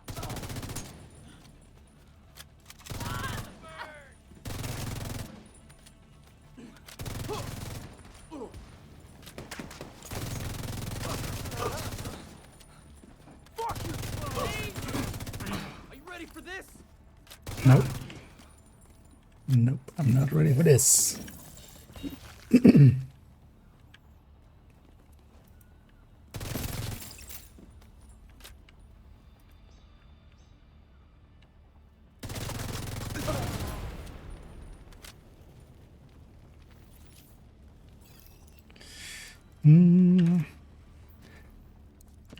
Trying to catch when it says checkpoint reached. There. I guess it's gonna respawn us back there.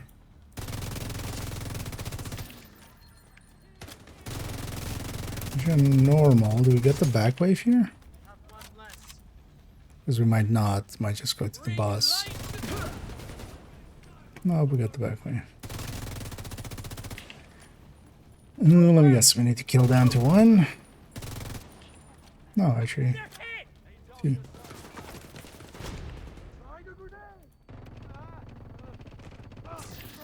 There we go.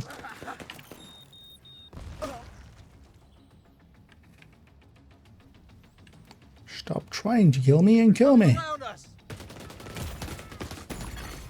Serious trauma detected. Okay. Believe me, you can Agent do. incapacitated. Swap to a fire stick for now. Agent killed. But yeah, we basically respawn there. Put this back here. We can get another. We can get another one. And let's actually take a decoy. Oh, I'll put this as well.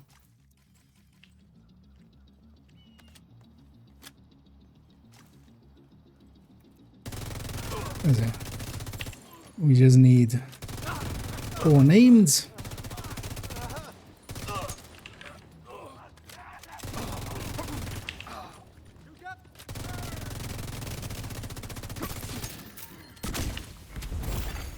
Immediate medical assistance needed. Agent killed. Oh, it's the one that I have this week. It's that. No, but no. It's this thing. It's why I'm wearing it. But I'm a different helmet. Normally it's with this thing, but I'm wearing a. It's from the season pass one, I think, the winter light one. But yeah, the outfit itself is this black, the security officer. And I kind of like it for having indeed a cape kind of on it.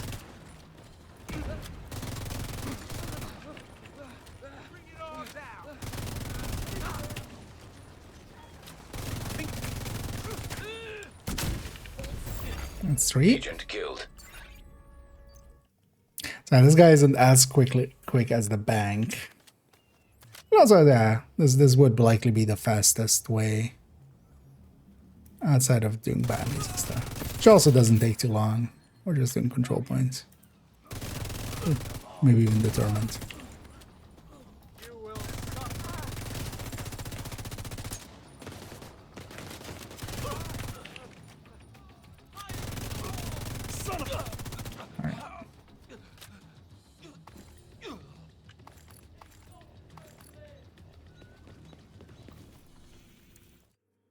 See if that rusher follows me back to DC. How funny would it be if we spawn at the White House now? We step out of the chopper and that rusher came with it. Kaboom! Neither GTA. I said there's season pass. Oh yeah. Detected. You can always tell as well with the number on top there. That 100 is the season level. But that's not hard to do either. Especially if you're around and play as much as I do. Or also, well, we've had... Hello there. Gee, have we had 5 times so far? No, right? We've only had 2 times or 3 times or whatever times for the season. Or did we have 5 times already? The season, this season. I'm gonna show the pieces, black element. Oh, just the Patriots thingy one? Oh yeah, sure. Move helmet, because that's not an outfit. Actually, we can just equip it from there, right? Can we go down there? No, only claim it. Oh, but you mean just the ragged Patriots thing, right?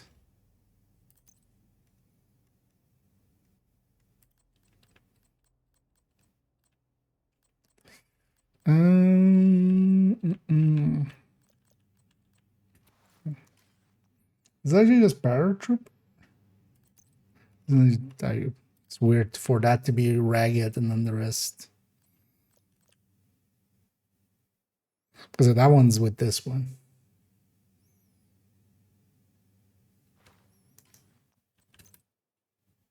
Or is it all ragged and then that? And then paratrooper? That could also be. Because I'm guessing you mean that one, right? Like this one. Yeah, right. Black color. Because those aren't parts from this season track. Yeah, I'm pretty sure.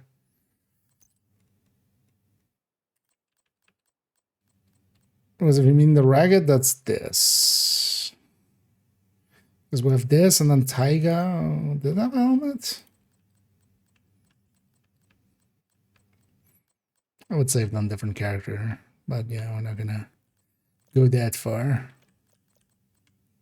Not that. That's the ragged.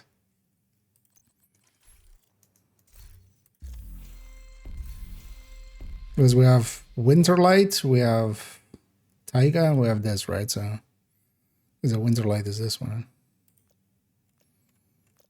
I'm guessing you just mean the one I'm currently wearing, right? This one.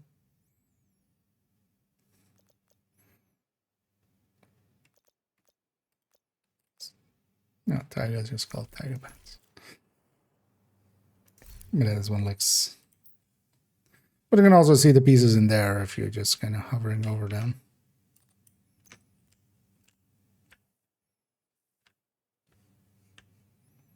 I do kind of like the shirt. The rest of it is very basic.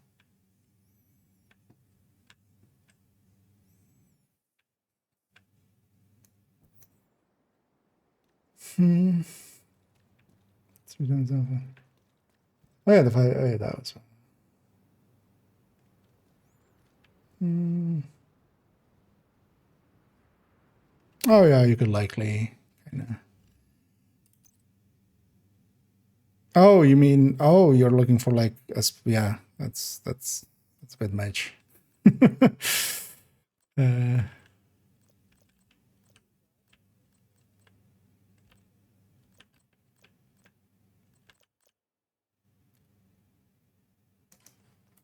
What's that here?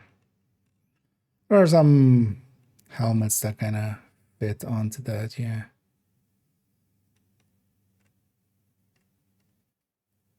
Yeah.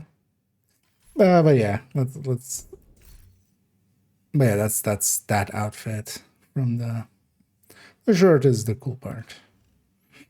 So I should go back to being that. Well, let's not. So I should go with this thing. Don't mind that one either. It's whether the neck is exposed on this. But yeah, let's go do the weekly parts. Yeah, if anybody's interested in doing a full weekly, we'll try to do. We'll try to go quick.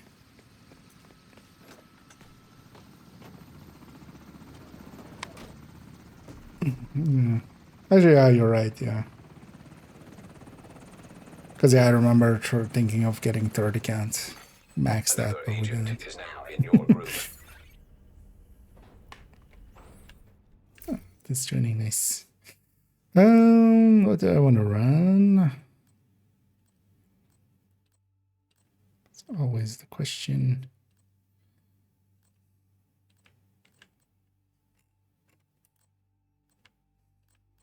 want to per se run negotiator. Too much thinking. Combat medic might be useful, but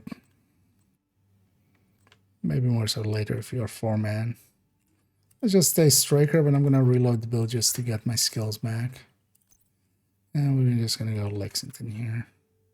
Give me 1 second to fix up the mods on this. Chance. Although if it is chance, let's just take it. Just for laziness, I don't wanna deal with the Hamas there per se. Too lazy. Let's give it director free. Let's just go for the exotic components. Black Tusk has been airlifting heavy drilling equipment to the center Any courtyard. danger? The priority is to take out that operation and prevent them from extracting Do I whatever it know? is they're looking for. Then, Nope, I keep it we even need to figure secret to out what it myself. is they're looking for. I'll do what I can to support you from here. Only Nokia knows.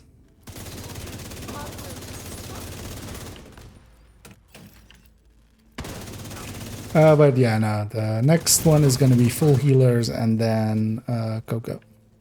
But likely with Coco, I'm going to wait till we have a clear picture from PTS as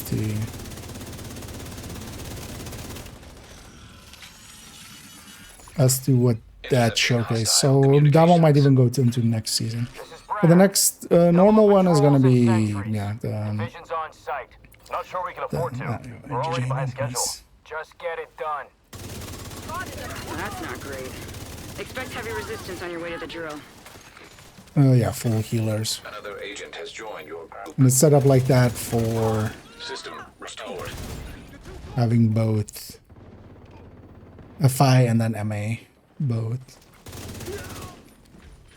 Because honestly, otherwise I don't feel I have enough.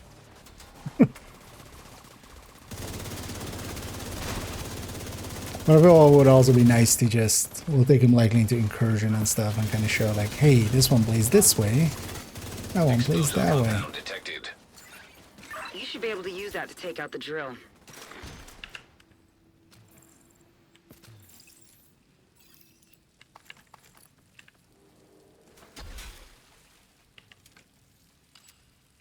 I don't know if anybody else wants to join us. We still have a spot. And we'll be doing the 3 missions of the Send weekly. reinforcements to the center courtyard. Okay, We need get to keep that drill safe.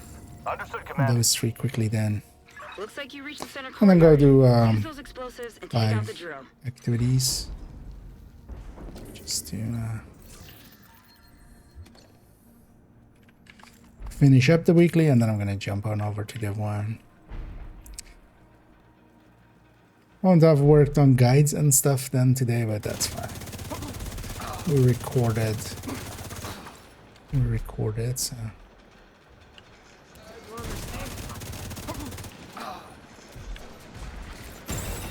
Cooling system destroyed.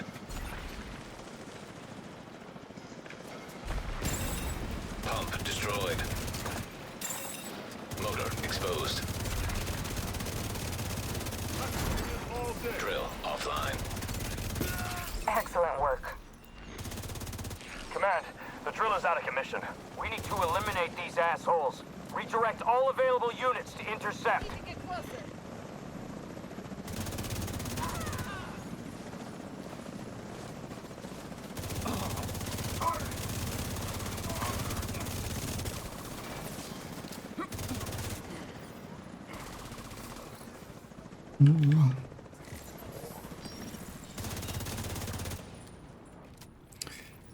And we're just making There's an mincemeat air-gapped out of server in the this. naval wing. It has a complete inventory of projects and assets based at the Pentagon. We'll need that Oh, project actually, list. I'll activate. If your access is blocked by the lockdown, Isaac should be able to access the system and obtain a security key. We can just keep the guy not ad, but why did I turn it off actually earlier? I don't remember. Oh, because I was doing, I was trying to get a feel for that one. Because I might as well actually.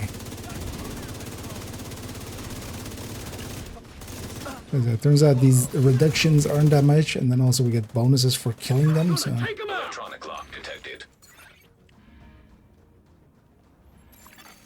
Searching system for access codes.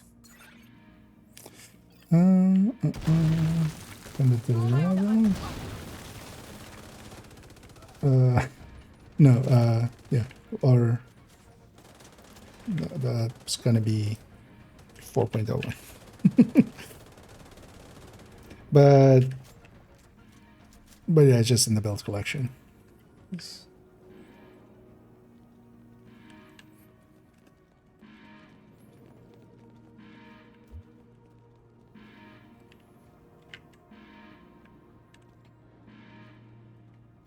There used to be a second one, but that's no longer there.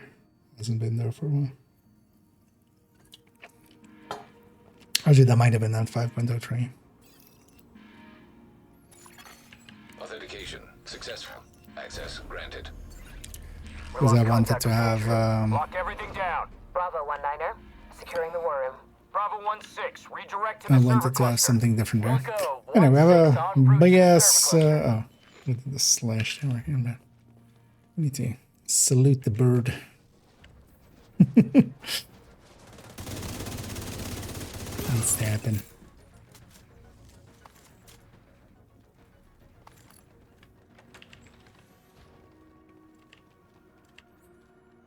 With the tree on the first build, yeah, but that's exactly what has been changed.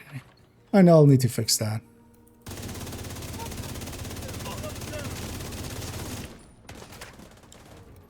Which is actually not a bad point to me. Serious trauma detected.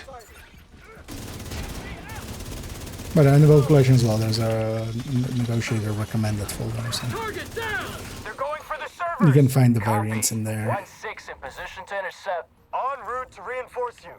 Let's get the loot on the side here. Oh, at least the key.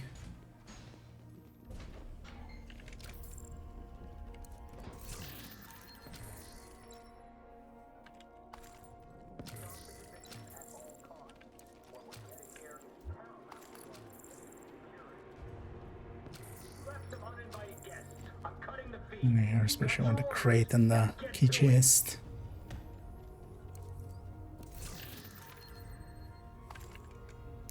It's definitely worth getting.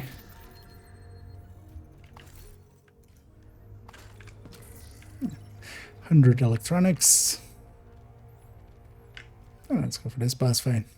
And again, if anybody wants to join us, if anybody wants to be our fourth, because we'll do this mission and then go Pentagon and then Camp White Oak 2. And the reason I went and did those other projects on this is just to, these all count for Black Tusk as well. So we're just gonna double dip in on that. Although it's not a fast way of doing 4 Black Tusk, but I kind of want the weekly as well, just for it. So. Holy hell!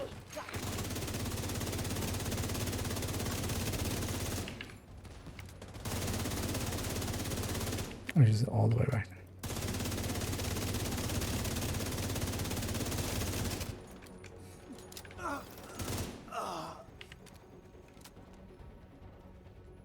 I know, let's go for being super aggressive here. Connection established.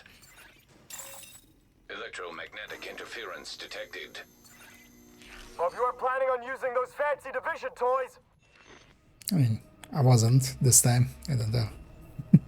Technician or anything, but I'll still go for System just malfunctioning. murdering you outright. System reactivated. Ha! Got him!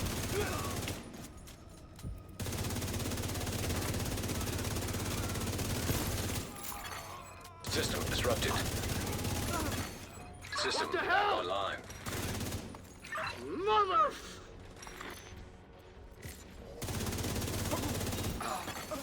System curtailed. System reactivated. Moving on the target. And this fight is a lot easier when you just quickly kill the named. Quickly kill the boss. Data corrupted. Oh, yeah. Grab an EMP sticky here. That EMP must have Let's try to go for the servers. double kill on Set the for Plan A. guy here. Plan B is to take data directly from their own systems. That especially They means have a let's command just post on a especially rooftop shoot not him too in the far from your body. position. That should have the All information EMP sticky him. Keep him in place, and if we just all unload into his body, it should murder his face off.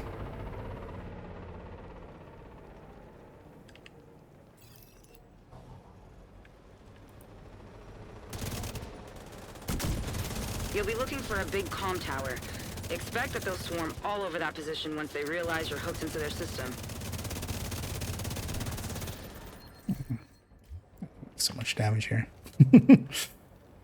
Generally, it's not worth shooting the engine because also the damage going into the engines is not damage that well. And we should be able to kill him before he comes out of it anyway. Yeah, the one is great. Command, we got hostiles approaching Station 4. God damn it. Hold them off. I'll send in reinforcements from the hover.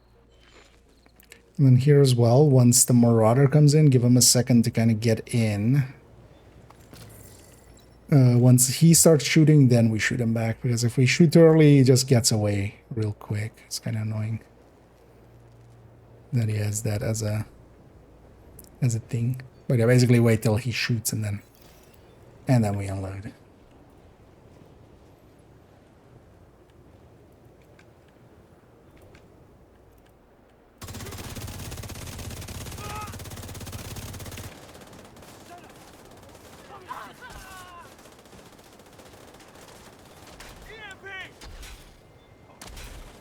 I can't see a damn thing! Oh, I don't have ACS. Marauder class quadcopter Trying to detected. ACS up here. Ah, got him!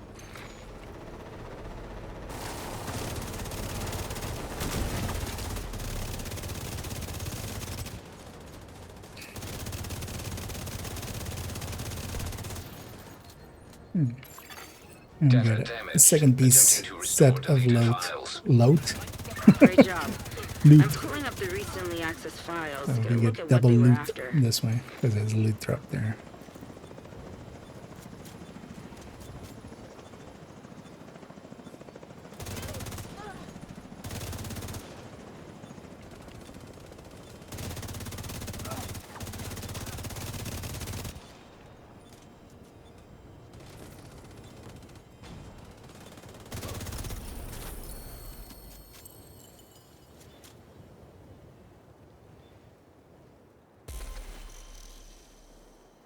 Oh no.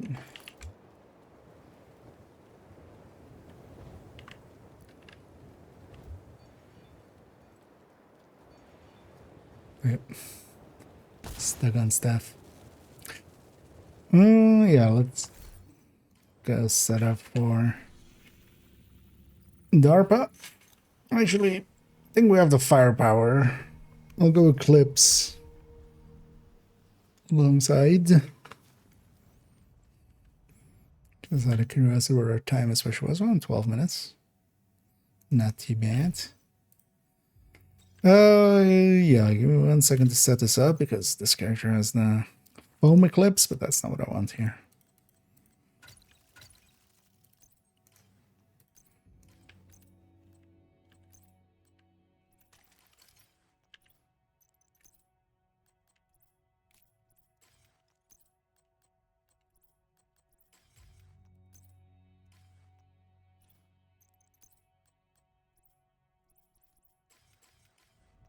Always annoying that we have to kind of wait for the... Well, let's go deal with the first room here already. I'm gonna actually take jammer pulse already even. Also about my... Well, actually, as we start the mission, doesn't that The reset? bioreactor is deep in the DARPA labs. This time they know I'll you're just coming wait for my and they know phone where you're to headed. So be ready for anything. be changed. And again, if anybody wants to... Oh, actually, do we have double? Did we have... Hang on, you went... Okay. I'll also back. We don't need two of them. But yeah, later on might be handy to have a jammer pulse for the later parts.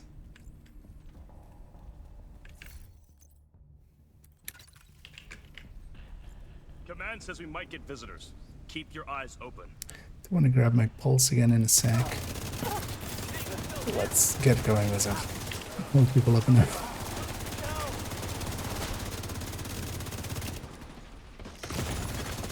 Vital signs critical.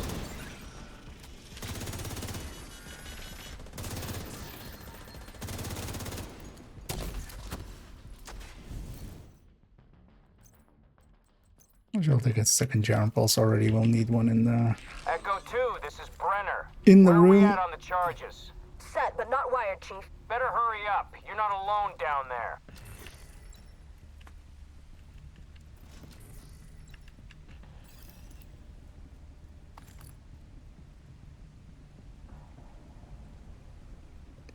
in a way.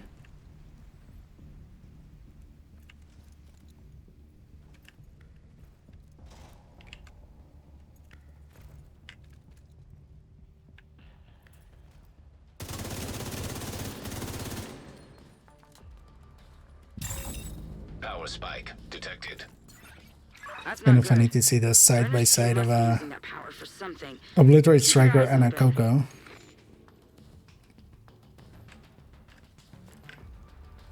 Mostly because the Coco is getting to keep high stacks. Assault drones detected. Who wants some? Hostile striker drone detected.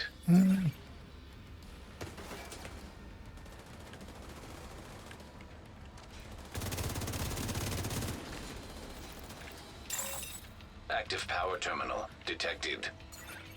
Get Isaac close enough and let's see if we can shut that power down. Go, prisoner!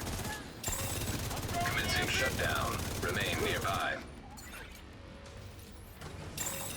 Assault drones detected.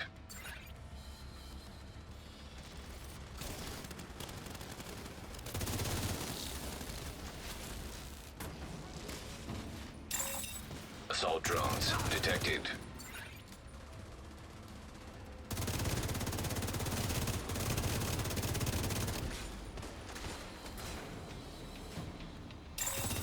Assault drones detected.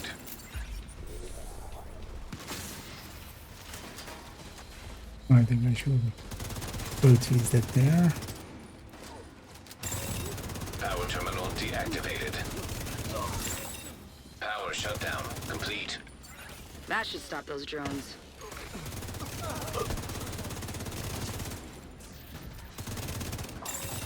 Hostiles eliminated. Get going. We've got to secure that bioreactor. This place is also chests. Still use some chest parts. That helps out.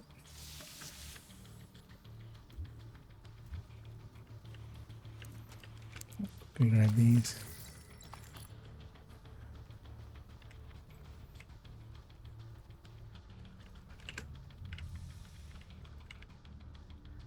Talk to me, Echo 2. Almost there, but we need to get everything exactly right. This is fragile equipment. Understood. Brenner will hold him off as long as we can. Oh, body blacked there. Alright, get this real quick. Actually, I'll go and grab these chakrans too.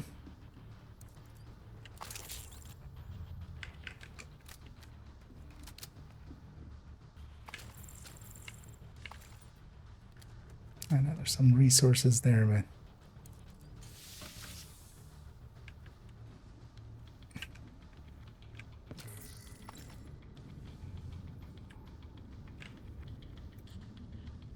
I love these tiny ones.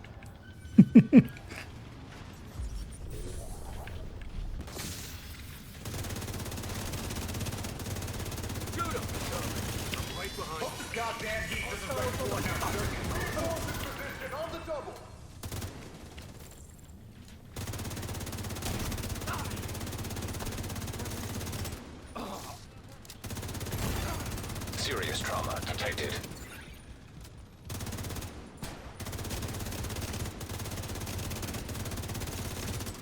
Team 3, get in here. Almost there. Hold out just a little longer. Steal the testing ground. Yeah, swap to The only way you're getting that reactor is over my dead body.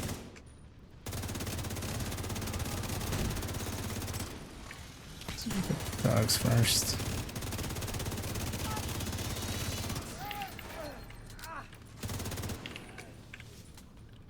Should swap back to normal pulse. Lockdown enacted. All entrances sealed. If I'm reading these schematics right, you should be able to get through the vents.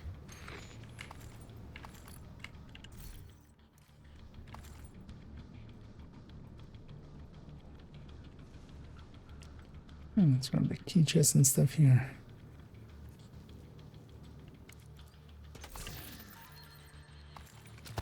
So it's a valuable one. It's supposed to be a suppressed gun. Doesn't sound very suppressed.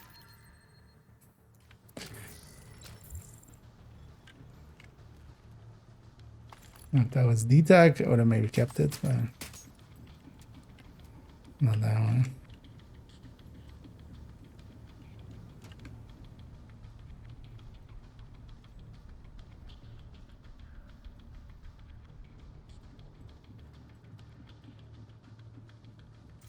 What looting and stuff is happening here.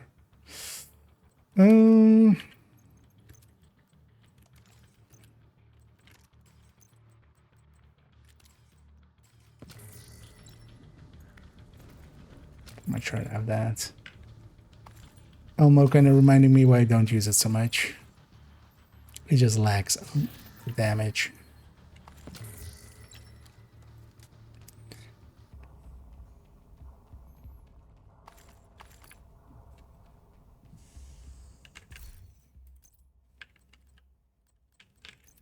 Let's go back to that one.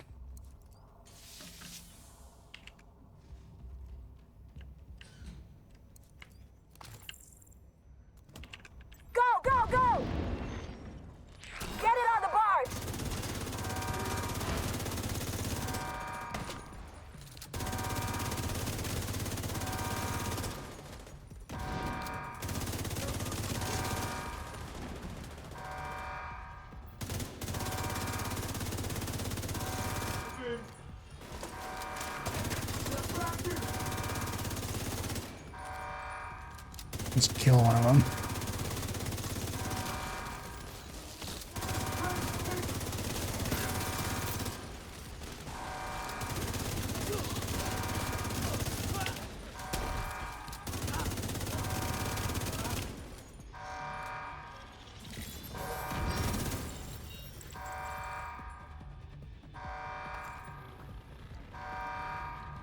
Briefly gonna grab this.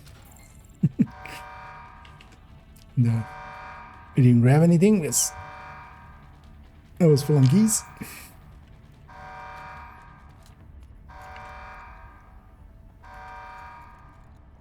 Helipad is secure. Where's my bioreactor? On the barge. Sending it your way now, Command. Command, we have division here. Engaging now.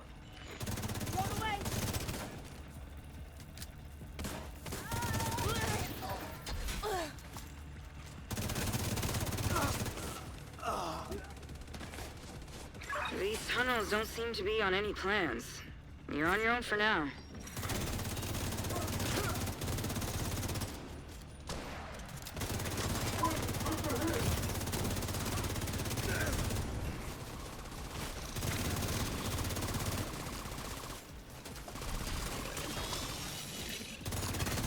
System malfunctioning.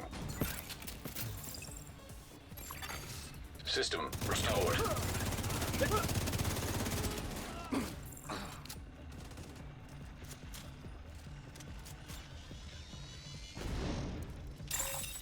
Gate control located.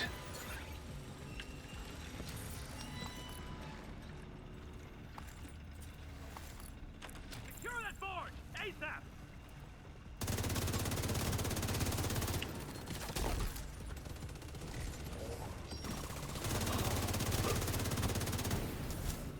Now we'll finish up here and then go do and bite out real quick.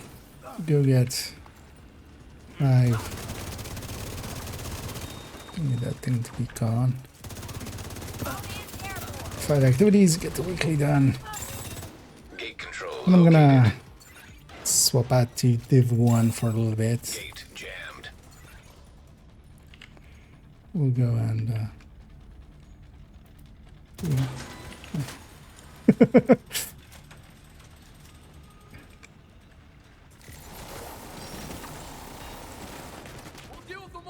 yeah, not in the right order of operations.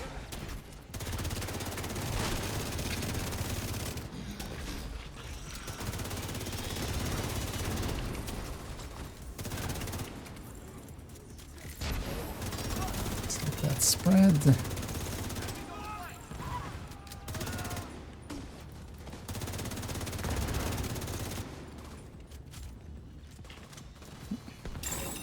Freight loader detected. Grab some ammo. Loading freight elevator. Command, Turns we've out lost control I of the need package. it. Any units in proximity, move in. Yeah, we do get Everyone 60 else, rounds get to out of helipad. from the shock rounds thing.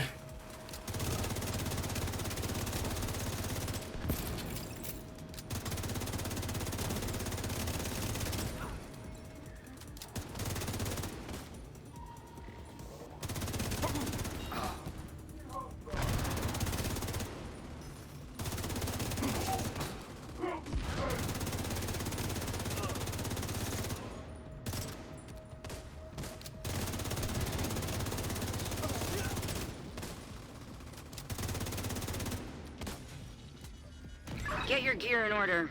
Brenner knows you're moving to the helipad, and he's prepared. On to the boss fight. And again, if anybody wants to join us, we got completion here. Let me know. Do you have a spot?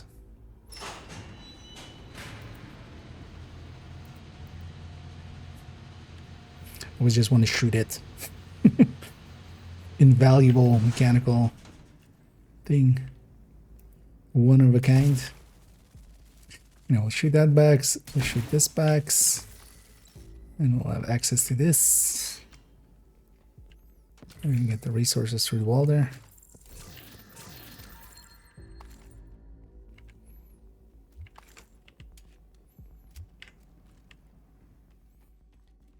Let's go to the boss fight.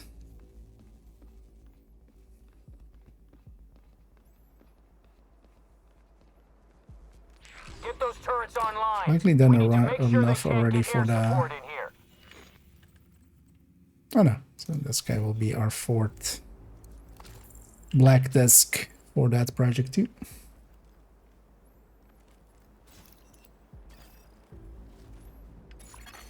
Automated turrets detected.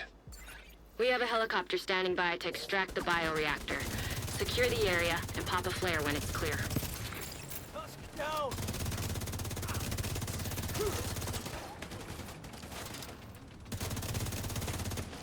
Let's put that out of the way. Vital signs critical. Nowhere to run, nowhere to hide.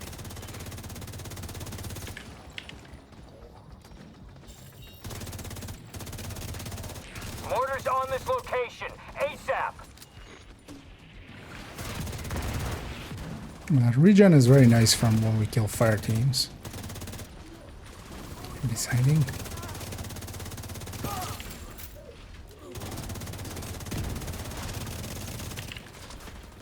Mortars on this location, ASAP.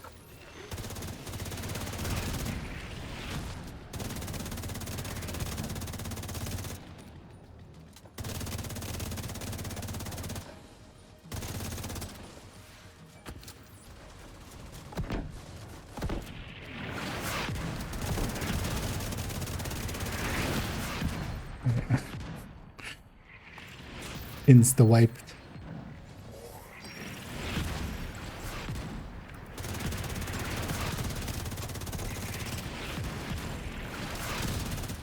Wait, we do want to kill him like that, just so we're Good work. easier Now pop that to flare. have this fight, basically. Because once he heals, he's not like invincible for a while, so just deal with him quick, and then that we dealt with him pretty.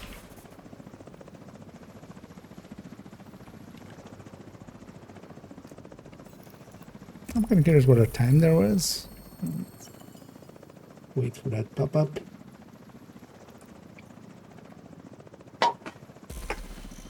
Because even with looting, that felt like a sub 14 even, maybe. Still isn't like super fast pace or anything, but... Oh no, it was 15. Well, it felt shorter. And yeah, actually, the Coco doing much better than the Striker. Yeah, let's take it back to base, because we have to, and then from there we'll take it to Camp White Oak. That's the last mission.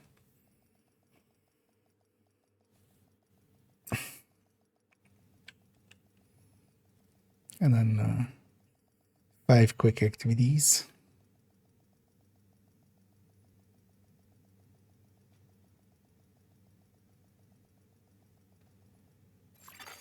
Safe area entered. That right away. Which from there we could just go to here or something. But no, we have to load all the way to DC and then and then over. Hey, it's fine. It doesn't come up that often anyway. Oh, you're doing pretty good. You're still getting some fires going and stuff.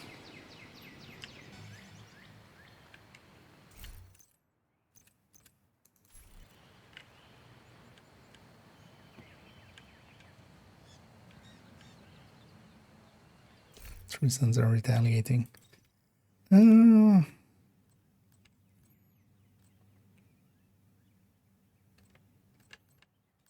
This mission isn't as demanding.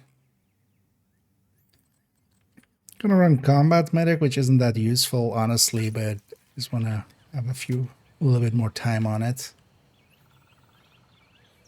So I'll just run that. And if anybody again wants to join us, let me know. Otherwise, we'll get going here. Although we'll get going already. Black Tusk has Ellis at a cabin just past the staff offices. They'll move to extract them at the first sign of trouble, which they're about to get.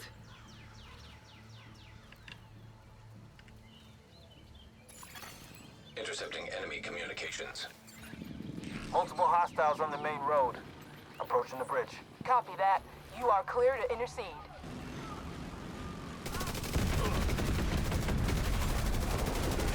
Shake here always is very annoying. Bridge down.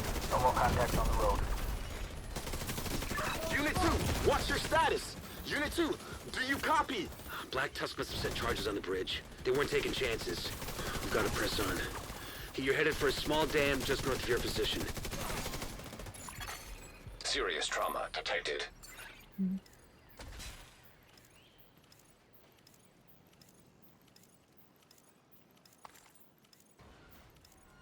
This is JTF Unit 1 Leader. We're starting our push towards the helipad. Copy I'll that, make Unit 1 quick Leader. work of this. Godspeed. Intercepting Black Tusk communications. Engaging a large group of hostiles at the northwestern perimeter. They're going for the helipad. Get in front of them and fuck up their day. Ghostlight, we need immediate extraction. Ghostlight, en route. ETA 20 mics.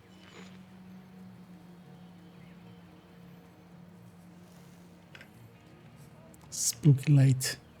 I found him.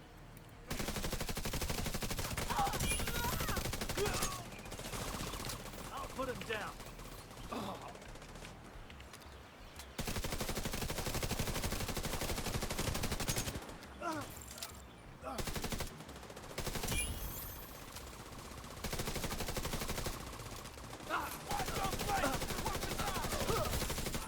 I'll just supercharge her because why not?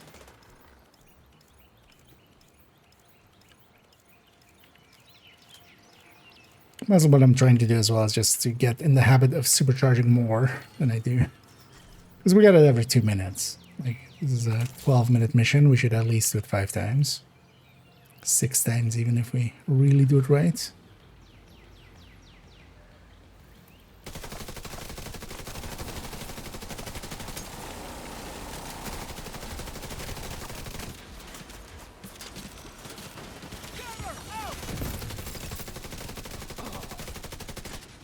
Okay.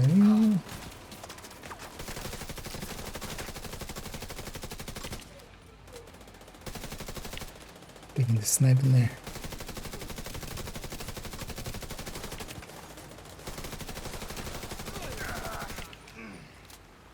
It's not a curiosity. Okay, that's fine. Because yeah, we do Unit 1 Leader, have you reached the objective? try to not have determined, but we don't, so it's Are fine. you going to be able to lock down that helipad? We're working on it.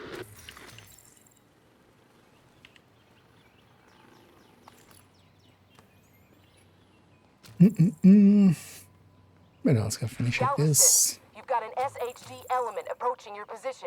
Copy that. We gotta move, Chief. Are you talking to me?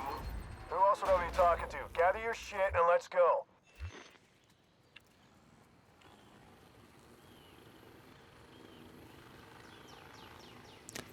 I think maybe we take it to 4-man scaling. This is Galveston. For the Chicken Hawk match is made. on the move. Finally. Chicken Hawk? Fuck yourself. Where are we going? Into the tunnel, Chief. They must be cutting through the bunker. There's Into an the entrance just chief ahead. tunnel. You should still be able to catch them.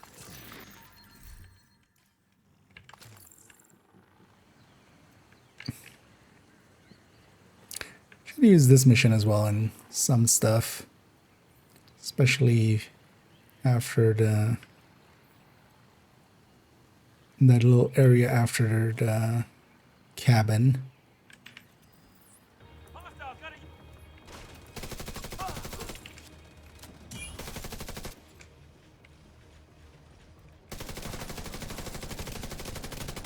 Don't let them come around. Get down!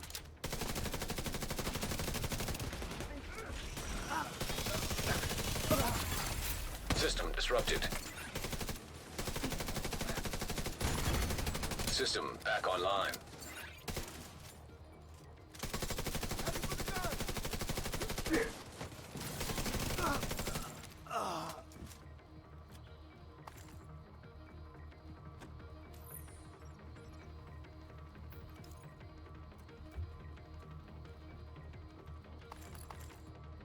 This is all through Patriot. We can toss a bunch of it away.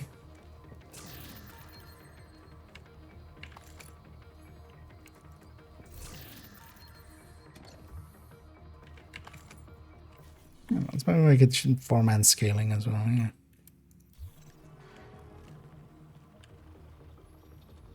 Why is that door still open?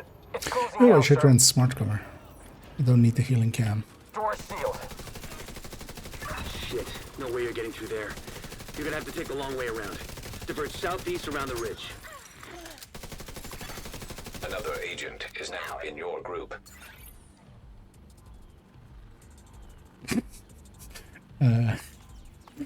Name. And yeah, but the cookies are kind of stacked. So I should take the crate upstairs there. This one. This is JTF Unit 1 leader. We're pinned down, taking heavy losses. Is the helipad locked down? Negative. We can't Get break everything. through. Shit. We can't let Ellis get away.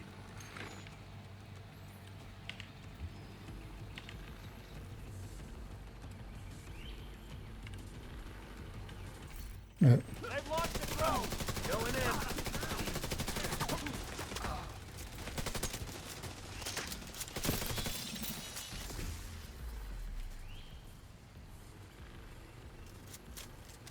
Actually, at some point I need to remember to swap to smart cover because that was the idea. It's coming up the flank. Launching an EMP.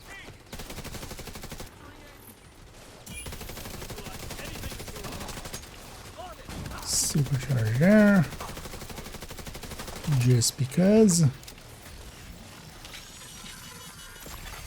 System malfunctioning.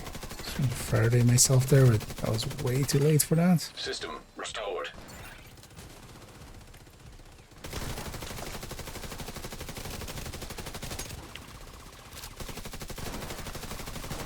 Coming up on the flank.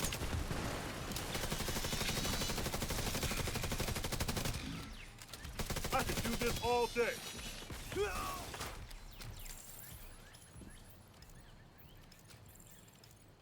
Dying? Could die all day. Sounds very healthy.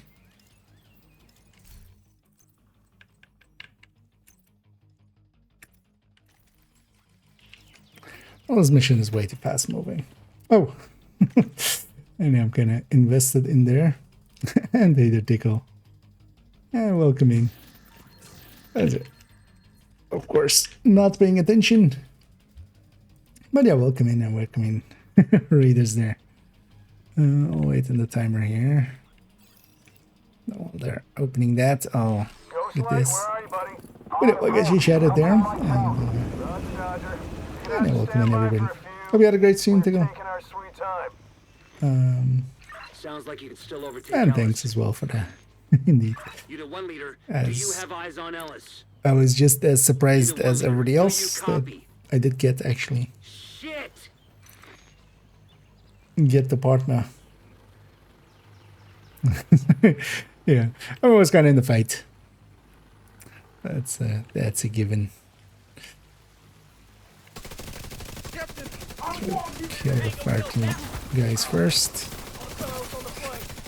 As here we're finishing up the weekly.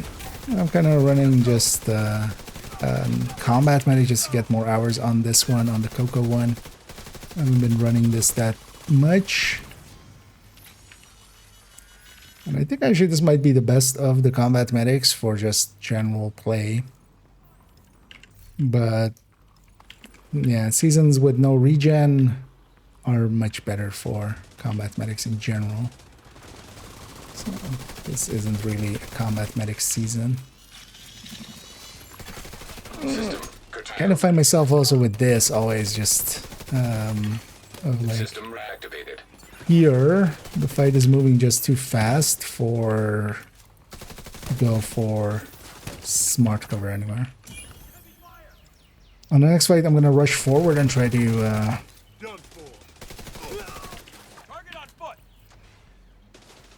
try to just get that on a little bit more forward.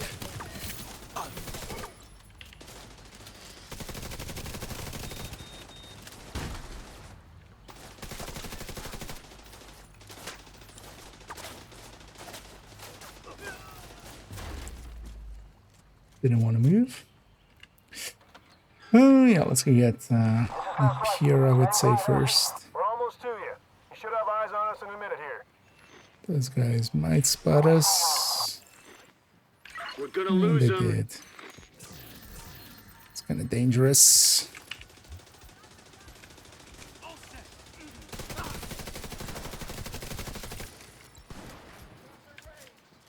Leave the hive there just in case anybody gets hit. Then we'll supercharge it too. Agent down. So there's no cover on that spear, so that's always a dangerous fight.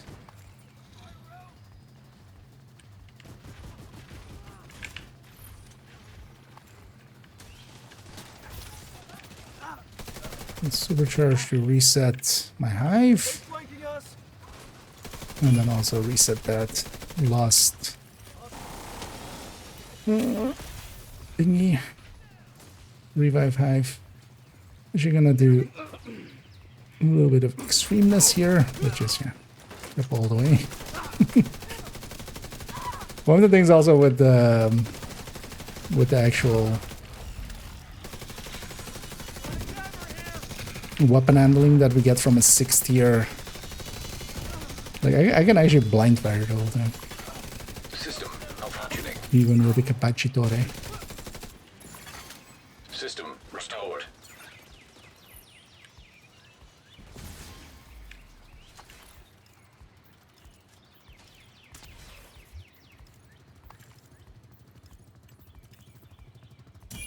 It's not what I wanted to do at all, but it's fine.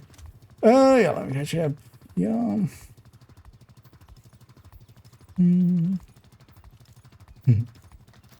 And thank you so much for the kind words there. Forgive me. Well, I mean, depends where you want to be tickled, but Get him out of here! You're not coming? This is the job, Chief. I mean, this is the chief job. Chicken Hawk is away! No, god damn it!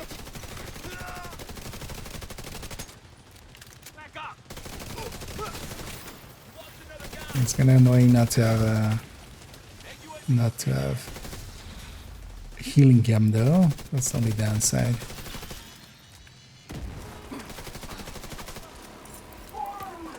I'll just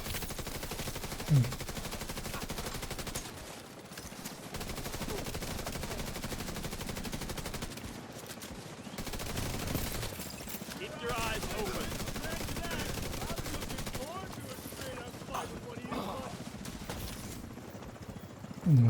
those.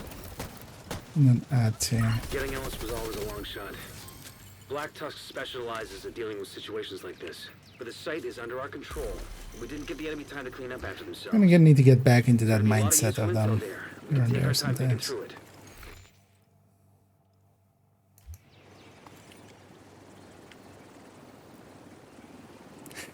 And that completes the mission section. Man, that overcharged one stays for quite a while. I'll take us out. See if our random even sticks with us. They can if they want to. More curious to see how this will work out in the open world. Although I'll go back to the healing cam alongside of the hive. Or maybe I don't. Yeah, hive's enough.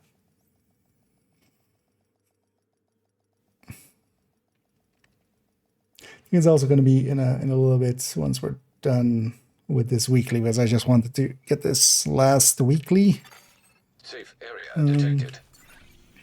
on main account. Have a territory there. Or a double An puppet there. agent has left your group. Likely a random, yeah. Let's look at these 5 activities. There's also a convoy coming that way. That might reach us.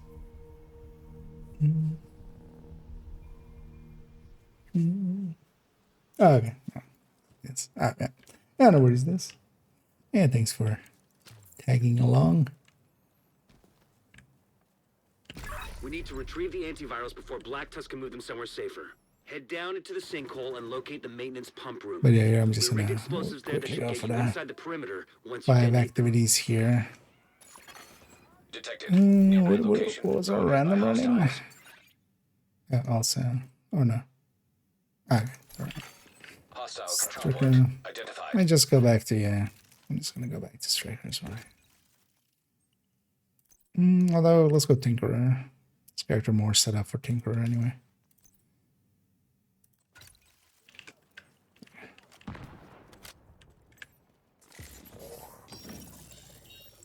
Oh, we're a named group too.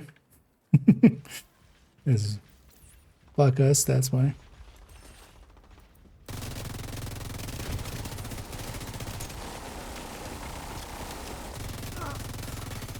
Hostile restore hive detected.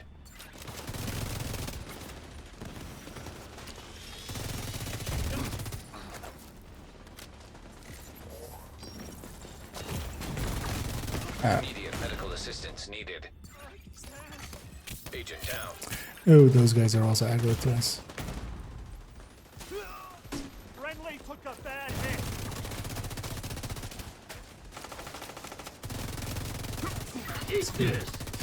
Not ADS, so that they didn't stand up.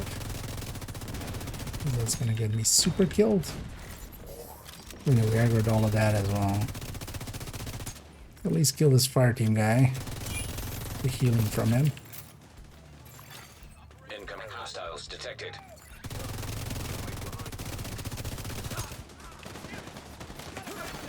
Access key detected. Serious trauma detected.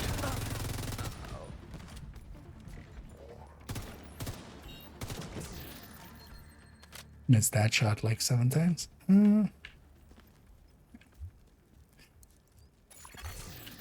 agent has joined your group. Oh, not joining. Nice.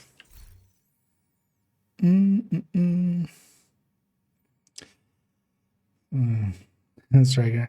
It can be handy to kind of try out things once in a while.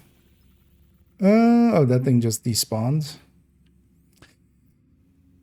Let's go hit these 2 publics because both of them are Black Tusk. Let's go from the safe house there. And hit a bus.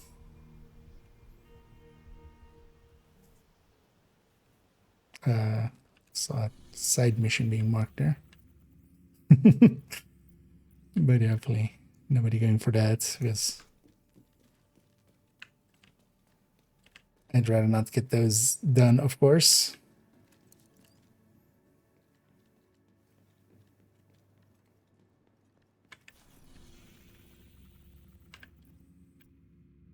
I did not join up for this.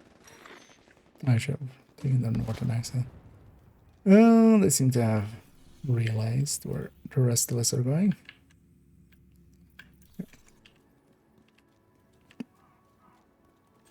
Because I've had that sometimes in the past with like random matchmate, and then just like you jump from one like invaded mission to another, and then suddenly one of the guys just went off by themselves and was just doing the one of the side missions, and I just had to like leave because, well, I asked them first to like, hey, don't do that, and then they still kept at it. Because if they complete it while I'm in the world, it counts as, you know, they'll complete it, which, for instance, on that one, we don't per se have like a bounty cheese there or anything, but still, I'd rather not.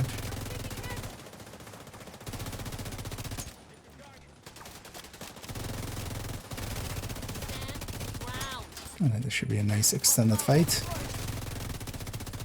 Two publics.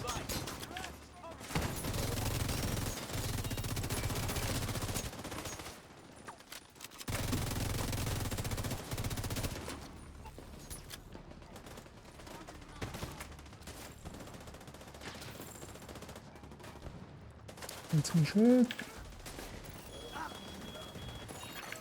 Hostile control point nearby. I'll get you for that, asshole! Detecting additional hostile contacts. Vital signs Ow. critical.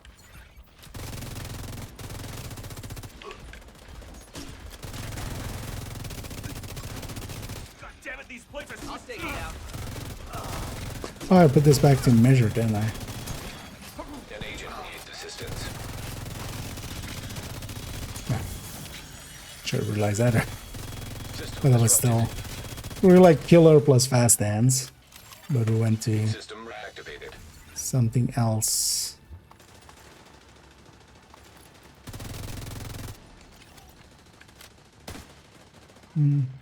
Stuff to the hostage to complete this, and then run up the other way. Where are you going? Civilians in danger. Alive is you. Thank you.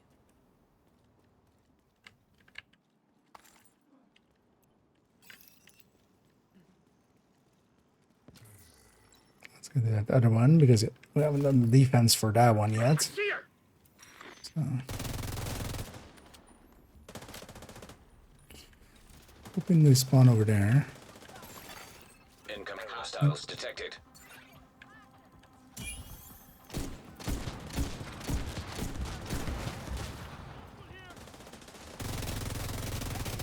Somewhat effective.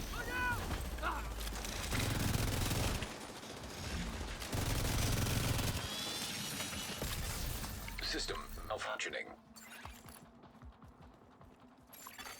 System back So online. we're getting that surge still. Alright. Gonna pick up the Banny. So 2 more. Let's go do these two.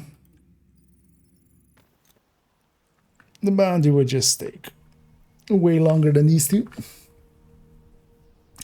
Getting this game so a lot of people play on PC. Oh yeah, definitely. It's basically always been active. It has had like slower periods, but that was especially like year 3 and year 4 were kind of not great. But still, even then, there was still plenty of people around. Now we're on year 7. We're getting closer to year 8 almost. So...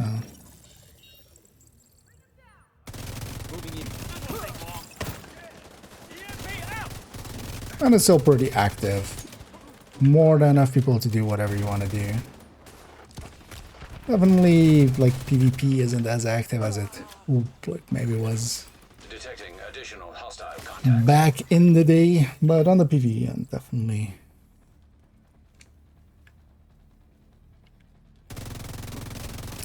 And just because of how the game is kind of structured, it's not too hard to catch up or anything. Like there isn't, like if you were here way earlier that you have like, yeah, you're unbeatable or something. Access key detected. The game, especially in its kind of play structure, is very much set up to be especially wide, not deep. So getting like a build maxed out goes really quick. Civilians in distress. Actually, but it's more about it's way more about like having a lot of builds and then maxing all of them out. That's more the game. What weapons is I'm using the FAMAS and Sitar here. I'm using Tinkerer to do double talent duty. Mostly actually because of the, oh no, oh yeah, we need to recalibrate both of them. We try to do that. Oh, they're about to kill the second one. I'm going to engage here. It's not per se the way I wanted to engage that, but they were about to kill that second one. Which would fail us outright.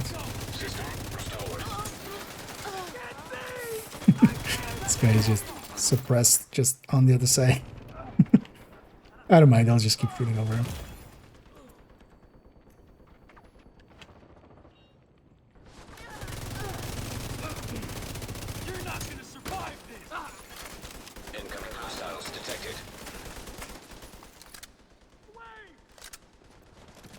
Okay. Just auto-reload it for me.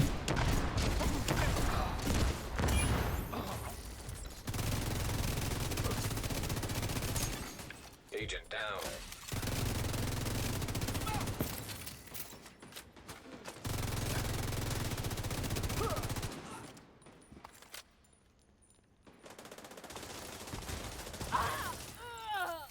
Nice.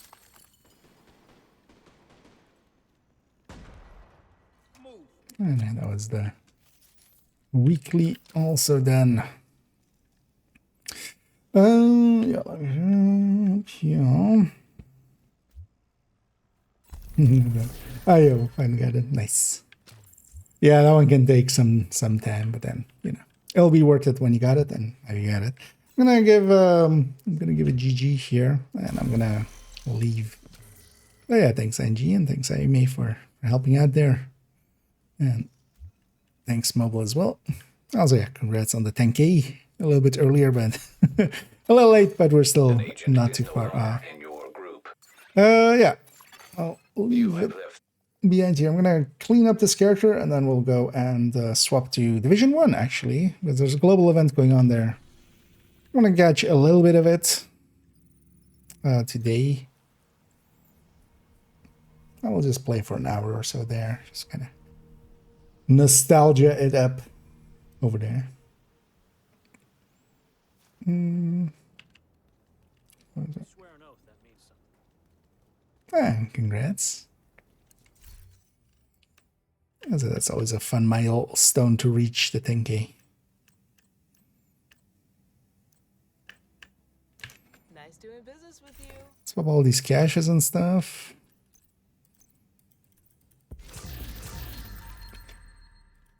And then this week as well I did effectively 5 weeklies.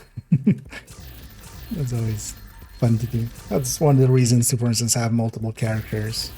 But that's also only really worth it if you like play as much as I do or some stuff like that. Like you have to play quite a bit for it to become worth doing the initial investment on, like, although nowadays you can boost and such, but of course my characters aren't boosted, so the initial investment of just getting them to level 40 and getting them geared up. But yeah, we got even that one done, and also yeah, all characters are cut up to here. I'm kind of curious to see if we get repeating effect on the 7th day, but seeing as there's no timer here, I'm gonna already guess that it likely won't. Also, the sun didn't rotate, right? No, it rotates after tomorrow. Okay. But I've already done my weekly on 2nd account. Yeah, let's go to Div 1. I'll also change my categories here. But also everybody watching the stream, if you're more interested in Div 2, I totally understand.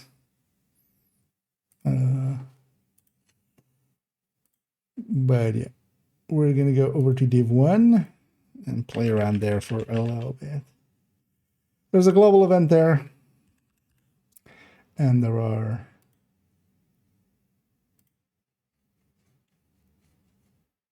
also I kind of want to get the characters kind of cleaned up and kind of remember how they're set up. As later this week, we'll definitely jump into Division 1 even more so for the Survive Fest. That's going to restart later this week. I think it's 20...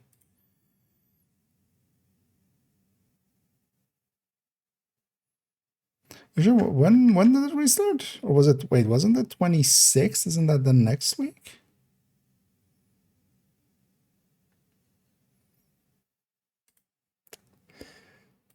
Or was it like 23rd or something? Well, resume the new schedule from January 22nd to 27th. Okay, yeah, so Thursday. Survive Fest starts still the Tuesday after, which is like a weird way to put an event into Division 1 because Division 1 is always Monday till Monday. Oh yeah, indeed. Yeah, thanks for confirming there, so. Yeah, let's just grab this character.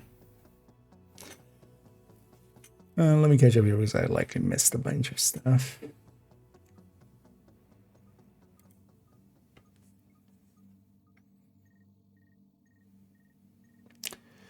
There's one good use of ammo surge. Of the ammo surge now, not particularly. It's not a very impactful thing. You can use your, like there, I was using my specialization weapon a little bit more. That was it. You can use it a little bit more.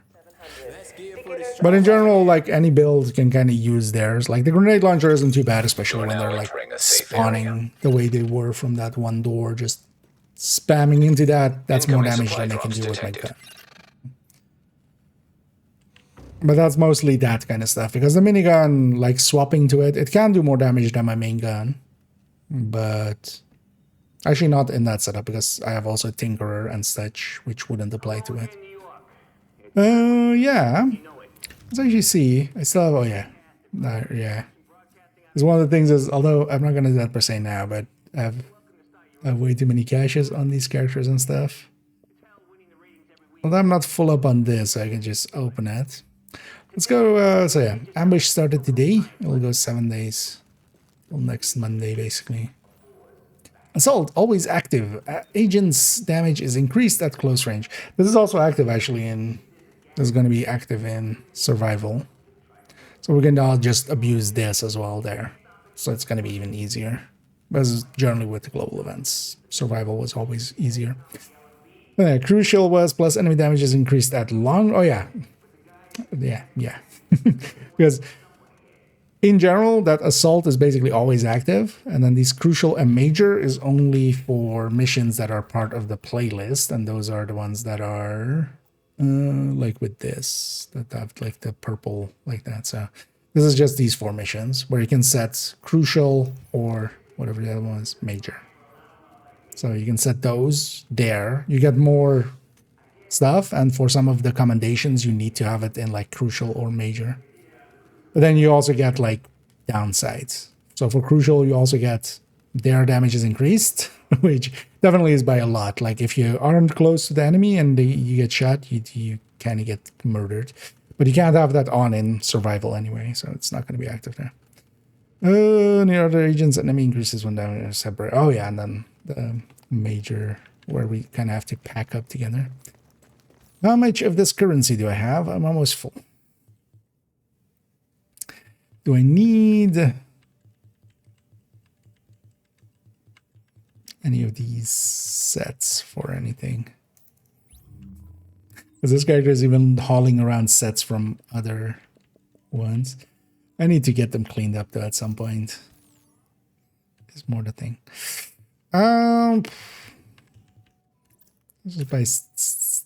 Just buy 2 of those. I'm gonna get enough credits back. But just so we have some space. And then we have the tracker here. But that's also just only this time around. Yeah, you know what? We have 20 minutes before the daily resets. Oh yeah, they'll have this to get supply drop.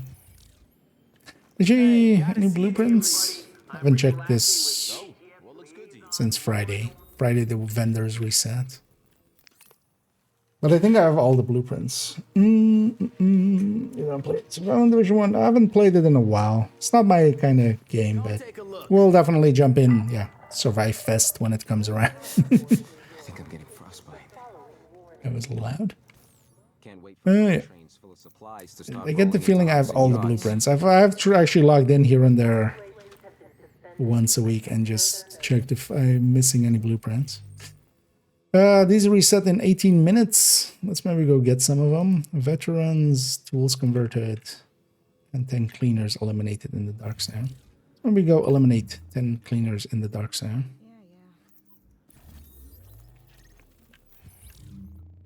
You have a tanky build?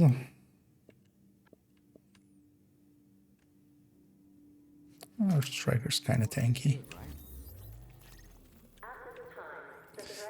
Yeah, let's go for... well, let's go converters tools. Might as well see in here. Survival solo, you know. Oh, likely we'll do it in a group. Just to get it done. I mostly just want to get it done. I'll likely jump into a survival maybe tomorrow just by myself, just to kind of refresh myself on it. Partially because also, even in the past, I haven't played much of survival. It's not my game.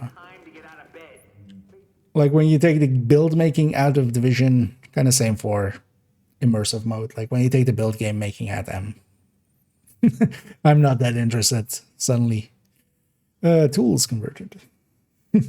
Either 6. And indeed. I've been in Div 1 here and there.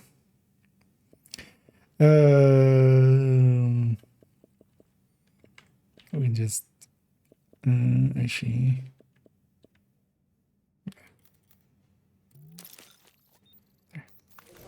That's the crafting cache.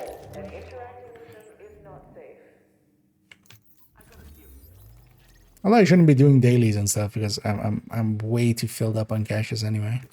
Let's go deal with some cleaners. There's oftentimes some here. And especially with ambush, which is also active in the PvE side in here. It's of course not active in the PvP side. On the PvE side, it is active. Transmissions jammed. Proximity coverage. As long as we get close, we can just melt Backup through activated. enemies. System rebooted. These guys are kind of the reasons I came here. Entering dark zone. Warning. You're now leaving the safe area. Forgot how much more damage we do. Because that's a lot. Warning. Readings indicate this area is contaminated.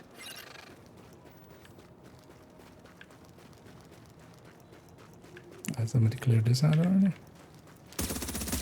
Yep.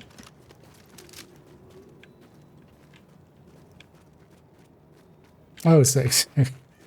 I'm like trying to catch the name, but I always forget how hard it is to read names in here. But yeah, I'll leave you to it here, 6. I'm gonna go and just.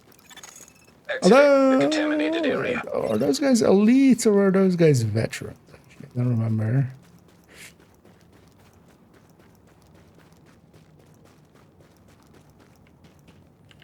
Let's go deal with them there.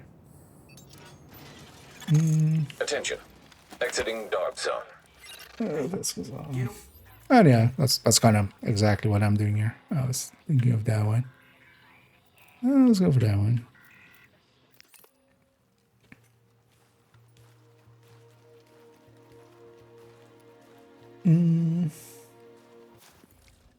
Largely to kind of get my bearings again here. So definitely haven't. Transmissions jammed. I've played here and there, Proximity just jumped in, did coverage a few like HVTs Backup and stuff activated. or System other rebooted. stuff. And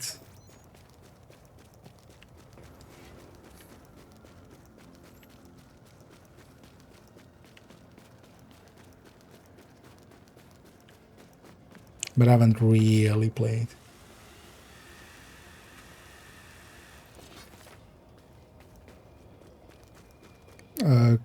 Cleaner or veterans, you mean? No, I was thinking more just kind of want to do a landmark. Also, yeah, I don't want to roam for too long. So I generally just go for landmarks. We'll make this quick.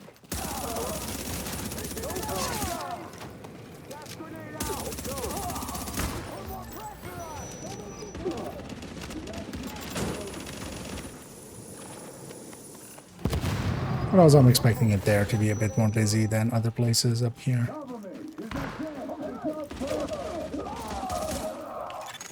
Area secure.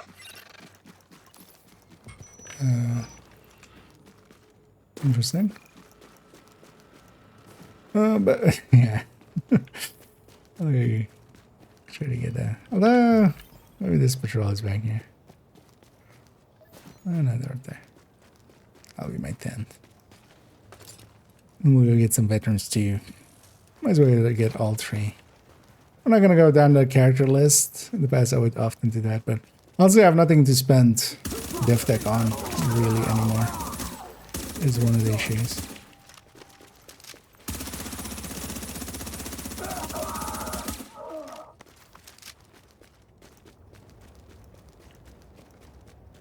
I didn't get your end egg. I likely also won't be too long here. I kind of want to just spend a little bit of time here. Now entering a safe area.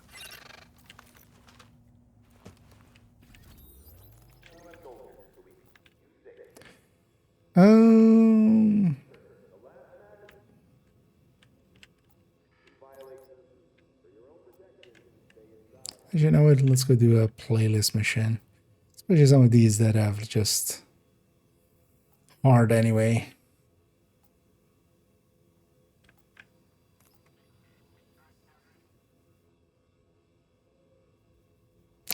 Sure, the names groups had hard actually, or veterans. It's been also so long with some of them.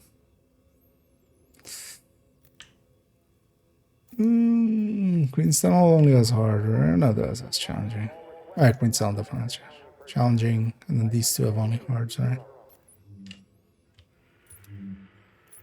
Well, let's go do one of these missions. I haven't done them in forever. Do them just on assault. Just to have.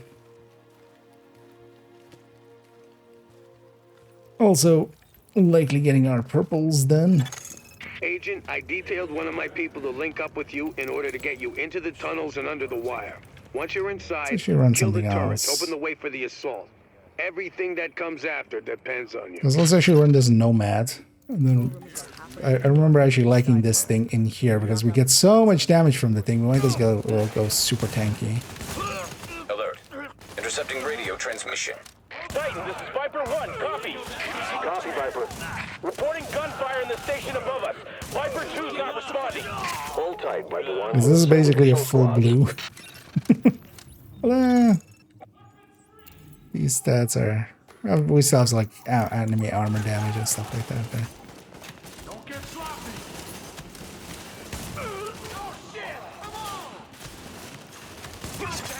Patching into JTAP transmission. LMB scouts engaging the assault force. as long as we get to place. Before those turrets go down. Copy. Hold the line, Sergeant. I don't remember these back areas at all. Intercepting radio transmission. Titan, this is Viper. I guess usually we just run through this area like super fast, don't we? Engaging now.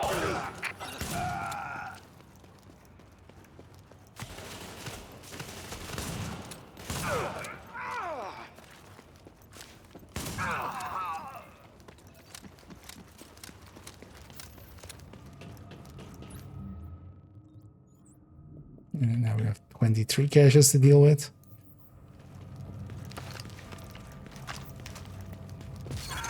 Patching into JTF transmission.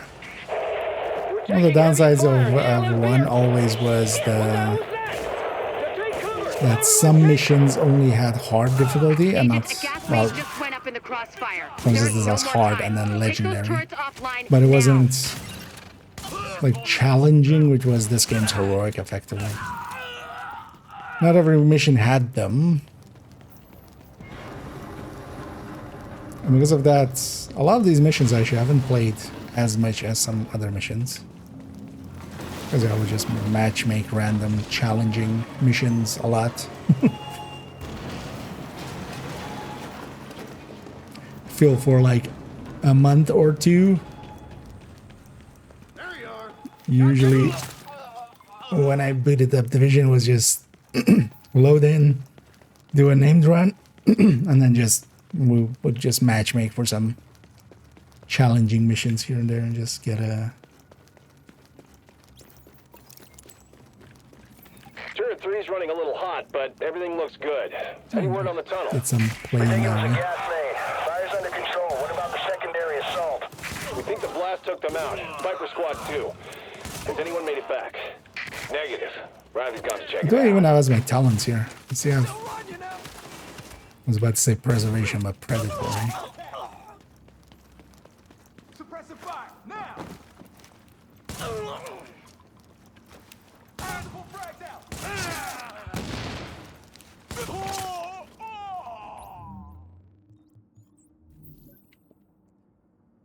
Oh, I do have meticulous here. One of the interesting things in Div 1 is that all the magazines on these are always percentage based. So you can have an 11 round M870, for instance. And then meticulous, which is basically salvage, but then 25% on kill to refill the mag. Defense control system. Disabling perimeter turrets.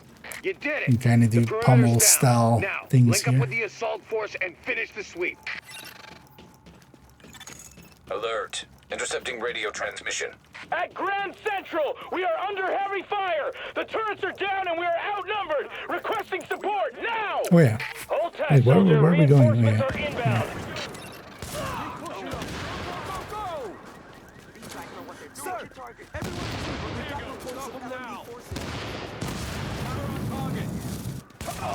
One of ours down. Loosh. The headshot sound is always very much Division 1's headshot sound was always... I was very surprised actually that they had changed it. It's very juicy. Tango's inbound! Coming inbound. Firing. You can take him. Fire on target. Damn it! Over there. Interesting that this is dropping some frames here and there. Engaging. Like I have it set to like its highest setting. I would think a 570 would be able to deal with it. But maybe some of the settings are just really poorly optimized.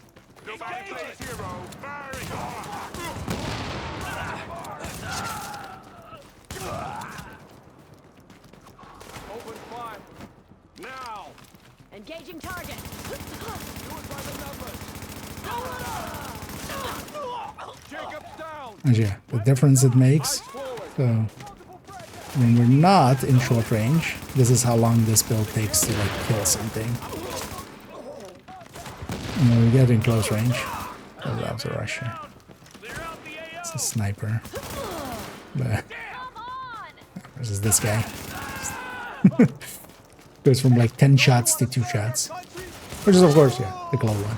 One of the things with global events here as well, you can't turn them off at all. All JTF personnel on be always. advised. We've got LMB reinforcements headed your way. Take up defensive positions and dig in. Build collection for Division 1? No. I've been thinking of maybe making a folder for Division 1 into the Division, you know, in the build collection.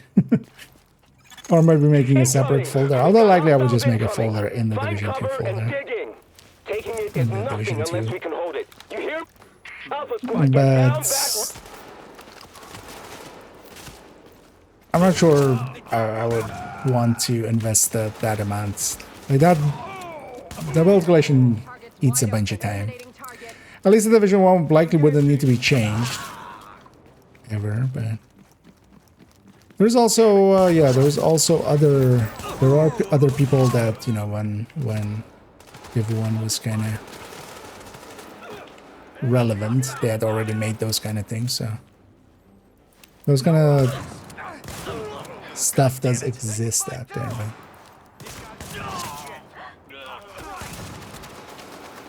Mostly in my case as well, I've kind of been... I would be more interested to track my own shit, but...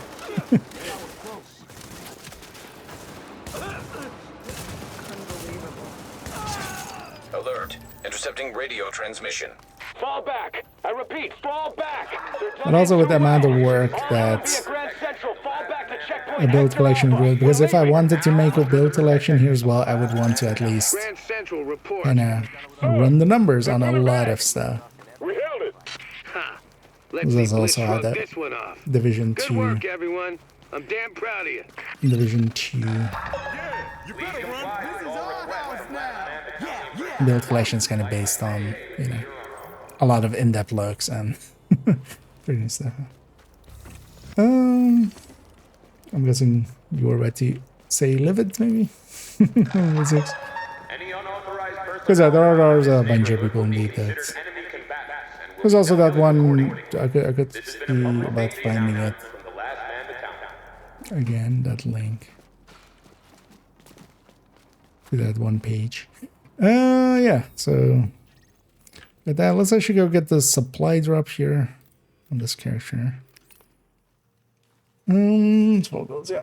I know, that's Livid Free is the YouTube channel's name. If you're kind of interested in Division 1 content, I would really recommend checking her out. I could likely also get you a link, actually. Oop.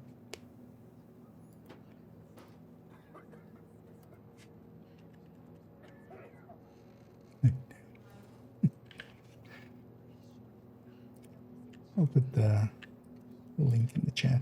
But yeah, if you're interested in Div 1 content, Livid still makes a lot of it. So they are well worth checking out.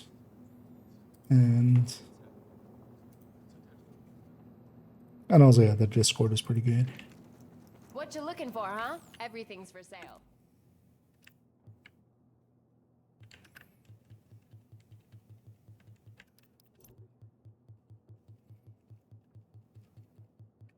Yeah, let's empty all these out.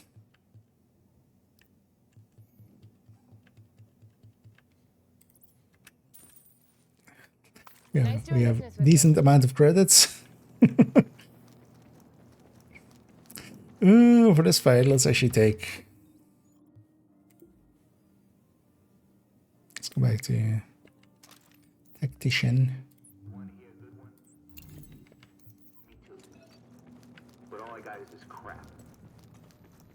I think a lot of the other characters also have like similar amount of caches in their inventory. Which at some point I should just pop them all and just screw the div tech. I don't really have anything to spend it on, so.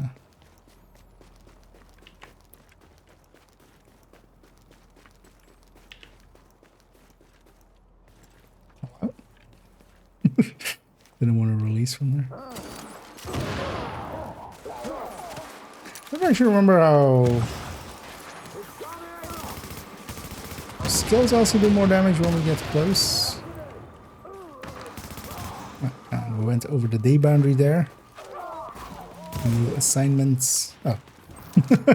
We instantly finished one. There we go. New assignments available. New assignments completed there. Right away. Got that. 3 weapon conversions and some LMB. Yeah, maybe we go get that then. Get even more caches that I'll feel bad about opening. Supply drop collected. And this supply drop comes from the Ultimate Edition. All supply drops have been claimed. You get them twice a month. You own that. You do get sometimes like classified pieces and stuff from it, but... Well, nowadays as well, the price difference between them will be nothing almost. Yeah, let's go to the weapon conversions. Let's go here. Yeah. No, she did look. She sometimes streams as well, yeah.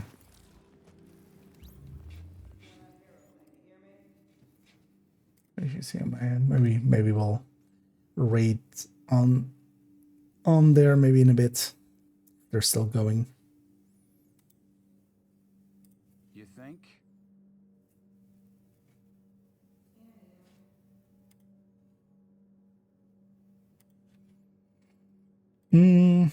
That was us. Good luck out there.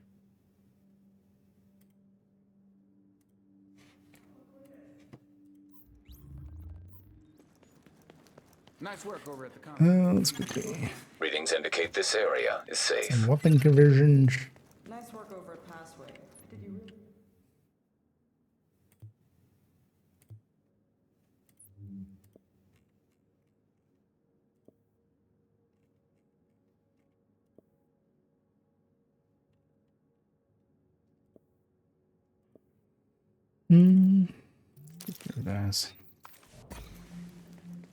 Don't be shy. It's the only real reason to have all this blue and stuff. Yeah. I guess all of these are hit. Yep. Because this section is kind of LMB. This is also LMB, so maybe we'll get lucky there. Agent, we're getting word of supply drops landing, but they're arriving in the dark zone. Something's going on, but I'm not quite sure what. One thing's for sure, you better get there before the wrong people get... Let's go Striker. Also a medic here. Transmissions jammed. Proximity I wonder if we in a Division 3 System rebooted. get Striker again. I totally was swapping to the pistol because of course we run faster when we have the pistol. Warning. But also that's also the downside of the quick step, like makes this game feel a lot more slow. Just by virtue of I keep forgetting, I need to actually get close damage.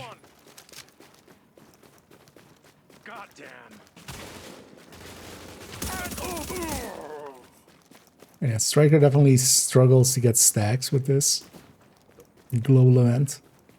That always happens.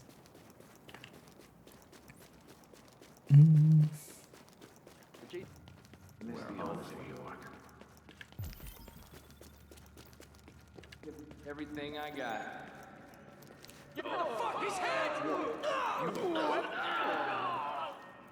Oh yeah, it's a cheater nearby. Oh, they're likely. Or yeah, that's jumping around.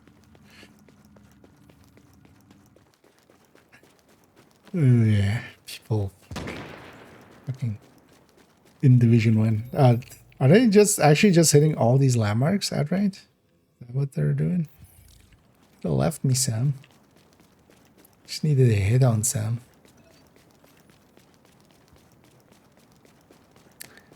Maybe they're not paying attention. I can sneak that one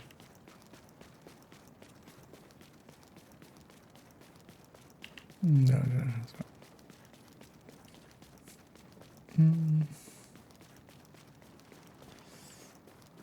That's why the singing is expertise. I mean, it will likely follow at least the same kind of structure of, well, first having like recalibration, optimization, and stuff like that, and then from there goes a little bit further.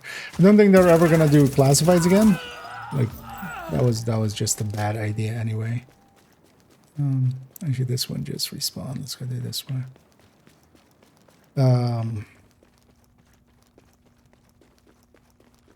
I say we execute every last goddamn JT.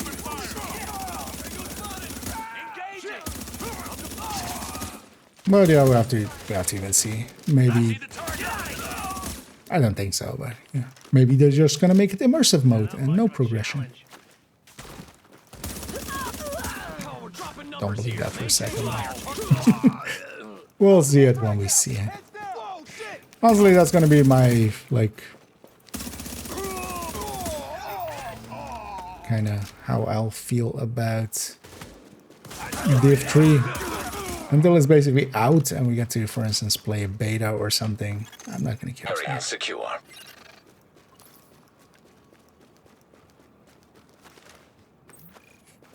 Cheater, yeah, that was somebody very obviously insta-killing everything while half teleporting all over the place. That is not a normal function of the game. You might be surprised to hear, but normally the game doesn't work like that.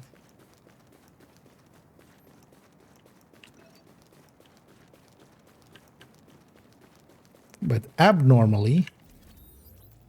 But as well, I kind of actually wish they would have these kind of like quick things in the DZ, just to like, hey, go in and, you know, clear a landmark or two as a daily. They kind of do, but it's always a little bit more than that. But also because of the landmarks here and the much larger size and kind of more spread outness of the players, you can kind of just sneak in and get them done, and then you jump back out. Attention, leaving dark zone. Let's leave the dork zone behind. We are no dorks, so let's not be in the dork zone. It's with an O, right?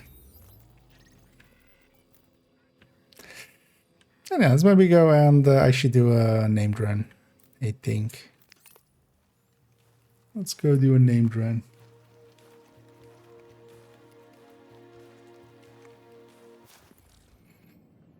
As we haven't done so in a while. I feel a Predator's Mark would be actually... Maybe we swap characters. Yeah, let's maybe do that. Maybe we swap characters. Check this out.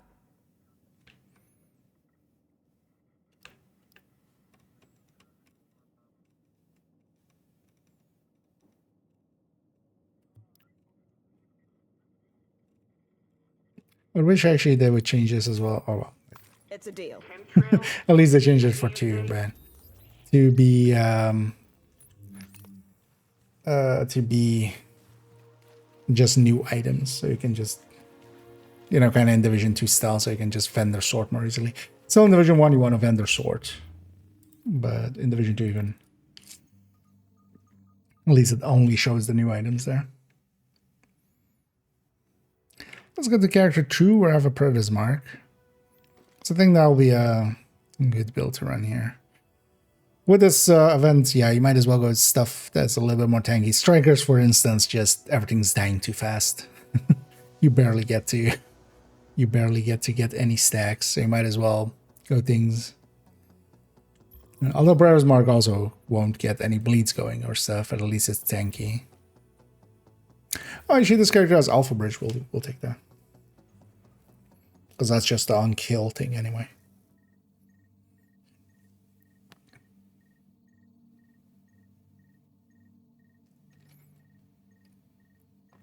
But having something tanky lets you get close. Nomad would be fine too, but her Nomad is a bit too tanky.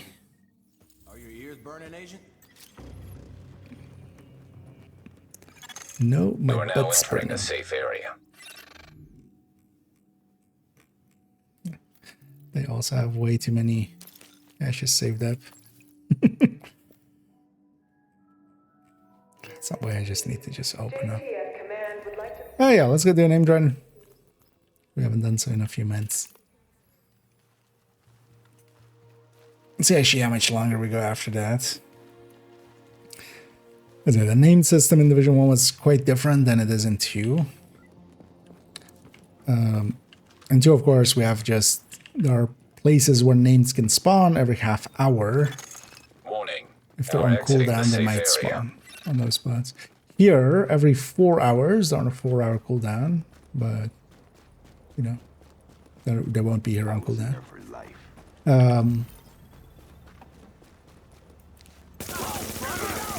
You can go and get all 15. There are 15 zones, 1 per zone. And they're always in a fixed spot. So basically when they're off cooldown, they will guarantee spawn. There's no chances to it or anything. Kind of like, do I even loot? Why am I looting? We'll have to sort through the inventory after for that.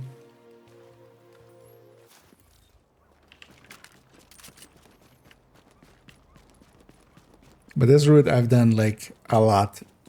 I wonder actually how much I've done this route.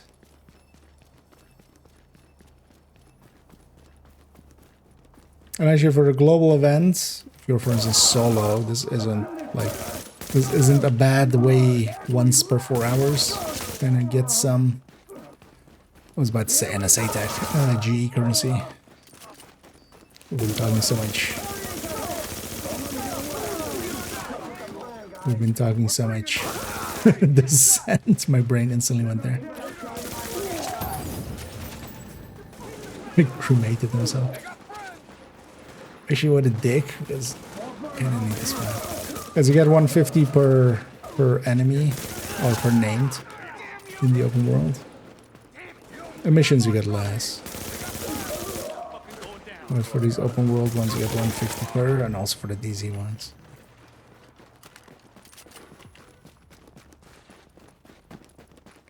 And that makes a name drum, which usually takes about like 20 something minutes. You get 2,250, which, you know, is most of a cache, and they're easy to do, because also the downside is you can't set the world difficulty here. It's always, the world is always just basically normal difficulty, which it's not, because it's gear score based and they're level 34, but we're way more powered, like at least in the missions. Although you know, they're basically normal skills, right? It's just that they're named. Because in the missions, at least you can go hard or challenging or even legendary. Or heroic on the incursions.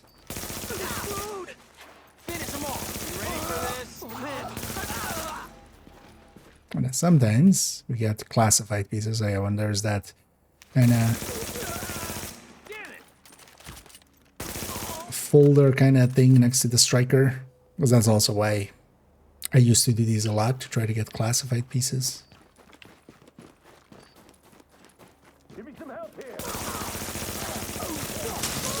I'm happy they never brought the classified system to Div 2. I'm definitely not a fan of that system.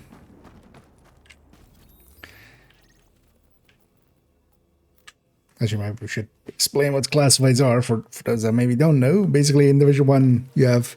In Division 2, of course, we have just 4-piece. That's a gear set, right?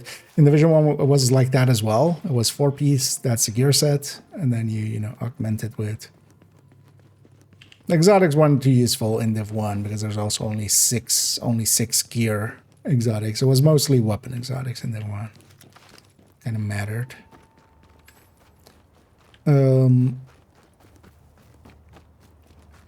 But then they brought classified, which was 6-piece gear sets.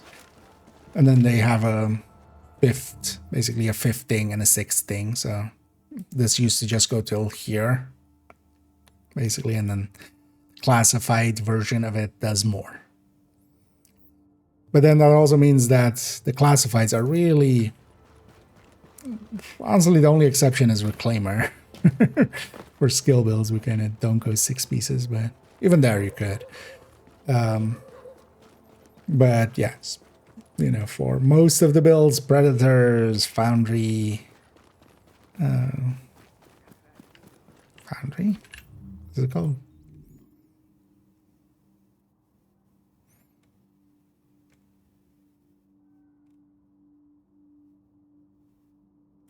D3, I mean. Yeah, D3. I don't know why I thought Foundry. Complete content. No, it also, yeah, basically made... It kind of gave the same issue Division 2 is having, but then with modifiers. Give too much of a power boost and not enough stuff to do it with. Even though there's still challenging content here, like heroic. It's not like once you have classified gear that you have instantly gonna finish all the incursions and stuff. But it was a big power boost, but also completely killed just, you know, in Division 2, there is still variation because you can, you know, set up a Hunter's Fury. If you go Hunter's Fury, you can set it up with Memento and Intimidate. You can set it up with Obliterate and Vigilance. You can go Bloodsucker on the back with different talents and stuff. Leaving the safe area. And that's just due to the fact that you're not using 6 pieces, so it leaves 2 pieces open. That can be exotics, that can be other things. Same for Striker, right? Like, we can go with the chest or without the chest. Here, all Strikers are 6 pieces. Like, you know, they're always going to be the full, like, that set. So you can't have other talents and stuff. And the only thing you really get to play around with is the weapon talents and then the stats that you take on the gear, which is much more limiting. It still allows for a little bit of changes because, yeah, for instance, things like taking a, like, 8K, 4K Striker versus a 9K Stam Striker. Like 8K firearms, 4K stamina, Striker. They still play differently.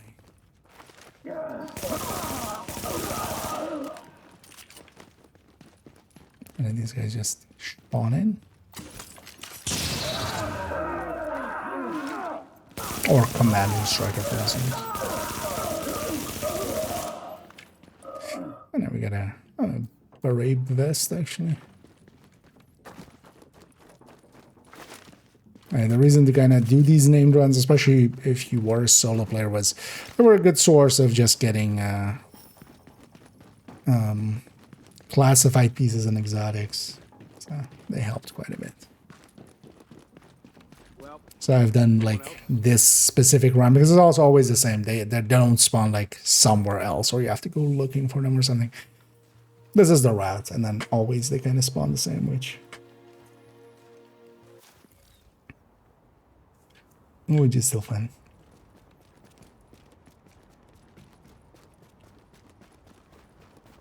Especially if you have good builds as well, you can just tear through them. Before they were introduced, yeah. I didn't play much before, basically the second year, which already was past 1.8. But I played a little, or like, I still caught a little bit of it here and there, but definitely, like, yeah, I'm happy in Div 2. And also, they, like, the devs seem to agree. And hey, their research. And they're doing pretty good. And same, I hope that everybody out there is enjoying their day so far.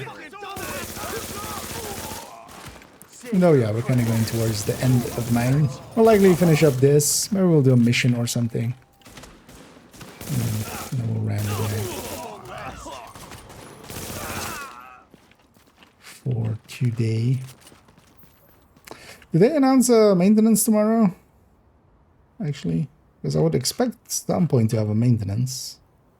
No? Because I need to do a maintenance just to turn off like the UI, the login UI. Or the login like screen being what it is. So. But I should order ads there. Quick question for the G in Division 1. Which do you advise, the Spear Cache or the expensive classified gear caches? Starting out, so also depends if you want to go for the commendation. The commendation is, oh, actually, too bad.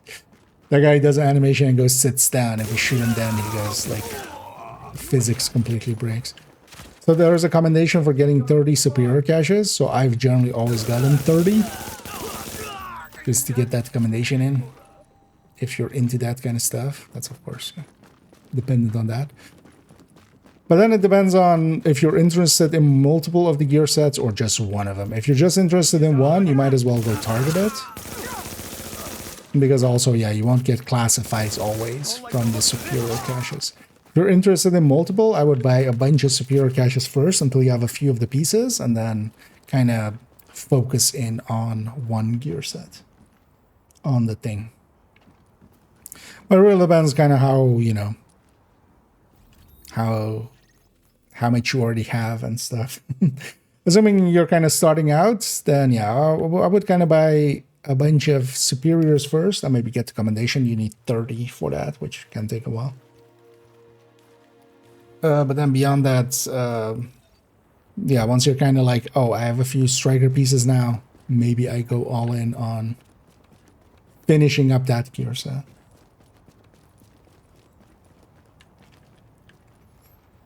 Turn on 5 feet on one high end, but very limited.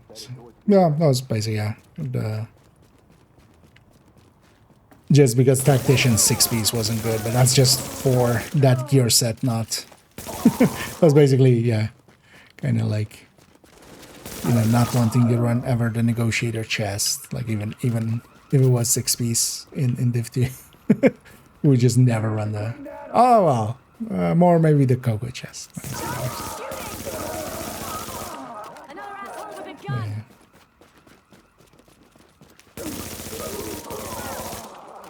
Get a load of these suckers.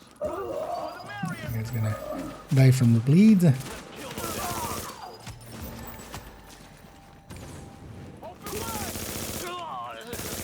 Oh, that's not. Look at that guy was that guy.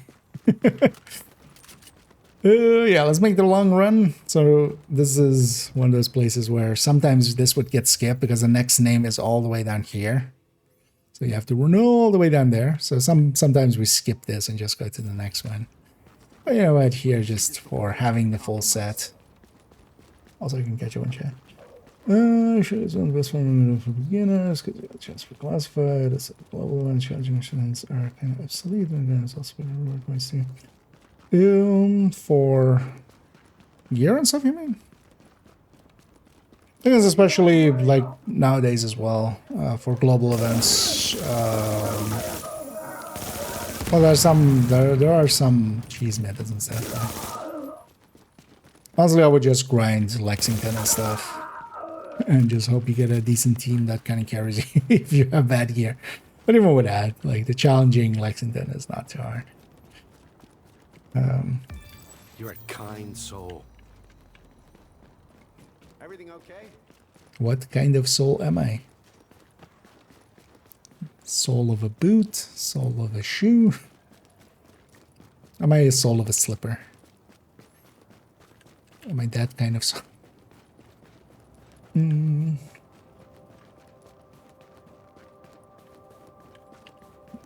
But yeah, this was always the thing. Was also with this, you could just do it solo and whenever. It's kind of, you can kind of not really per se be thinking about things and just kind of. This was always also my warm up. DC events tomorrow. Yeah. But no more if there's like a maintenance or not. But yeah, indeed. Well, Golden Bullet and DZXP. But yeah, Golden Bullet especially as well. It's kind of annoying that they're running like Golden Bullet. I like, when was the last one? Not too long ago. I would love for them to just do Guardians and stuff again. Like, I don't know why they're not.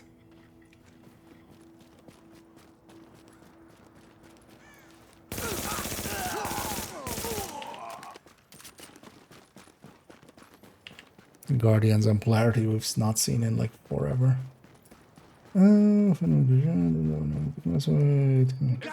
It's good for a second.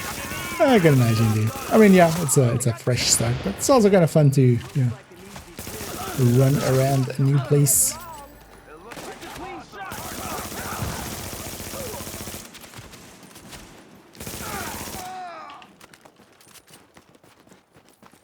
Even without a classified, by the way, you can just kind of get, even getting.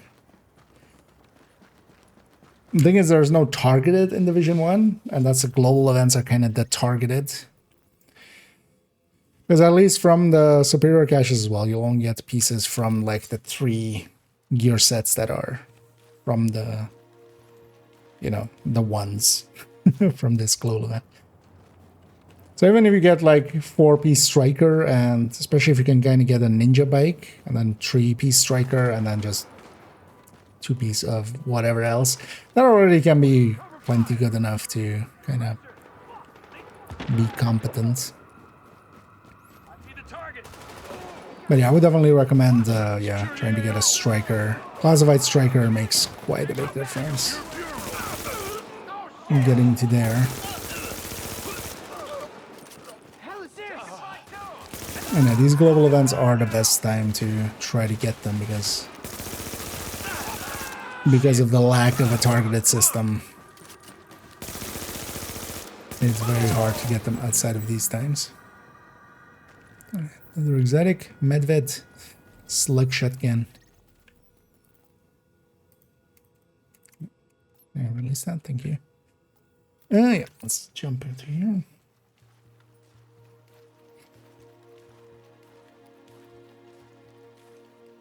No, we're weapons that does like.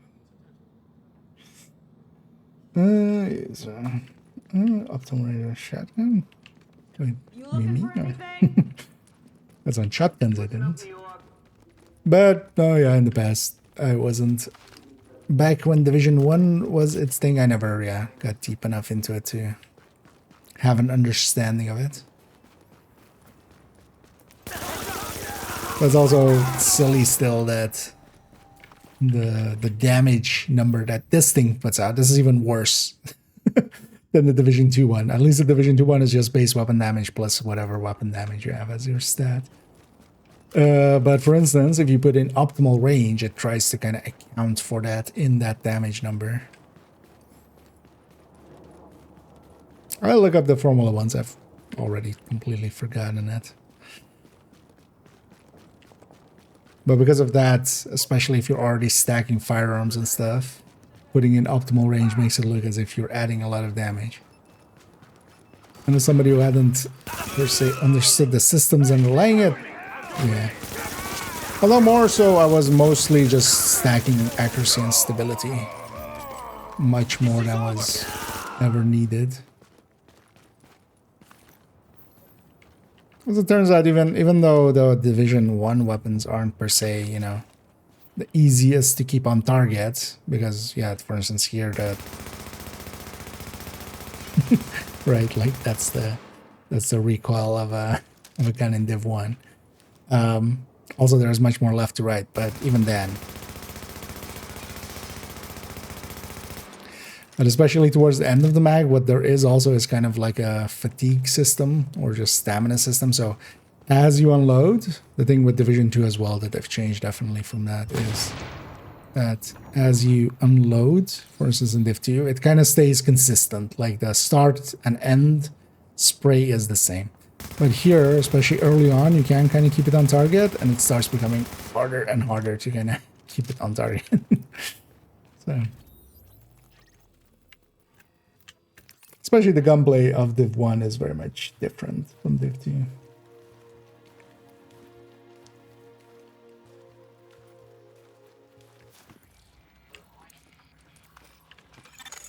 You are now entering a safe area. Enter through here and exit through there. Warning, you are exiting the safe area. Should also get this character's supply drop as we're going through.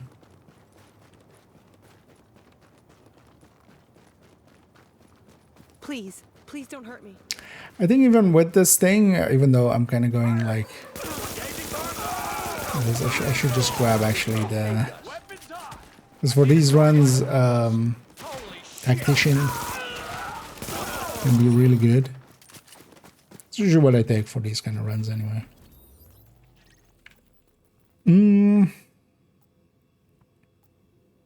So let's go from here, get the supply drop, and then we come back for the named.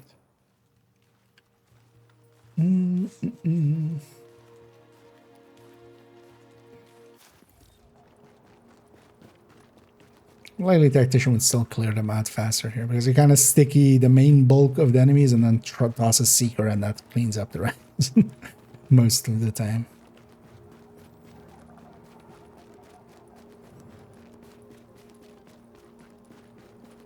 There's a lot of heavily armed assholes around here.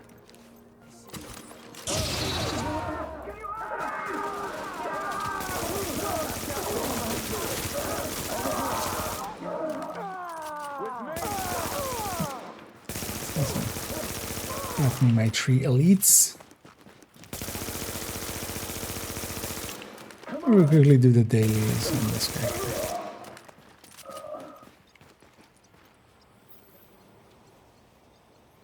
And all of these are also per character here. Supply drop claim. It's one of the reasons to have multiple characters here, although even more than Division 2, you only have 6 loadout slots per character. So it's way more for that as well, just to have access to more. Actually, yeah, we haven't killed the name yet. Let's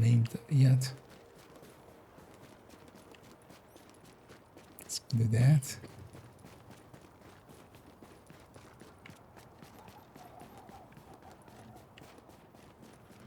You're scaring me. Yeah.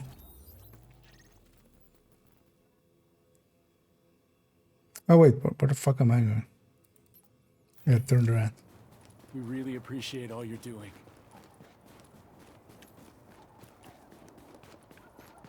Oh, north instead of east. Indeed, they got Alex.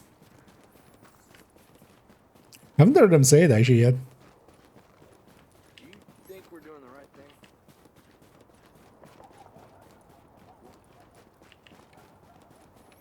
But yeah, they do say it a lot still. Even though in the past, yeah, it used to be every time. Like there was a time when it was literally every time they would say they got someone, it would be Alex.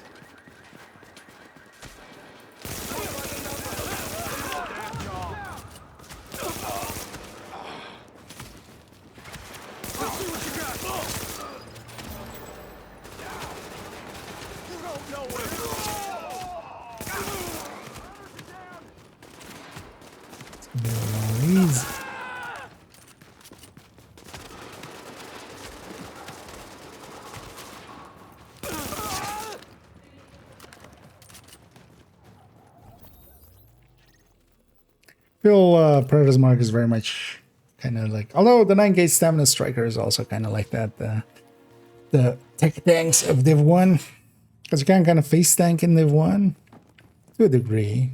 Hey, anything you're looking for? Fills my inventory. Oh, yeah.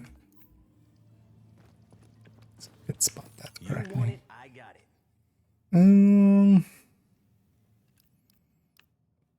I need the division system, the Division 1 system. Although Division 2 had this at the start as well, where you have 3 talents. So you really want to... It's much more about getting the right 3 talents, because they don't have extra stats and stuff. Those things just get optimized. So it's just about getting the right talents for the right weapon that you're kind of looking for.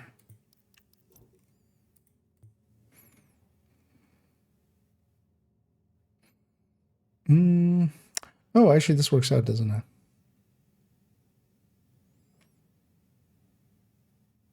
Because we take enemy armor damage and then something else. Right. Because I actually needed a beret chest. And I don't need the extra striker pack. One of the big things with classified was also you got 2 recalibrations. So classified gear could be much more easily be made to work well, because you had a whole extra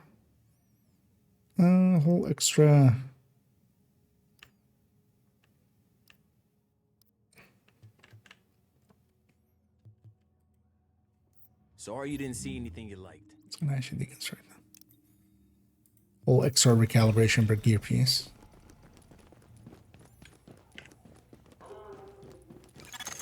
Warning.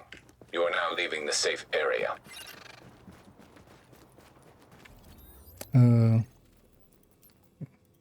Stop marking stuff. Go away. Oh, yeah, that's how you unmark them. North. Anyway.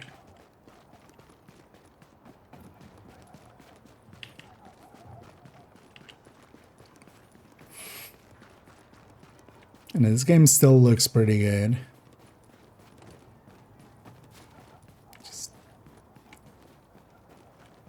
Always love just looking up in this game.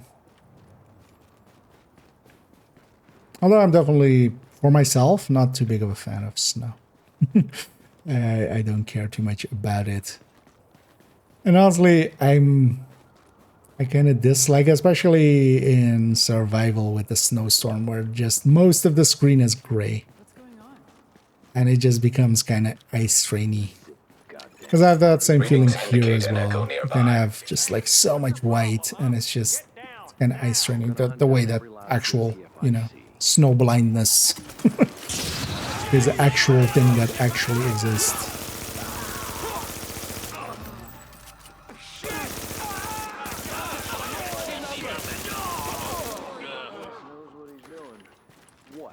You think you can take us? Engaging target. I just took a bunch of you. Looks like we lost one.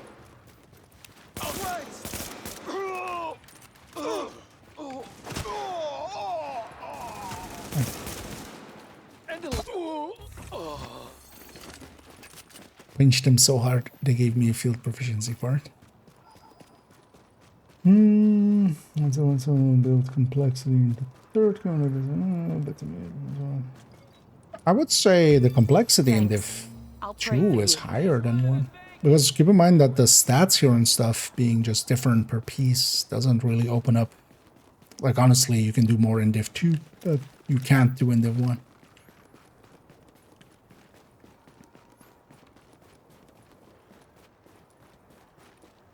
Because, for instance, yeah, the Gear 1.0 from Div 2.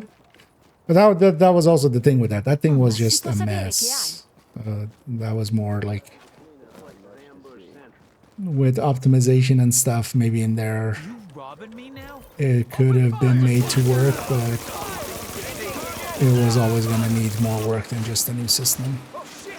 But the one system is not more complex. Especially because of also classifieds. It actually ends up being a lot less complex.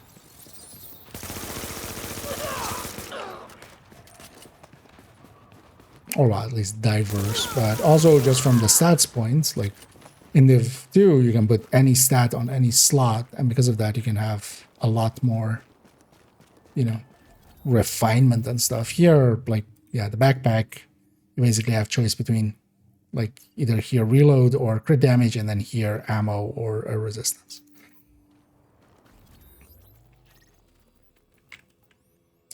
Yeah, that was our 15th name. Let's take this back to the base.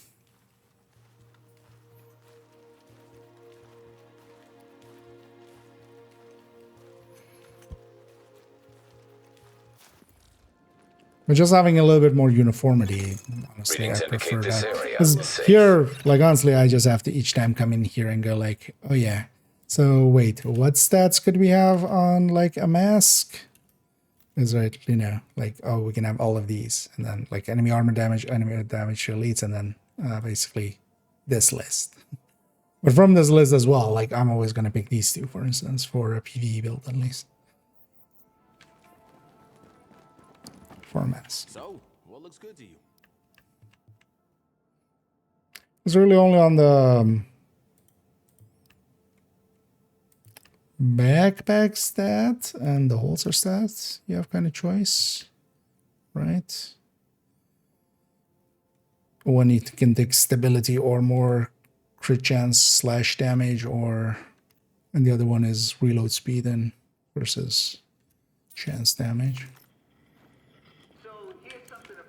And then on the glove you can take like health on kill, but that's basically all the choices. Yeah, let's especially open up this thing as well. We'll leave the other caches for now. You know what, let's do this weapon conversion. Let's get this LMB kills. Not likely we'll actually call it for now. Kind of wanted to just jump back in here, see where we left off last time on Division 1. Weapon conversion.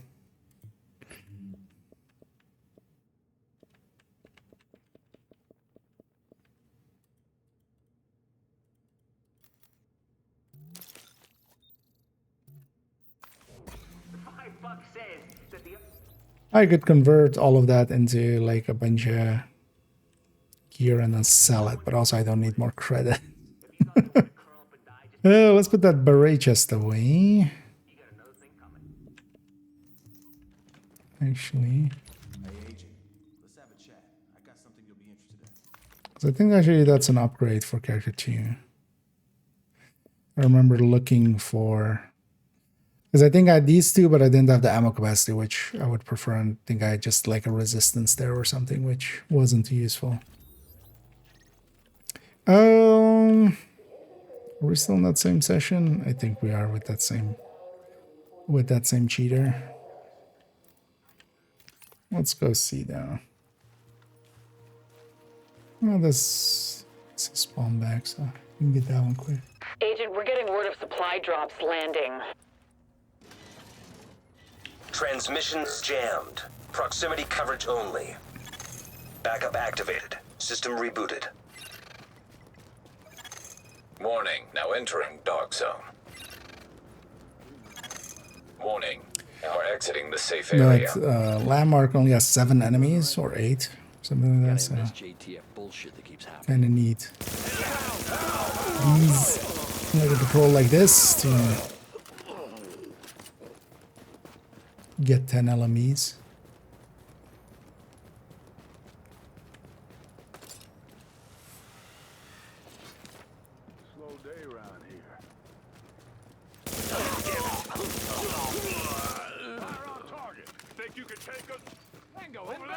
Get the enemies on this side first.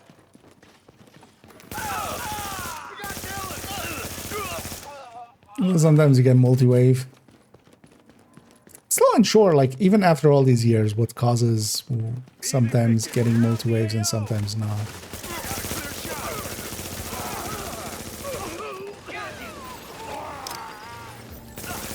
Or is it just fully random?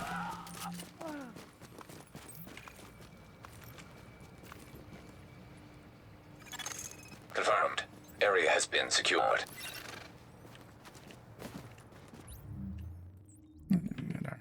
Dark Zone assignment cache.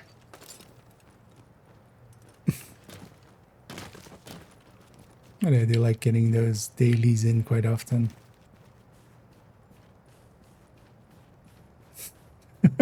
Robot overlords are coming. Yeah. Turns out it's not robots, it's AI. AI in robots.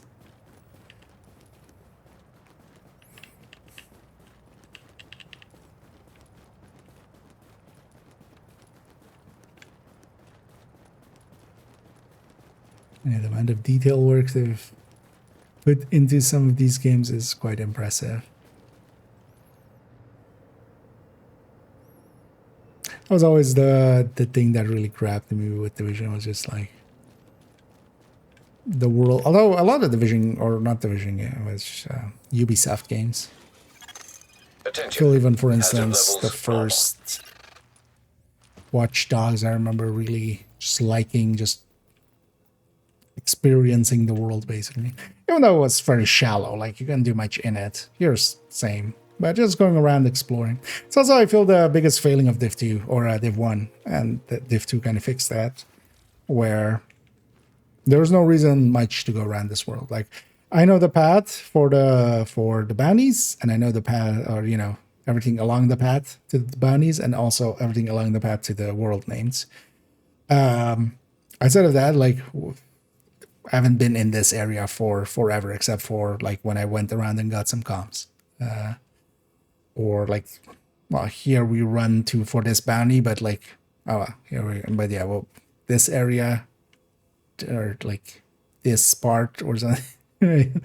Like a lot of parts we just don't, and Division 2 of course has like the activity system where it makes you go and kind of explore a little bit just as you're going from thing to thing. I'm sure I'll see you again. Yeah, we'll leave that there. I'll figure out what I'll do with all these caches. at some point if we have stuff I want to just optimize, because we're going to just burn optimization on a lot of stuff. It should be the case that actually everything on my characters is fully optimized at this point. But, and then yeah, maybe tomorrow we'll jump in a little bit with this thing, with some survival. But let's round it out there. Let me actually go and see who's available for us to raid, as we have Velassi in the background. Is Livid still up? Yeah. Yeah. Well, of course. Of course, raid that way. If I was so inclined, would I get out of here? The answer's obvious, people. It's people. Sure, everything's blocked off if everyone's doing their jobs. If the river patrol's always watching and the guards on the tunnel run don't let's take go over there. rides, Yeah, let's go and raid over to Livid, who's we kind of brought up earlier, as well as I think somebody who still makes a lot of content for Div 1. Definitely worth checking out. I've enjoyed watching some of their tutorials on stuff, and yeah, for instance, seeing how they do things like Amherst and such. Let's go right over there. I'll be back tomorrow, and likely tomorrow I'll jump on in the afternoon and in the evening. I haven't seen a message of maintenance. I'll go maybe check other places as well, because maybe under Twitter it is, but it's not showing up in the in the visual Discord and stuff. But that part seems to have been broken for a while already.